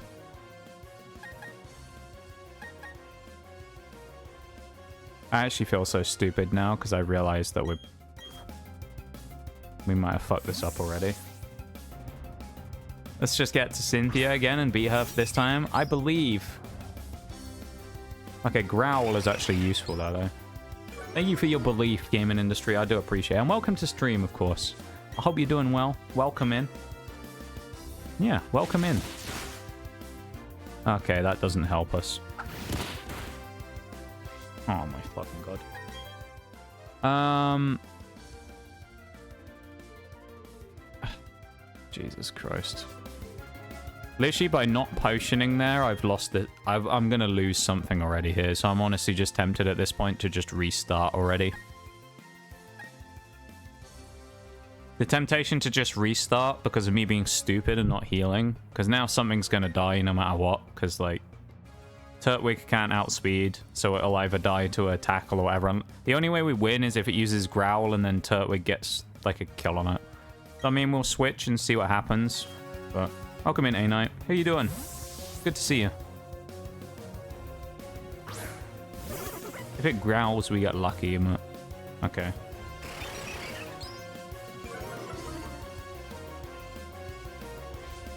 We should knock it out. It's now going to come down to whether it does enough damage or not. He double growled.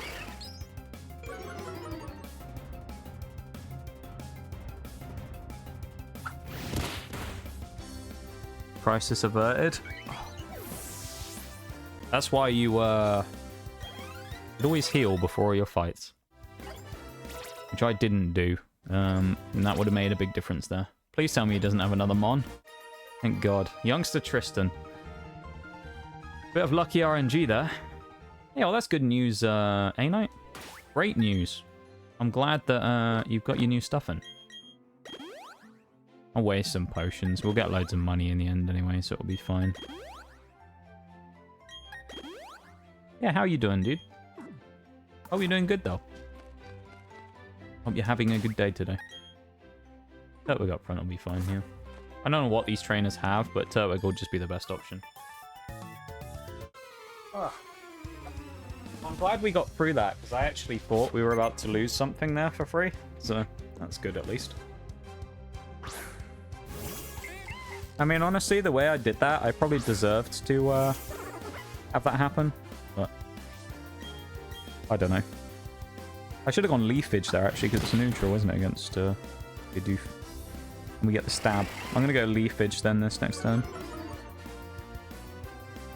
Bidoof. Honestly, folks. Honestly. I'm so glad it growled. That would have been terrible if it didn't. It was an oof. What is it,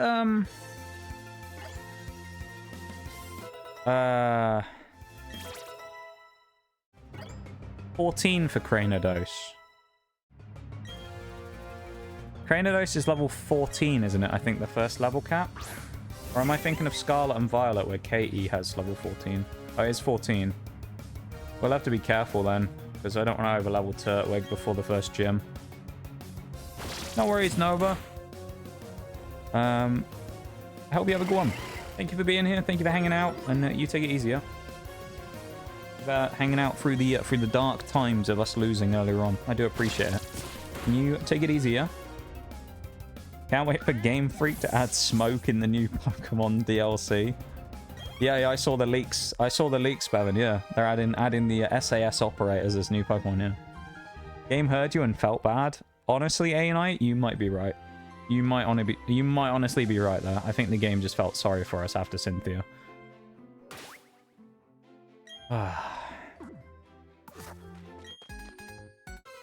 New move called SMG11 is coming to 120 damage, but 10 ACC. 10 accuracy. SMG11, yeah. M590 is there as well. He also has a new defensive move called Deployable Shield as well. But they're going to remove that pretty soon. Use it while you can. He's a poison type.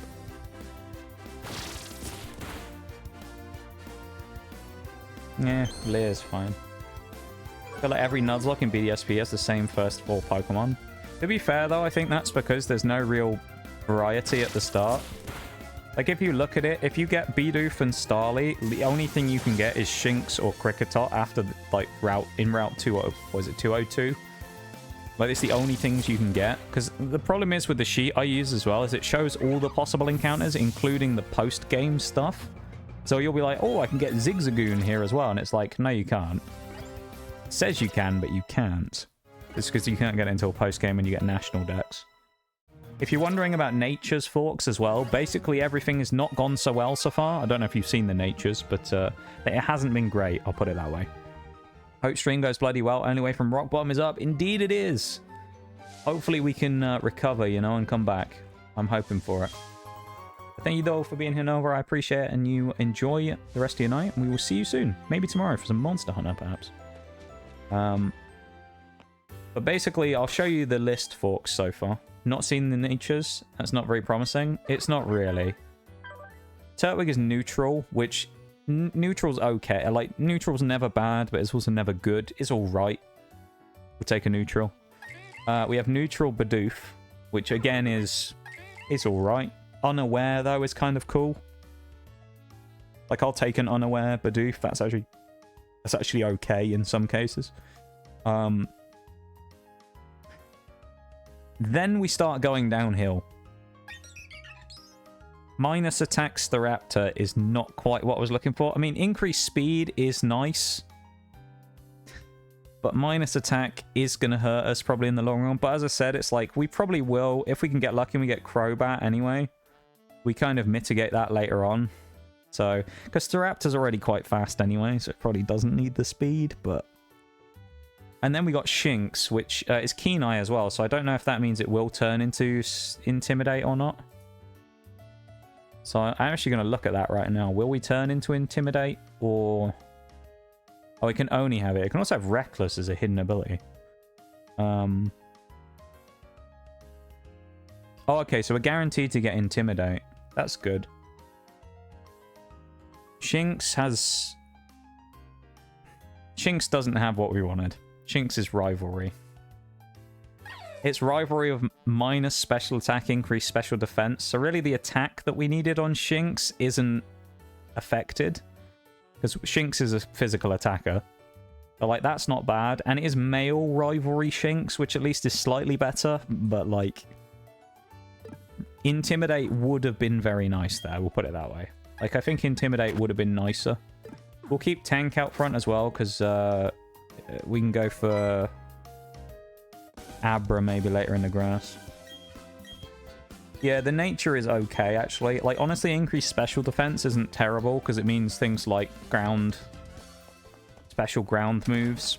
Especially early game, we might be okay. If you have dupes as a rule, then for sure you get Zubat and maybe a Gibble in the secret cave. Yeah, we do have dupes. Funnily enough, we did that last time with the Gibble. We were able to we were able to get the Gibble because we got... Well, the way I do it is we were able to do... after each gym, I'll allow us like a free token to catch a Pokemon in the Grand Underground, and the one we got last time, one of them was a Bronzong, or it was Bronzor. So it forced us into getting Gibble. And then the Gibble we got was speed-natured as well. It was like Timid Gibble, I think, with increased speed minus attack, and it was a god. And unfortunately, it got outsped by Roserade in the fight against Cynthia, and hit with Dazzling Gleam to lose about 70% of its HP, which then left it kind of stricken to just get beaten by Roserade. Or not by Roserade, even by Milotic, which then survived an Earthquake with about 10% HP somehow. Like, it lived a really ridiculous... It had probably 10-15% HP left, and it got hit with an Earthquake, and somehow lived with about a sliver. Died to burn damage afterwards, but it killed us because of Ice Beam. And then our Octillery lived an Aura Sphere from Lucario, took it down to probably 5% HP maybe with a Scald. Unfortunately didn't burn, and then they full restored. We did it again. We didn't quite get a crit, but... If we had that sniper, though, like that sniper crit, it would have been really nice. I'm also not taking any chances. Well, actually, no, I'll go and heal in the Pokemon Center. I'll do a free heal this time instead. Yeah. It's disappointing. It was such a disappointing way to end. Because, as I said earlier, there were so many what-ifs, I think, in that fight, which is why it was frustrating. You know? Like, it was a lot of, if this damage roll had gone ever so slightly different. There was too many slivers. That's the way I described it earlier for my liking in that fight. Too many slivers against Cynthia. But who knows? Things will go differently this time, I hope. Things like Gastrodon could be a player this time instead. Instead of Quagsire having to fill that role, you never know. Quagsire did a great job, I'm not going to lie, but I think definitely for me, Gastrodon obviously is just superior as a Pokemon to Quagsire, unfortunately. I know it's sad, but Quagsire is just not as good as Gastrodon is. So these are the two Charge Beam kids as well. We'll go beat them. We'll beat the two Charge Beam kiddos and knock them out. School Kid Harrison.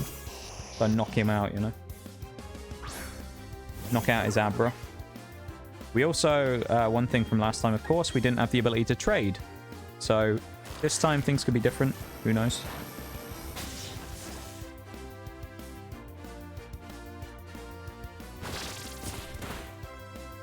Nice. I also think the second I get the ability to use Surf as well, and Fly, I'm going to start going back to that guy every day that you can give him the, what is it? The level, whatever Pokemon in order to grab an item from him. So I'm probably going to start doing that every day. So I can hopefully get the good items from him. I know I can get the specs again as well, which is something big. Specs I can get in Celestic Town almost immediately. When we get to Celestic, I can get choice specs straight away, which would be really nice. Putting choice specs on our Octillery actually was a really good move. It turned out to be really helpful. So this is another Abra Charge Beam kid. It's exactly the same. There's just so many Pokemon that I'm like, there's potential to get, especially with the Grand Underground. And there's like honey trees, which this time I'll try and use as well, which I didn't the first time and stuff like that. There's just stuff I know this time a little bit more of. You know, I think Grand Underground is something I'll probably do a lot of grinding in. Not necessarily on stream all the time, but for stones. So I can try and get, you know, evolutions as soon as possible. I think Clefable potentially could have been a bigger player in the right team, but we had Pokemon that fulfilled its role. So that could have been a bigger player in the whole run, is having that Clefable. Yeah, I don't know.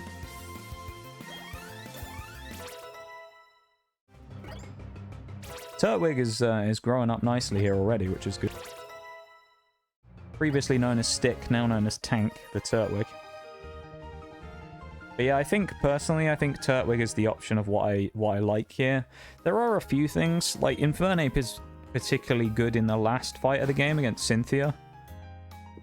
Like, if you look at it, I mean, he potentially gets, like, Muck Punch or whatever to deal with, or Close Combat to deal with Lucario.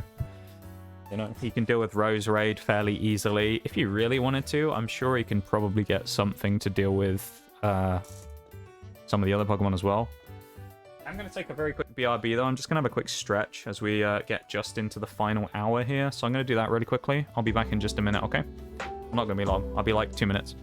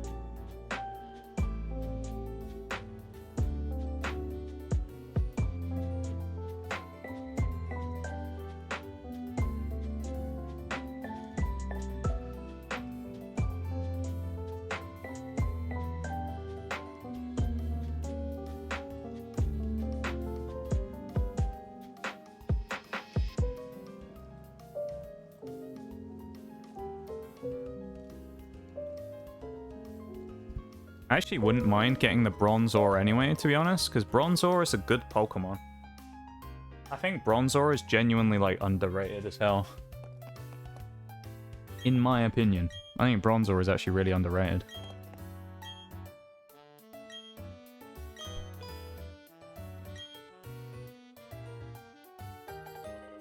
Yeah. I would hope we get a Bronzor at some point, and then we can get, your boy Gibble again.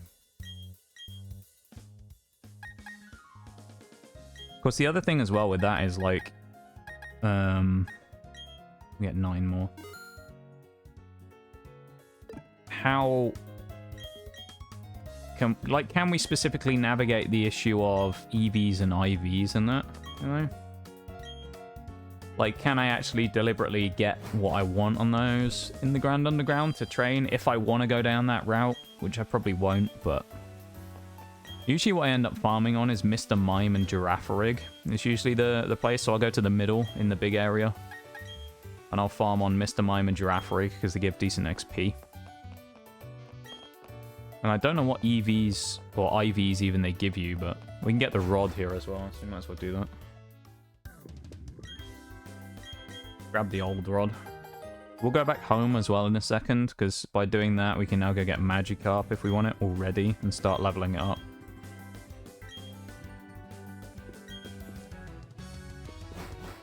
Indeed, we can get Magikarp. So we'll run all the way back home. Actually, we'll talk to this guy first, why not? We'll talk to the 3 clowns first, shall we? And then we'll go back home. We'll run all the way back home and go get Magikarp.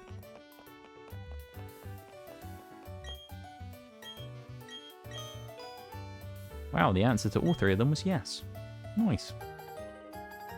For anyone who doesn't know what the rules of the run here are, though, basically, rules of the run, only held items, no items in battle, no switching, or no, like, set battle only, I mean, not no switching, but set battle only,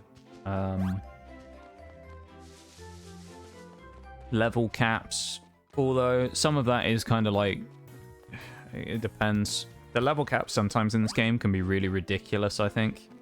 Like the one between gyms 3 and 4, if you ask me. I think it's really dumb that the gyms are the same level cap, so it's really hard to juggle that, but... See if we can get a Magikarp. I think it's the only thing we can encounter with this right now, which is good. But I remember last time we did this, for some reason, it just took forever to actually get one to spawn. We were stood here for like a good 5 minutes actually trying to get Magikarp. What's the button? Oh, there we go. Hey, oh, first try. Let's go. Magikarp. You imagine if we got a shiny? Like, random full odds shiny Magikarp.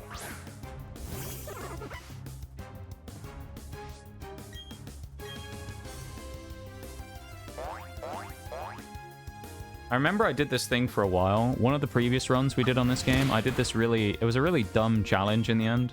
But it was a channel point redeem that I put up where I was like, oh, I know, if you redeem it and you select which Pokemon you want, I will farm it to get a hidden ability. And then I spent like 2 hours on that night farming Magikarps in this pond. Never saw a single one with the hidden abilities. And I was like, yeah, never doing that again.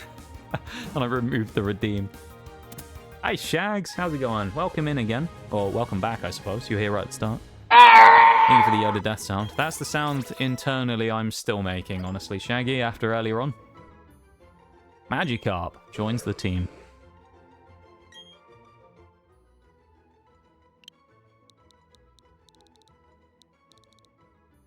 I'm going to call it Doomsday. We got wiped? We did. We lost. We lost at Cynthia. We lost at the final fight, Shags. Yeah, it was Cynthia. And it was even worse because it was a 1v1 against her Garchomp where we actually lost officially. We got quite unlucky beforehand, so...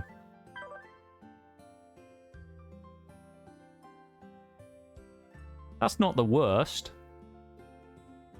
Actually, increased defense. That's not terrible. I'll take that. Was that impish? Minus special attack. We're probably not special attacking on Gyarados anyway. You know what? I'll take that. Increased defense might be good. Or, you know, not too bad, honestly. We got Moxie, though. That'd be really cool. I actually would take a Moxie Gyarados. I think that'd be quite fun to run around with. Put Shinx up front as well. Figured it's hard. Yeah, well... So we didn't drop a Pokemon the entire Elite Four until Cynthia. So I'll kind of explain how I'll give you the TLDR version of the fight, Shags, alright? Spiritomb versus Thraptor is the opening fight. We don't do quite as much damage as we thought we would with Pluck, although we did steal his Citrus Berry. But it didn't go as planned, because I was hoping he would use Sucker Punch turn 1, so I would take the damage and then heal it back off immediately.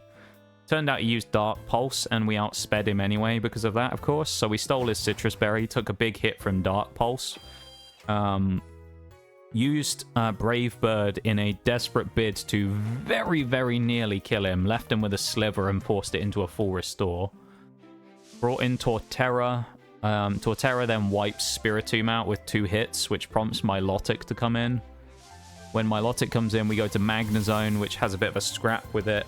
But she switches into Gastrodon and eats a Thunderbolt. So we ended up losing the momentum there.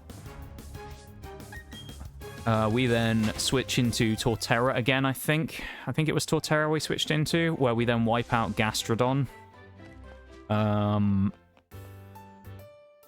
Knock out Gastrodon, prompting, I think it was Roserade to come in. Where I think we Earthquaked in an attempt to live... No, it wasn't Roserade, was it? It was Milotic came back in, I think. We switched back into Magnezone, I want to say. I don't even remember at this point. Basically, long story short, we got to Lucario, and it was like a 2v3. Lucario was faster than everything we had.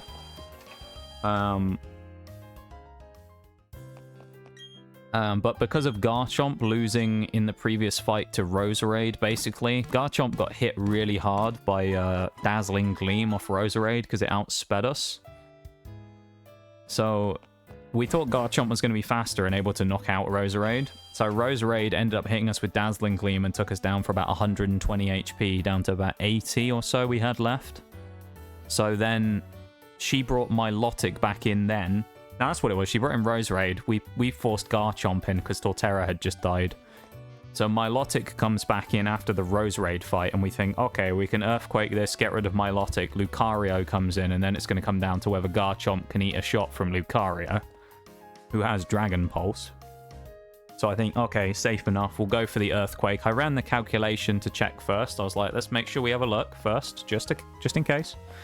With the natures and everything of the Pokemon we were fighting, natures and EV/IV spreads of the Milotic, went and looked.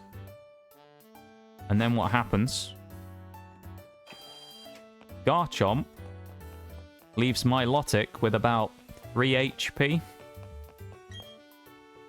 Instead of killing it. Milotic then retaliates with Ice Beam, killing Garchomp, and potentially sending our hopes down the toilet. Milotic then dies to burn damage. But of course, the problem there is we would have had Lucario in, who potentially could have been outsped by Garchomp in the first place, and it would have got rid of it. So then we bring in Magnezone, who we hoped basically by friendship would have lived. You know, by like a lucky... Something would have got lucky there, and we'd have managed to, you know, dodge or something. Something like... I say 3 HP. I don't know exactly what the number was, because obviously it doesn't show you, but it was enough that it died within burn. So it would have been like, what, 1/16th? Something like that. I believe from what it said, I'll have to go back and watch it, but it said that our Earthquake should have hit for something like 31 to 46%. Something along those lines, and we ended up hitting it while it had about 25%. Even with Marvel Scale it had on, which would have boosted its special defense, it still should have done enough. So we basically got... We feel like we got our done by there anyway. So we lost that. Switching to Magnezone, thinking maybe we live, so we threw it in as fodder against Lucario. Lucario wipes Magnezone, because we thought maybe it'd go for a boost. I know Fork said maybe it'll go for a bulk, you know, like some sort of boosting move. It didn't, it just killed us, because I assume it probably thought it was in range. We then make a switch into our 2 Pokemon we have left, which is we have Abomasnow and Octillery. Bring in Octillery, fully expecting it to get absolutely nuked by Lucario's Aura Sphere. Keep in mind, Octillery had taken a little bit of damage earlier on. I think it was when it fought... Maybe it was we brought Octillery in earlier when we were fighting Gastrodon, and Octillery one-shotted it with Energy Ball. I think that's what it was. But we ended up taking a hit instead from maybe Milotic or something. I don't remember exactly.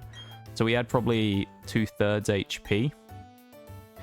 So we actually lived the Aura Sphere from Lucario on... I think we actually had legitimately 3 HP. We had 3 HP this time. We lived on with Octillery from Aura Sphere.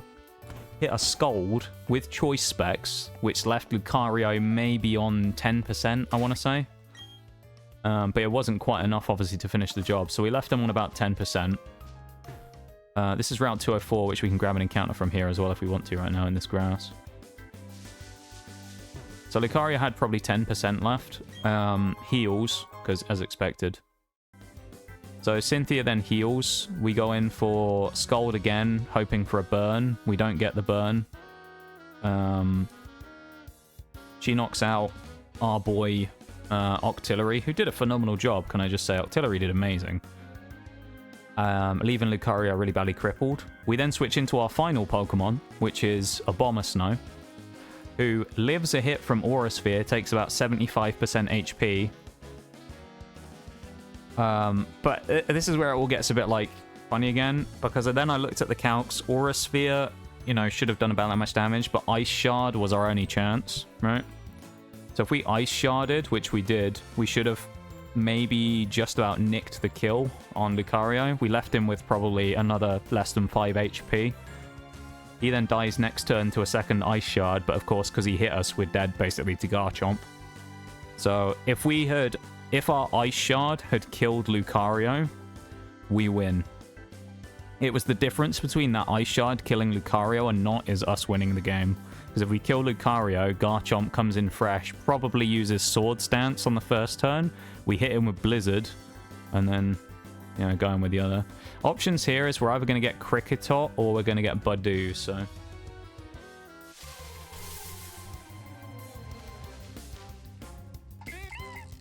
So we'll see. Today it's going to be different. Well, not today.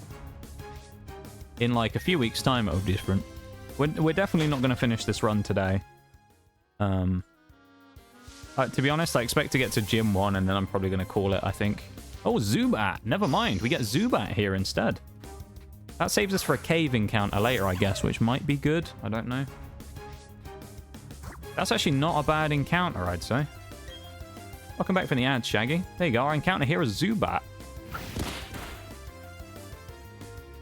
You all finished the game today? I can guarantee you I won't. Because I know that I stream for 5 hours, so I'm going to be ending in about 40 minutes, 45 minutes time. So I can guarantee I'm not going to finish the game today.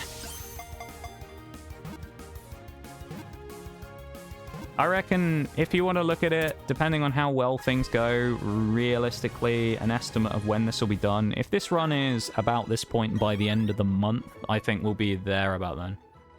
No, you will stay. Deliberately not going to now just because of that. I'm going to be difficult now just because you said that. Just because you said it, I'm going to be difficult and I'm going to end. Deliberately not going to.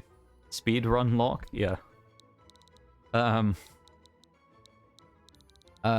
do we want to call Zubat?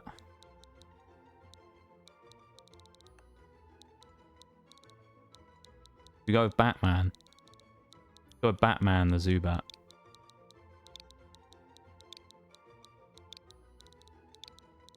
This is good though. Getting Zubat is nice because it means now we have the chance of a Crobat, which Crobat is really good. So we'll take that. Let's have a look at him. What's he got going for him? We also have Doomsday the Magikarp already as well, which is good. Oh, he's a jolly Crobat, which, alright, he probably doesn't need the extra speed, but that is a fast boy we've got right there. That actually could be really good. Jolly Crobat might be good. I think that's probably the first nature that we'll say is actually really good so far, because I think the increased speed will be nice there. With Jolly Crobat.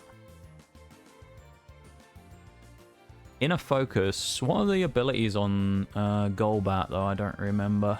And let's have a look. Does this mean we'll get a good ability? Oh, it's Infiltrate is the only other one, is it? Yeah, it will just be Inner Focus then, so we can't get Infiltrator, which does mean we can't get stat dropped. Oh, no, we can't get flinched even. Ignore me.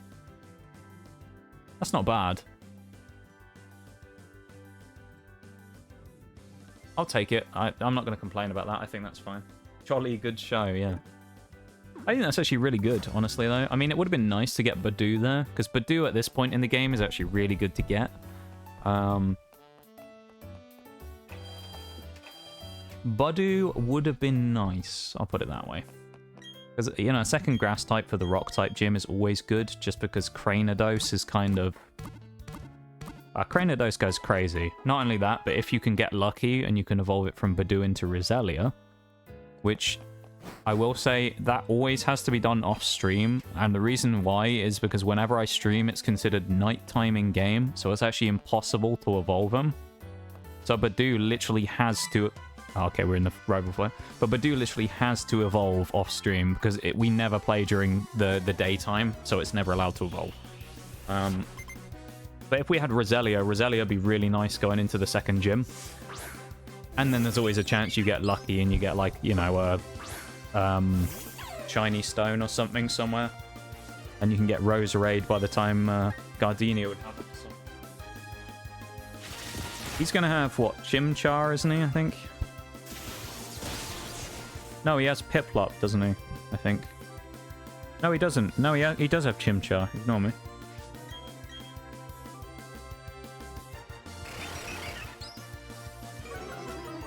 Chimchar who doesn't have a fire move yet, if I remember rightly.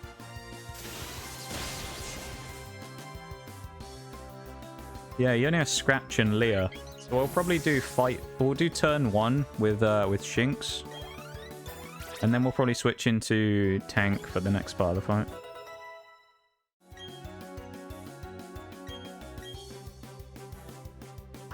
Oh, I need to change the settings to put set battle on again, of course, won't I? I forgot about that. Goes for a Leer. Look at him, he's a happy little guy bouncing along. He's just a happy little fire monkey. Just a happy dude. Paralysis would have been nice there. I'll probably take one hit if he goes for... He's double Leer in. He's just wasting turns.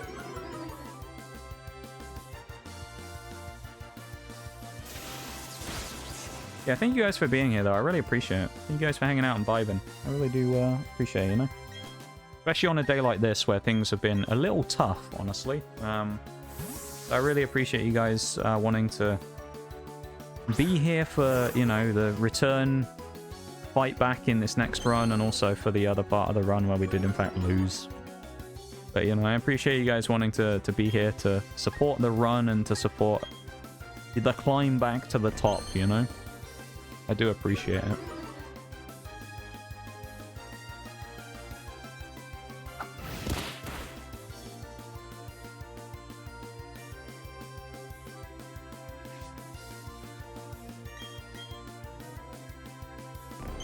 Has he used, what's that, 3 Leers now?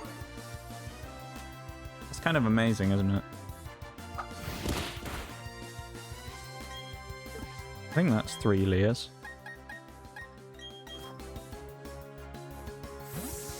Often come here as a refuge. I'm glad Maya now being here can do the same for you. Yeah, I appreciate it so much. I really do.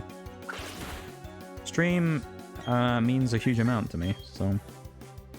I felt like I'd let you down today by failing that challenge, but at the same time, you know, it's going to create an even more compelling story when we build it back up to re-challenge Cynthia again in, like, a few weeks' time.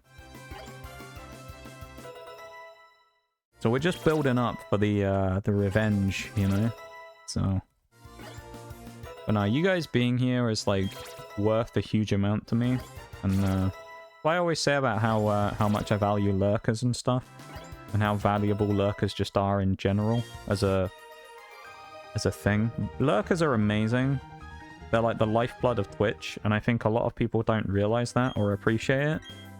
And you guys even just lurking and coming in here and, you know, dropping a stupid hype command or whatever when the fight's going well and we got stuff going in our favor, it's like, it's massive. Gives you a huge confidence boost and stuff as well, you know? Because if you guys are behind me, then when I'm winning these fights, like, even when we lost, the fact that you guys... I'd effectively given up, right, when we lost, when we were about to lose. Like, I knew that the chances of Garchomp going for Sword Stance on a Bomber Snow was basically impossible. It was never going to do it. It was always going to go for Poison Jab. But you guys were all still here in chat being like, this would be the most epic clutch we've ever seen. Getting the hype in, like, you know, there's a chance. And I'd basically written it off. I was like, nah, we're done. This is it. But you guys still kept believing. And it's like, although I gave up on it, it did a huge amount for me to just be like, yes. Like, there maybe is still a tiny little speck of a chance. I know. Sword Stance would have been Scarlet Violet AI, to be fair. Honestly, it would have. It would have been some Scarlet Violet AI right there. You're not wrong. Honestly, though, you're not wrong, to be fair, Shaggy. I could have seen it, you know? I could have imagined that. Let's put Starly up front.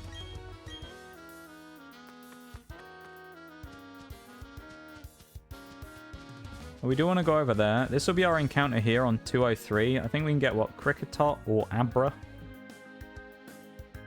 Yeah, Abra or Kricketot is all we can get here. There's other Pokemon, but I don't think we can actually encounter them. One of them says you can get Cubone here, but obviously we can't, so...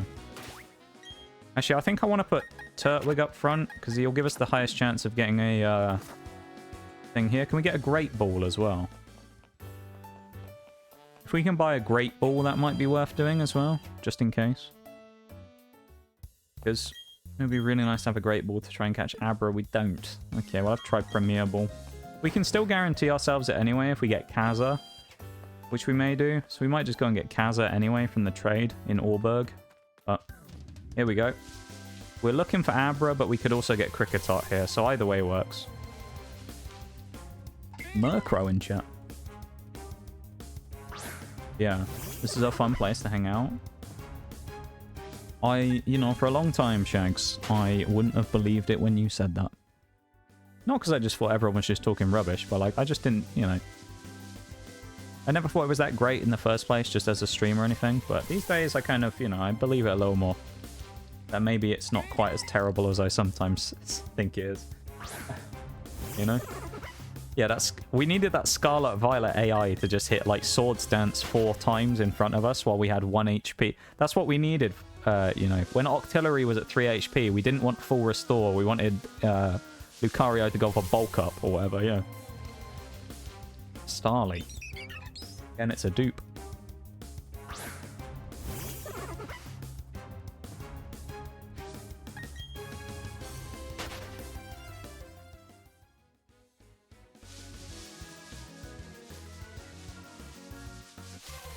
Why didn't she just keep switching Pokemon? I know, exactly.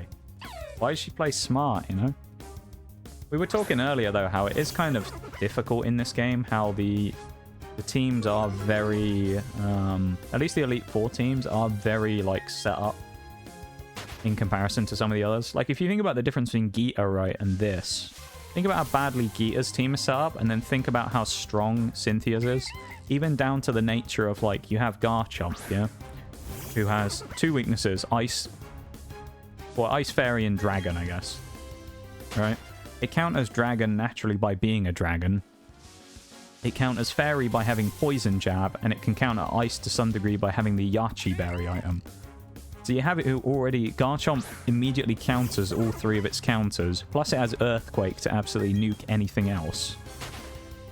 You know? So you got that on just Garchomp, and then you have everything else with items and berries and super effective move boosting items and all kinds of stuff. Milotic has Flame Orb to activate its Marvel scale ability, so that it becomes way stronger in special defense and defense from getting burned. Like, the way that the team is just set up in general is designed to be tough. And it's just unfortunate that 2 or 3 times now we've gotten to that final hurdle and we've gotten beaten by it. Hey, Zubat. Not what we need, though.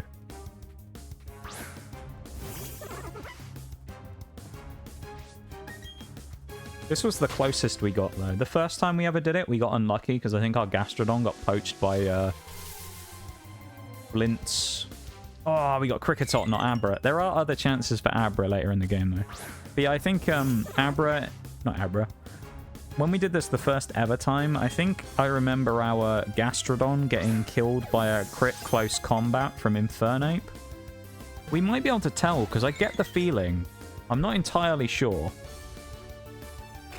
but, and this isn't a shameless plug, I promise, on the YouTube, I believe, and I could be wrong, one of the first VODs we ever started uploading was around the time when that happened. So I think it may well be, actually, that the VODs of the previous run, the previous Nuzlocke, may actually be up on YouTube. There is a link below stream, so if we may be able to confirm these things. But as far as I'm aware, I seem to remember it was either Lucien or it was... I don't think it was Lucien. I think it was Flint's Infernape ends up knocking off my Gastrodon. And then we lost the Gastrodon, which left us with the issue of not having much of a counter for Cynthia's team, because we were going to use Gastrodon, basically, to fight Milotic and Gastrodon and, like, a bunch of stuff, basically. Lucario would have been countered by it as well. I'm going to call this one Gutter again, to be fair. We're going to give Gutter a second chance. Let's have a look at the thing here. Lax nature. Increased defense minus special defense with shed skin. Okay. Kricketot. Gutter's back.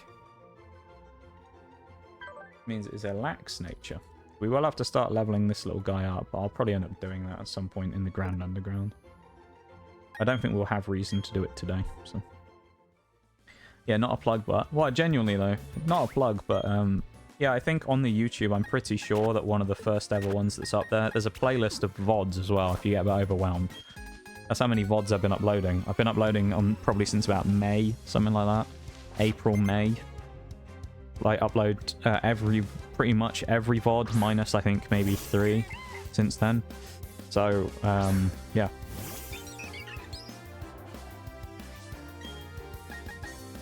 There's a couple that I didn't upload for various reasons, but I'm pretty sure almost every VOD is up there. And I'm sure it was about the time when we did this run. It might have even been the Nostalgia run before the Nuzlocke was the first one we did, I don't know. But it'll be on there. The VODs playlist will have the Pokemon Nuzlocke VODs. So, yeah.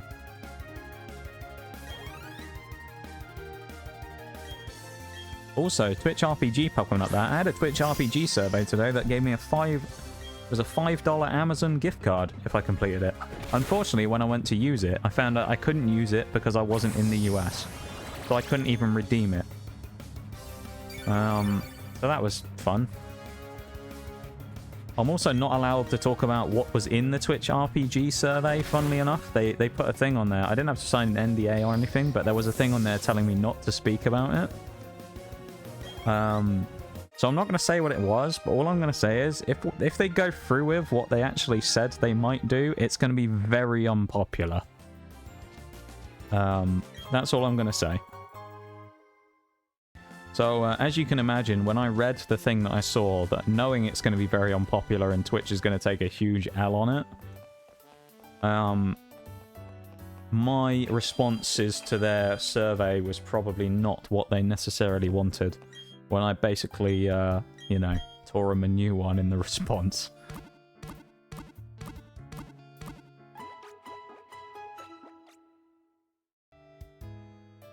In the feedback box, they'd certainly got a bit of a hammering from me there. Rightly so, though, I would say. Justifiably so.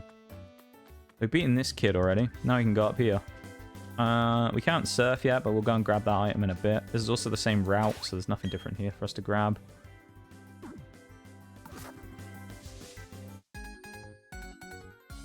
Definitely not a fight club. Yeah, definitely not a fight club. I can't say for reasons, though. I think in theory they couldn't really do anything, even if I said what it was. I think it's more just because they probably don't want to spread any, like, false information about it before it happens. But there was something that I genuinely think will be really unpopular. I don't think it'll affect everyone, but there is something that I think will be quite unpopular if they did go through with it, so... I gave my feelings on it, and hopefully everyone else will, and it will change the course of what they wanted to do. We'll see.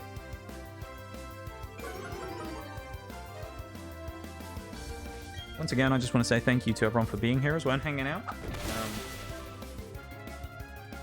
I know I said it earlier, but like you guys supporting and really getting behind the run does make such a huge difference. There's something about it as well. You'll never experience this unless you're in one of those situations, I feel like. Unless you're in like a similar thing to this. Whether it's R6 Siege or if it's a nuzlocke or something. When you're doing well, right, and you guys, like, really get behind it, whether I'm, like, clutching up in ranked and I'm going crazy and I want a massive kill streak, you know, and you're all, like, hyping up, or whether it's here in a nuzlocke, it's one of the best feelings, I think, ever in stream, when everyone is, like, super hyped up and you just deliver, you know? And you just consistently deliver with, like, those massive clutches or whatever. And yeah, I just want to say thanks for that, for kind of hyping up and really getting into it, you know, because it has probably driven us closer to winning that one today. There were probably times where things might have been worse if we hadn't have all hyped up and come together. So you never know.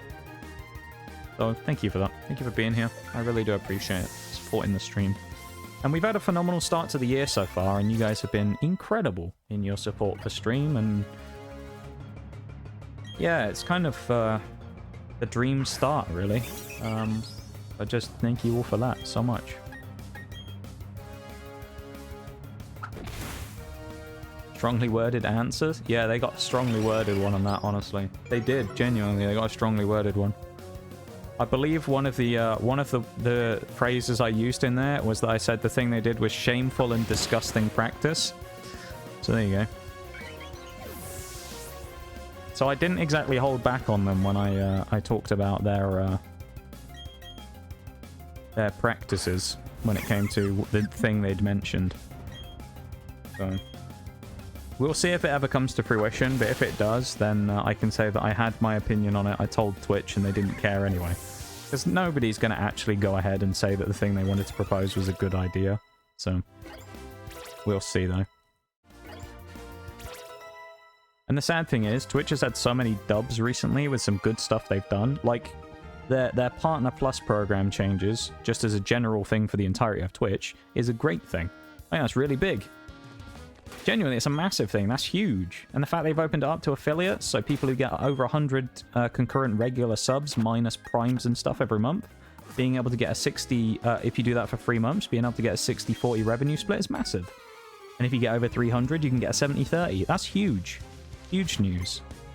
The changes to some of the other stuff is like massive as well. The Prime's universal amounts thing is probably decent.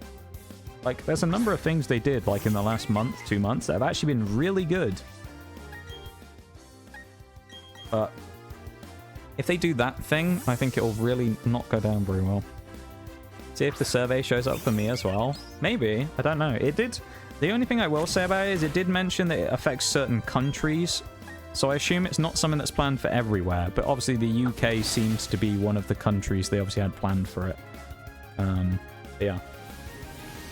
No worries. A-Night, of course. Enjoy family time. I appreciate you being here. Thank you so much for hanging out with us. And I hope you have a lovely rest of the night. Take it easy, dude. This is like, what, 2 weeks since we met you now? I want to say. I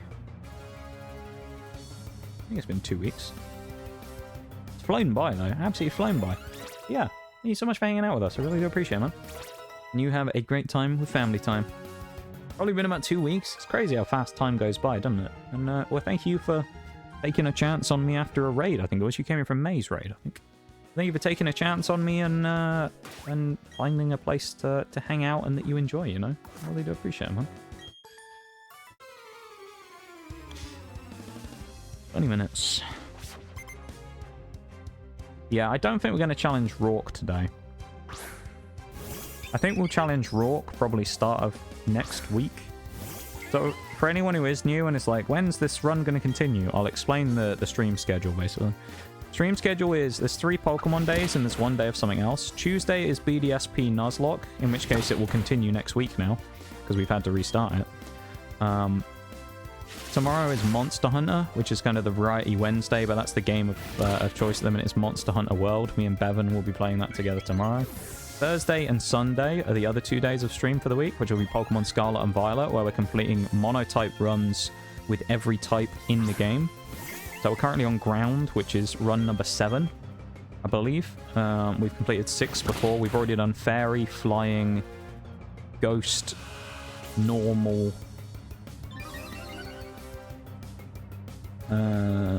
What was the other one? Fairy, Flying, Ghost, Normal, Steel. Maybe this is run 6, actually, now I say that. Yeah, maybe this is run 6. Maybe this is 6, which is Ground. Yeah, we're on our 6th run of that, trying to go through every type. So this will be back again next Tuesday. Kind of helps to give me a chance as well to grind and things, because obviously this game, the way it gives you XP isn't exactly forgiving. So it kind of like doesn't really give you that much XP super quickly, as I found from farming in the Grand Underground with Lucky Egg. So, and there's no XP candies or anything like that, so you've got to be careful as to not underlevel really badly. So yeah, we'll probably end up. So we'll be back again next Tuesday with this, and it should be fun. This guy's gonna give us Rock Smash, doesn't he?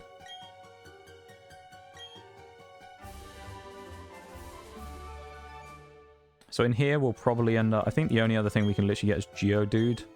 Technically, you could get other stuff, because I think there's things further up in the cave. Hitmonchan, that was mentioned earlier as well. Pretty cool. I believe further up in the cave, up here, we can actually get other Pokemon. But we can't use Rock Smash yet, nor can we go in there, so we don't really have to worry about that right now. You can actually avoid those trainers, from what I remember. I think you can run behind them. Old Camper Curtis here. We're not going to, though, because we'll take the XP. There's not really that long before we get into Roark, so... yeah. The only sad thing about Roark these days, like, is... I think I said this before. Because of the way they changed the moves up, giving Turtwig Leafage instead. He used to get Absorb as his first grass move, and it used to be so much better. Because you'd get a recovery move as your first move, and Absorb would be great against Cranidos. And then they changed it so you got Leafage, and the first move you get is Mega Drain at like level 32 or something. It's really awful. I don't know why they did that. It's kind of pointless Shink's doing this as well, because I'm pretty sure it's only going to use Thunder Shock, so... Nah, Bevan didn't get Hitmonchan. Unlucky Bevan. God wins the speed tie, I guess. The god of all Pokemon, Bidoof. Up to level 9 now. Learns the move Rollout. Actually will be useful later on, of course. Particularly against people who use things like Zubat. A good move. Maybe I should have switched here, but, you know, we'll just go in, see what happens.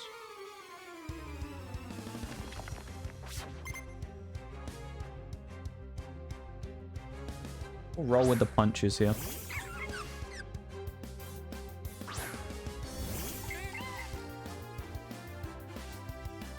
Badu. I mean, rollout's neutral. I'll go on, I'll set up rollout. Why not?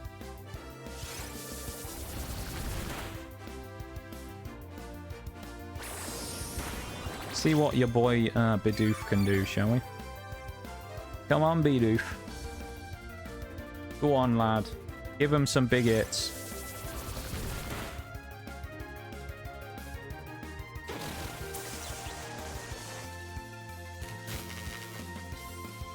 Really? It stun spored me, didn't it? Or was it effect spore? Probably stun spore, surely. Yeah. No! We got parried. God has been defeated by paralysis. Shiny hunting in Eterna right now. Killed a Silcoon 2 days ago accidentally. Oh dear. Ethan Griffin. I feel sorry for you there. Welcome into stream. You can come and, you know, feel sorry for yourself with us today, because we lost our hardcore nuzlocke at Cynthia in the final 1v1, so you're in the right place to, you know, to be with your people today. Funnily enough, in Scarlet and Violet about 3 weeks ago, I actually lost a shiny Dratini as well. It ended up swimming underwater, so I missed a shiny Dratini at random full odds, which was really sad as well. So I know your pain there on the old shiny front. Yeah, welcome to stream. Are you specifically shiny hunting Silcoon, or is there something else you're actually trying to get and it just happened to pop up? Bidoof about to redeem us? Is he? Maybe. Bidoof's about to go crazy, dude. Huge hit from Starly. Yeah, we're licking wounds a bit. We are. But yeah, welcome to the stream, though. And it's nice to meet you. I don't know if you've been lurking before or if you've just come in, but I appreciate it either way. Thank you for coming in and checking out stream. I do appreciate it. Thank you for taking the time to pop in and say hi. Batman. Gets up another level. There we go. We also probably will just run around in here until we find Geodude, because it's just worth getting. I don't know if we can get Bulldoze on Geodude, though. Super early is the only thing.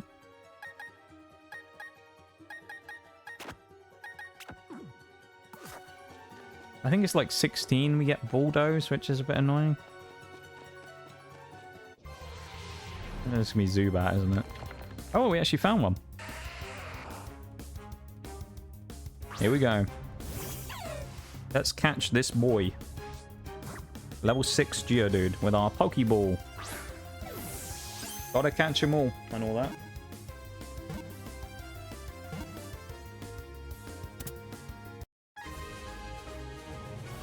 That's perfect timing there, Oreo, because I was actually drinking as you did that. Thank you for another hydrate. I do appreciate it. Shooting for a Badoo or Baneri. Ah, interesting. I like it. We're gonna call this Wagnus. You know the drill. Wagnus, the Geodude. Holding an Everstone. Oh, he's Rockhead, not Sturdy, but he's increased attack, though. Adamant Golem. If he had Sturdy, that would be so much better. Is this Orberg Gate? I can't remember. Orberg Gate. That's so disappointing, but also kind of good at the same time. Because, like, Rockhead, I don't think there's really any good, like, stuff we get there. But the increased attack is nice. We don't really get much benefit on Golem from Rockhead, though, from what I remember. Unless it's, like, Head Smash, but I don't even think we get that, to be honest. Let's put him in the box for now. And we got an Everstone, so there you go. If we ever wanted something to not evolve, there you go. Glass Cannon Geodude. It is a bit. I mean, we can always fix it up with something else to give it some more bulk, but, like, yeah. That guy just said the word noob, I think. That's kind of funny. Yeah, that's pretty cool, though. Have you had any success shiny hunting anything else there, Ethan? Like, is this the first shiny hunt you're doing, or have you been trying to just shiny hunt other stuff and you've just moved on to Baneri and Badoo? I'm intrigued. Tell us all about your shiny hunting adventures. We need to hear about some wins today, you know?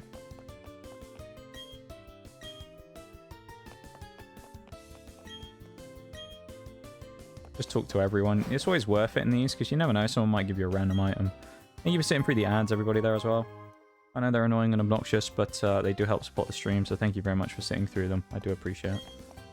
Yeah, I don't know if you got caught in the ad or not, Ethan, but hopefully, I was saying that hopefully your shiny hunting has been successful if you were going for any other Pokemon. So I don't know if this is your first shiny hunt or if there's other Pokemon you've gone for or whatever, but hopefully you've been successful, other than, of course, the catastrophe of losing the Silcoon. Machop for Abra. We'll probably end up making that trade. I think it's fair if we do that. We'll count it as our Roark encounter. What we'll do there, to make it fair, is it means we can't use a fossil, probably. We'll see later on, though.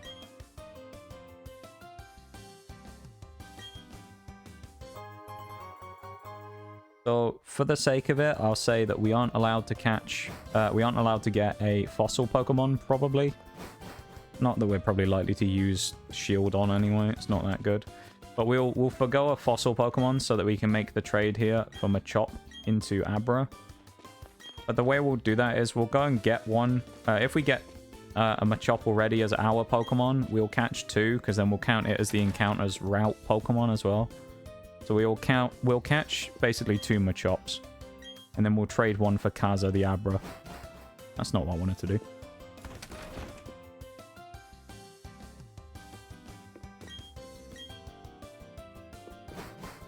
How are you doing, Oreo? It's nice to see you. I hope you're doing good.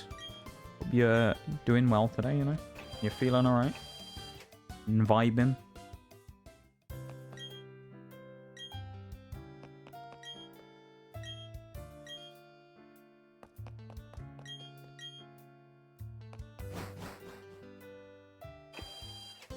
Nothing in there. This is just the fossil place. I don't think anyone gives us anything in here. I think we can just talk to people, though. I don't think they give us anything.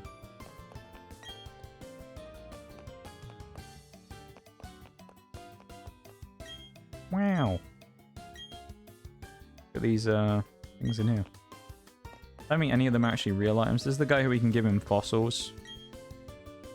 And then this is just someone we can talk to.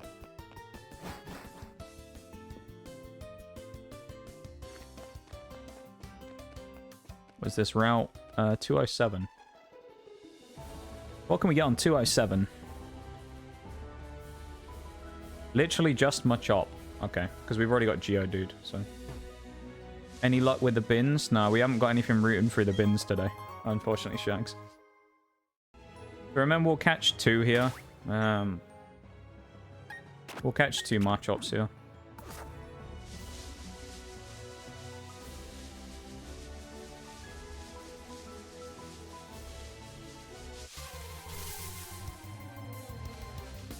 Nope, we're running from that. It'll mean we'll already have 3 trade evolutions in like the fourth gym 1, which would be cool. Because then those Pokemon we can get and they'll become way stronger earlier, of course. Because the thing you got to remember is the jump from like it's like using a stone evolution. The jump from Haunter to Gengar is kind of crazy, in the same way that the jump from Graveler to Golem and the jump from, you know, Machoke to Machamp is pretty big, and we'll be able to get them the second they evolve. So the second we get Graveler, we will have Golem. So we'll have like stage 3 strong Pokemon effectively earlier than we probably should in game. Because I'll just make sure that I make the trade with Forks so that I can get them. But yeah, no luck with the bins so far, unfortunately. We'll find some in the bins eventually. Come on, Machop. Nope. Geodude. These early games, I know it's like the actual part of this is kind of boring because like the early game doesn't really change in BDSP. Pretty much, with the exception of like Badoo and Kricketot is the only... Badoo, Kricketot, and maybe Abra are like the only differences in the Pokemon you can really get. Other than that, pretty much everything you'll get at the start of the game will be almost exactly the same. So the same team will present itself almost all the time.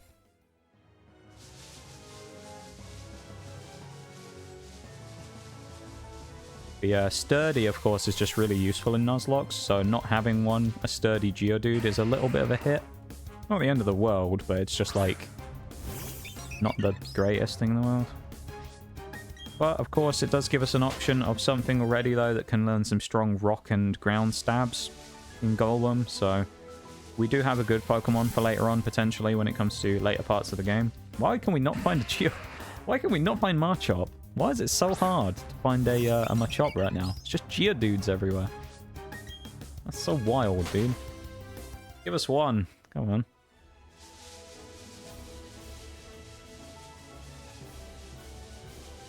Give us something. Come on. Come on. We need some good luck.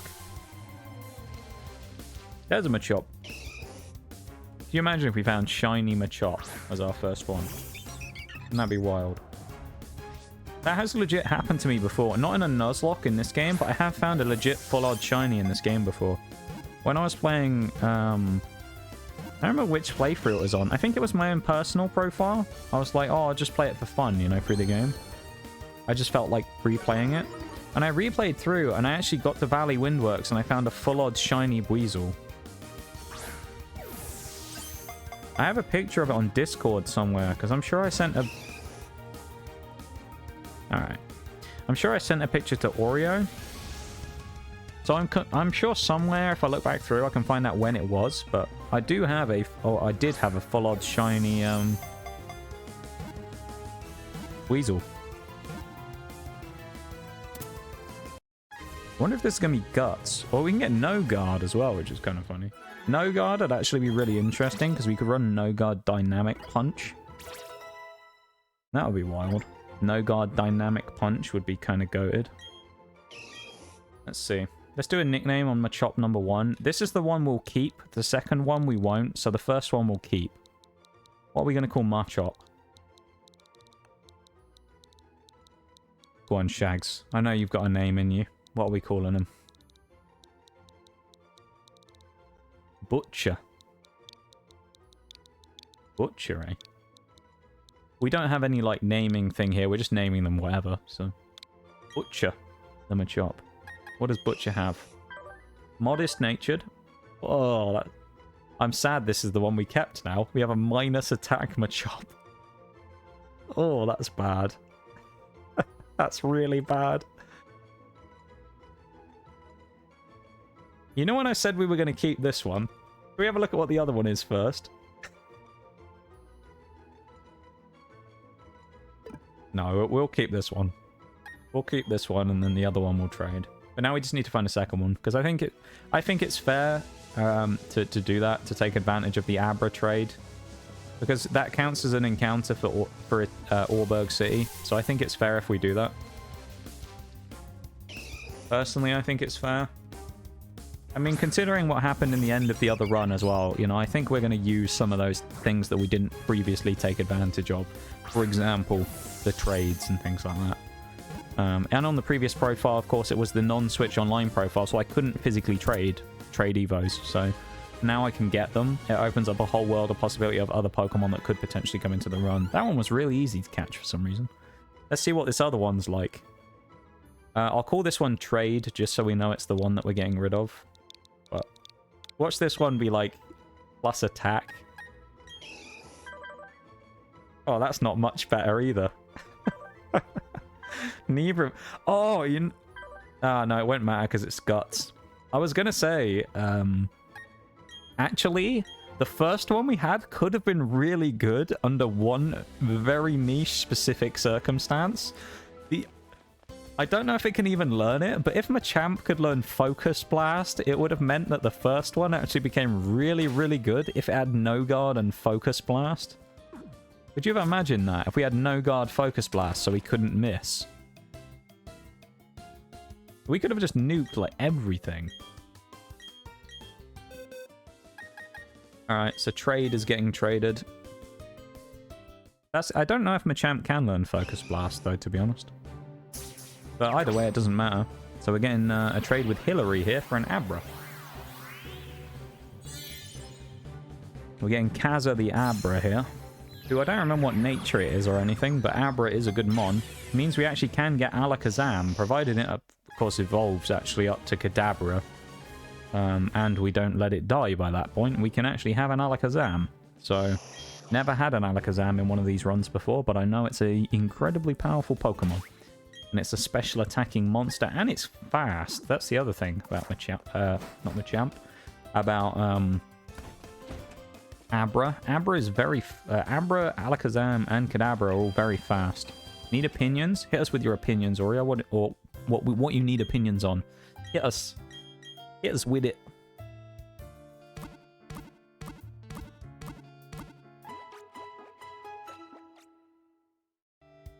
We have opinions. Whether or not they're good opinions, that's a different story, but we have opinions. Let's see. Let's see what Kaza's like, shall we? I don't think it's random. I think it's guaranteed to be the same every time, but... That's an Oranberry. Quiet nature. Minus speed. Really? Oh, that's such a yikes.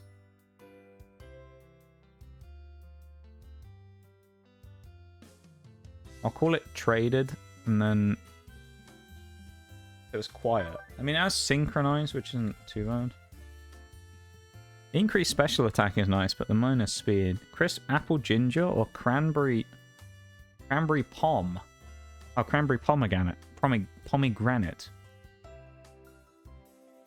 Yeah, let's go apple ginger. I'm not the biggest fan of ginger, but we'll go apple ginger. I'll take the chance on it, you know. The minus speed is kind of killing me a little bit on Kaza there, but... Alright, so chat, we're at that point actually, it's 5 hours in, so I think we're gonna start wrapping up. We'll do first gym on Tuesday, I think. So...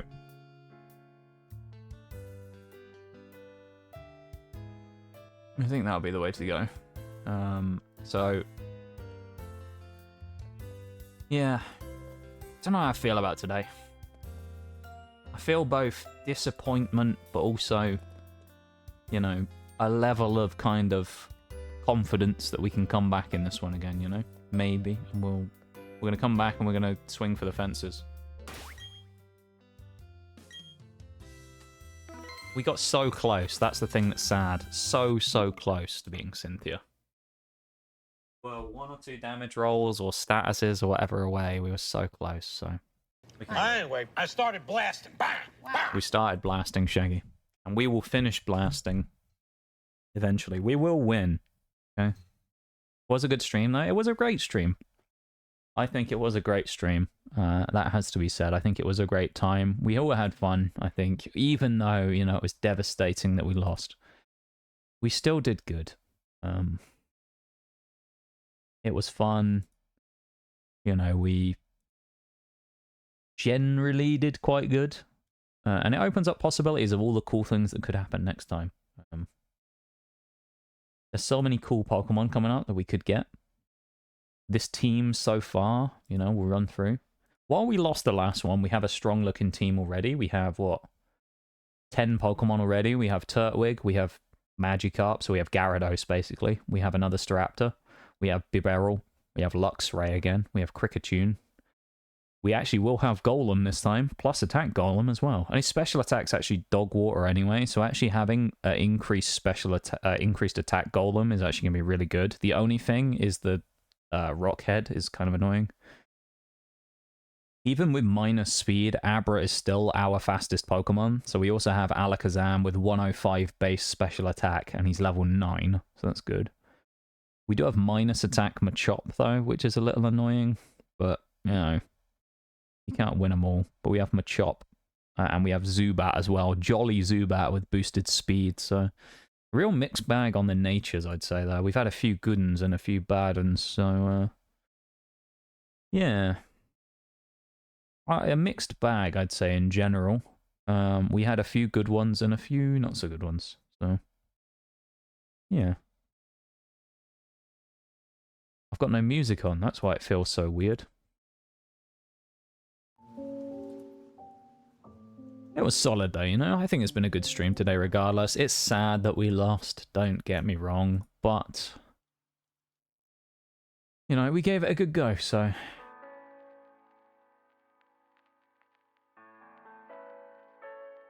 We gave it a hell of a go, so... We'll be back, chat. We'll be back and we'll try again. And, we'll do it.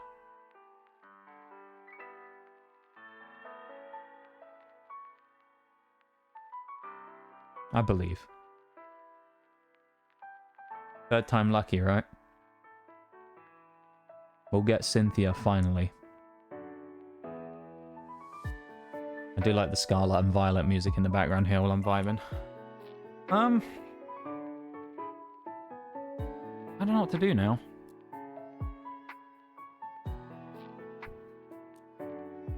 Third is the charm, indeed.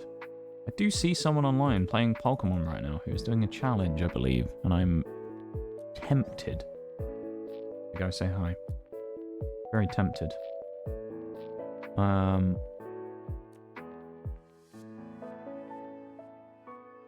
Very tempted. They're doing basically, they're kind of doing like a nuzlocke for like every game randomized. Back to back to back to back, I believe. So, but do we have a raid message? That is a great question. I'm just having a look in it though, just to see what's going on.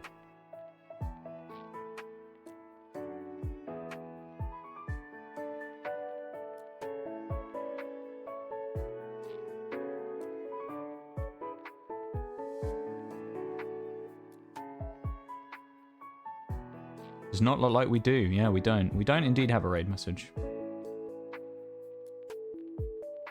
This is very sword and shieldy as well, this last bit of music. Let's go and grab our potentially new raid theme. At least we've been using it recently. I kind of like this one as a raid music. Let's switch to the end screen, shall we, chat? I can bid you adieu. We'll be back tomorrow. Me and Bevan will be playing Monster Hunter. Although I do need to talk to him about that because we haven't said anything. We haven't liaised yet at all, so we need to have a chat. But yeah, me and Bevan should be playing Monster Hunter tomorrow, I think. So, we're going to raid out. We're going to say hi to Twisted Stranger, who I say is doing a randomizer nuzlocke of basically every Pokemon game. Like back to back to back to back, I believe. I think they're all back to back. I'm not sure what the stipulation is on like when he changes games or whatever, whether he just has to play one game and then do the next one, or if he's doing like he did before, where it's you win a gym and then you move on to the next game. I don't know. But either way, we're going to be doing this and saying hi to him. So grab the raid message if you like. Of course, for 100 channel points below stream, you can also unlock the Nox Cat emote to use for the raid message. Other than that, I'll be back tomorrow with Monster Hunter. And I'll be back on Thursday and Sunday with Pokemon Scarlet and Violet. Usual scheduled programming of Mono-type ground. Should be fun. We should make some great progress. And it's been a fun run so far. So far, our team's coming along really nicely. So I'm looking forward to that. And yeah, so we're going to be doing that. This run will be back on Tuesday next week. So in a week's time, we'll be back with this run again. Should be fun. And I'm very much looking forward to seeing how much progress we make. We probably want to get 3 gyms done next week, maybe. At least 2. So we'll see. But exciting stuff on the horizon, so keep it in mind. That being said, let me run through quickly. Thank you so much to everybody for all of the redeems today, of course. Lucien and Cozy Gaming, thank you so much for the raids earlier on. Right at the same time as well, which is kind of crazy. I don't think you guys know each other either. It was just 2 random raids that came in exactly the same time, which is very weird. So thank you so much for that, for the double raid there. Mimi Maple, thank you so much for the follow as well earlier on. And for Sean to give Stream Elements a gift sub there and push us up to our sub goal of 10 for the month. Already complete, and we're only 7 days in. That's pretty good, eh? See how far we can get it, you never know. JP with the refollow earlier on. Thank you very much for that as well. Welcome back.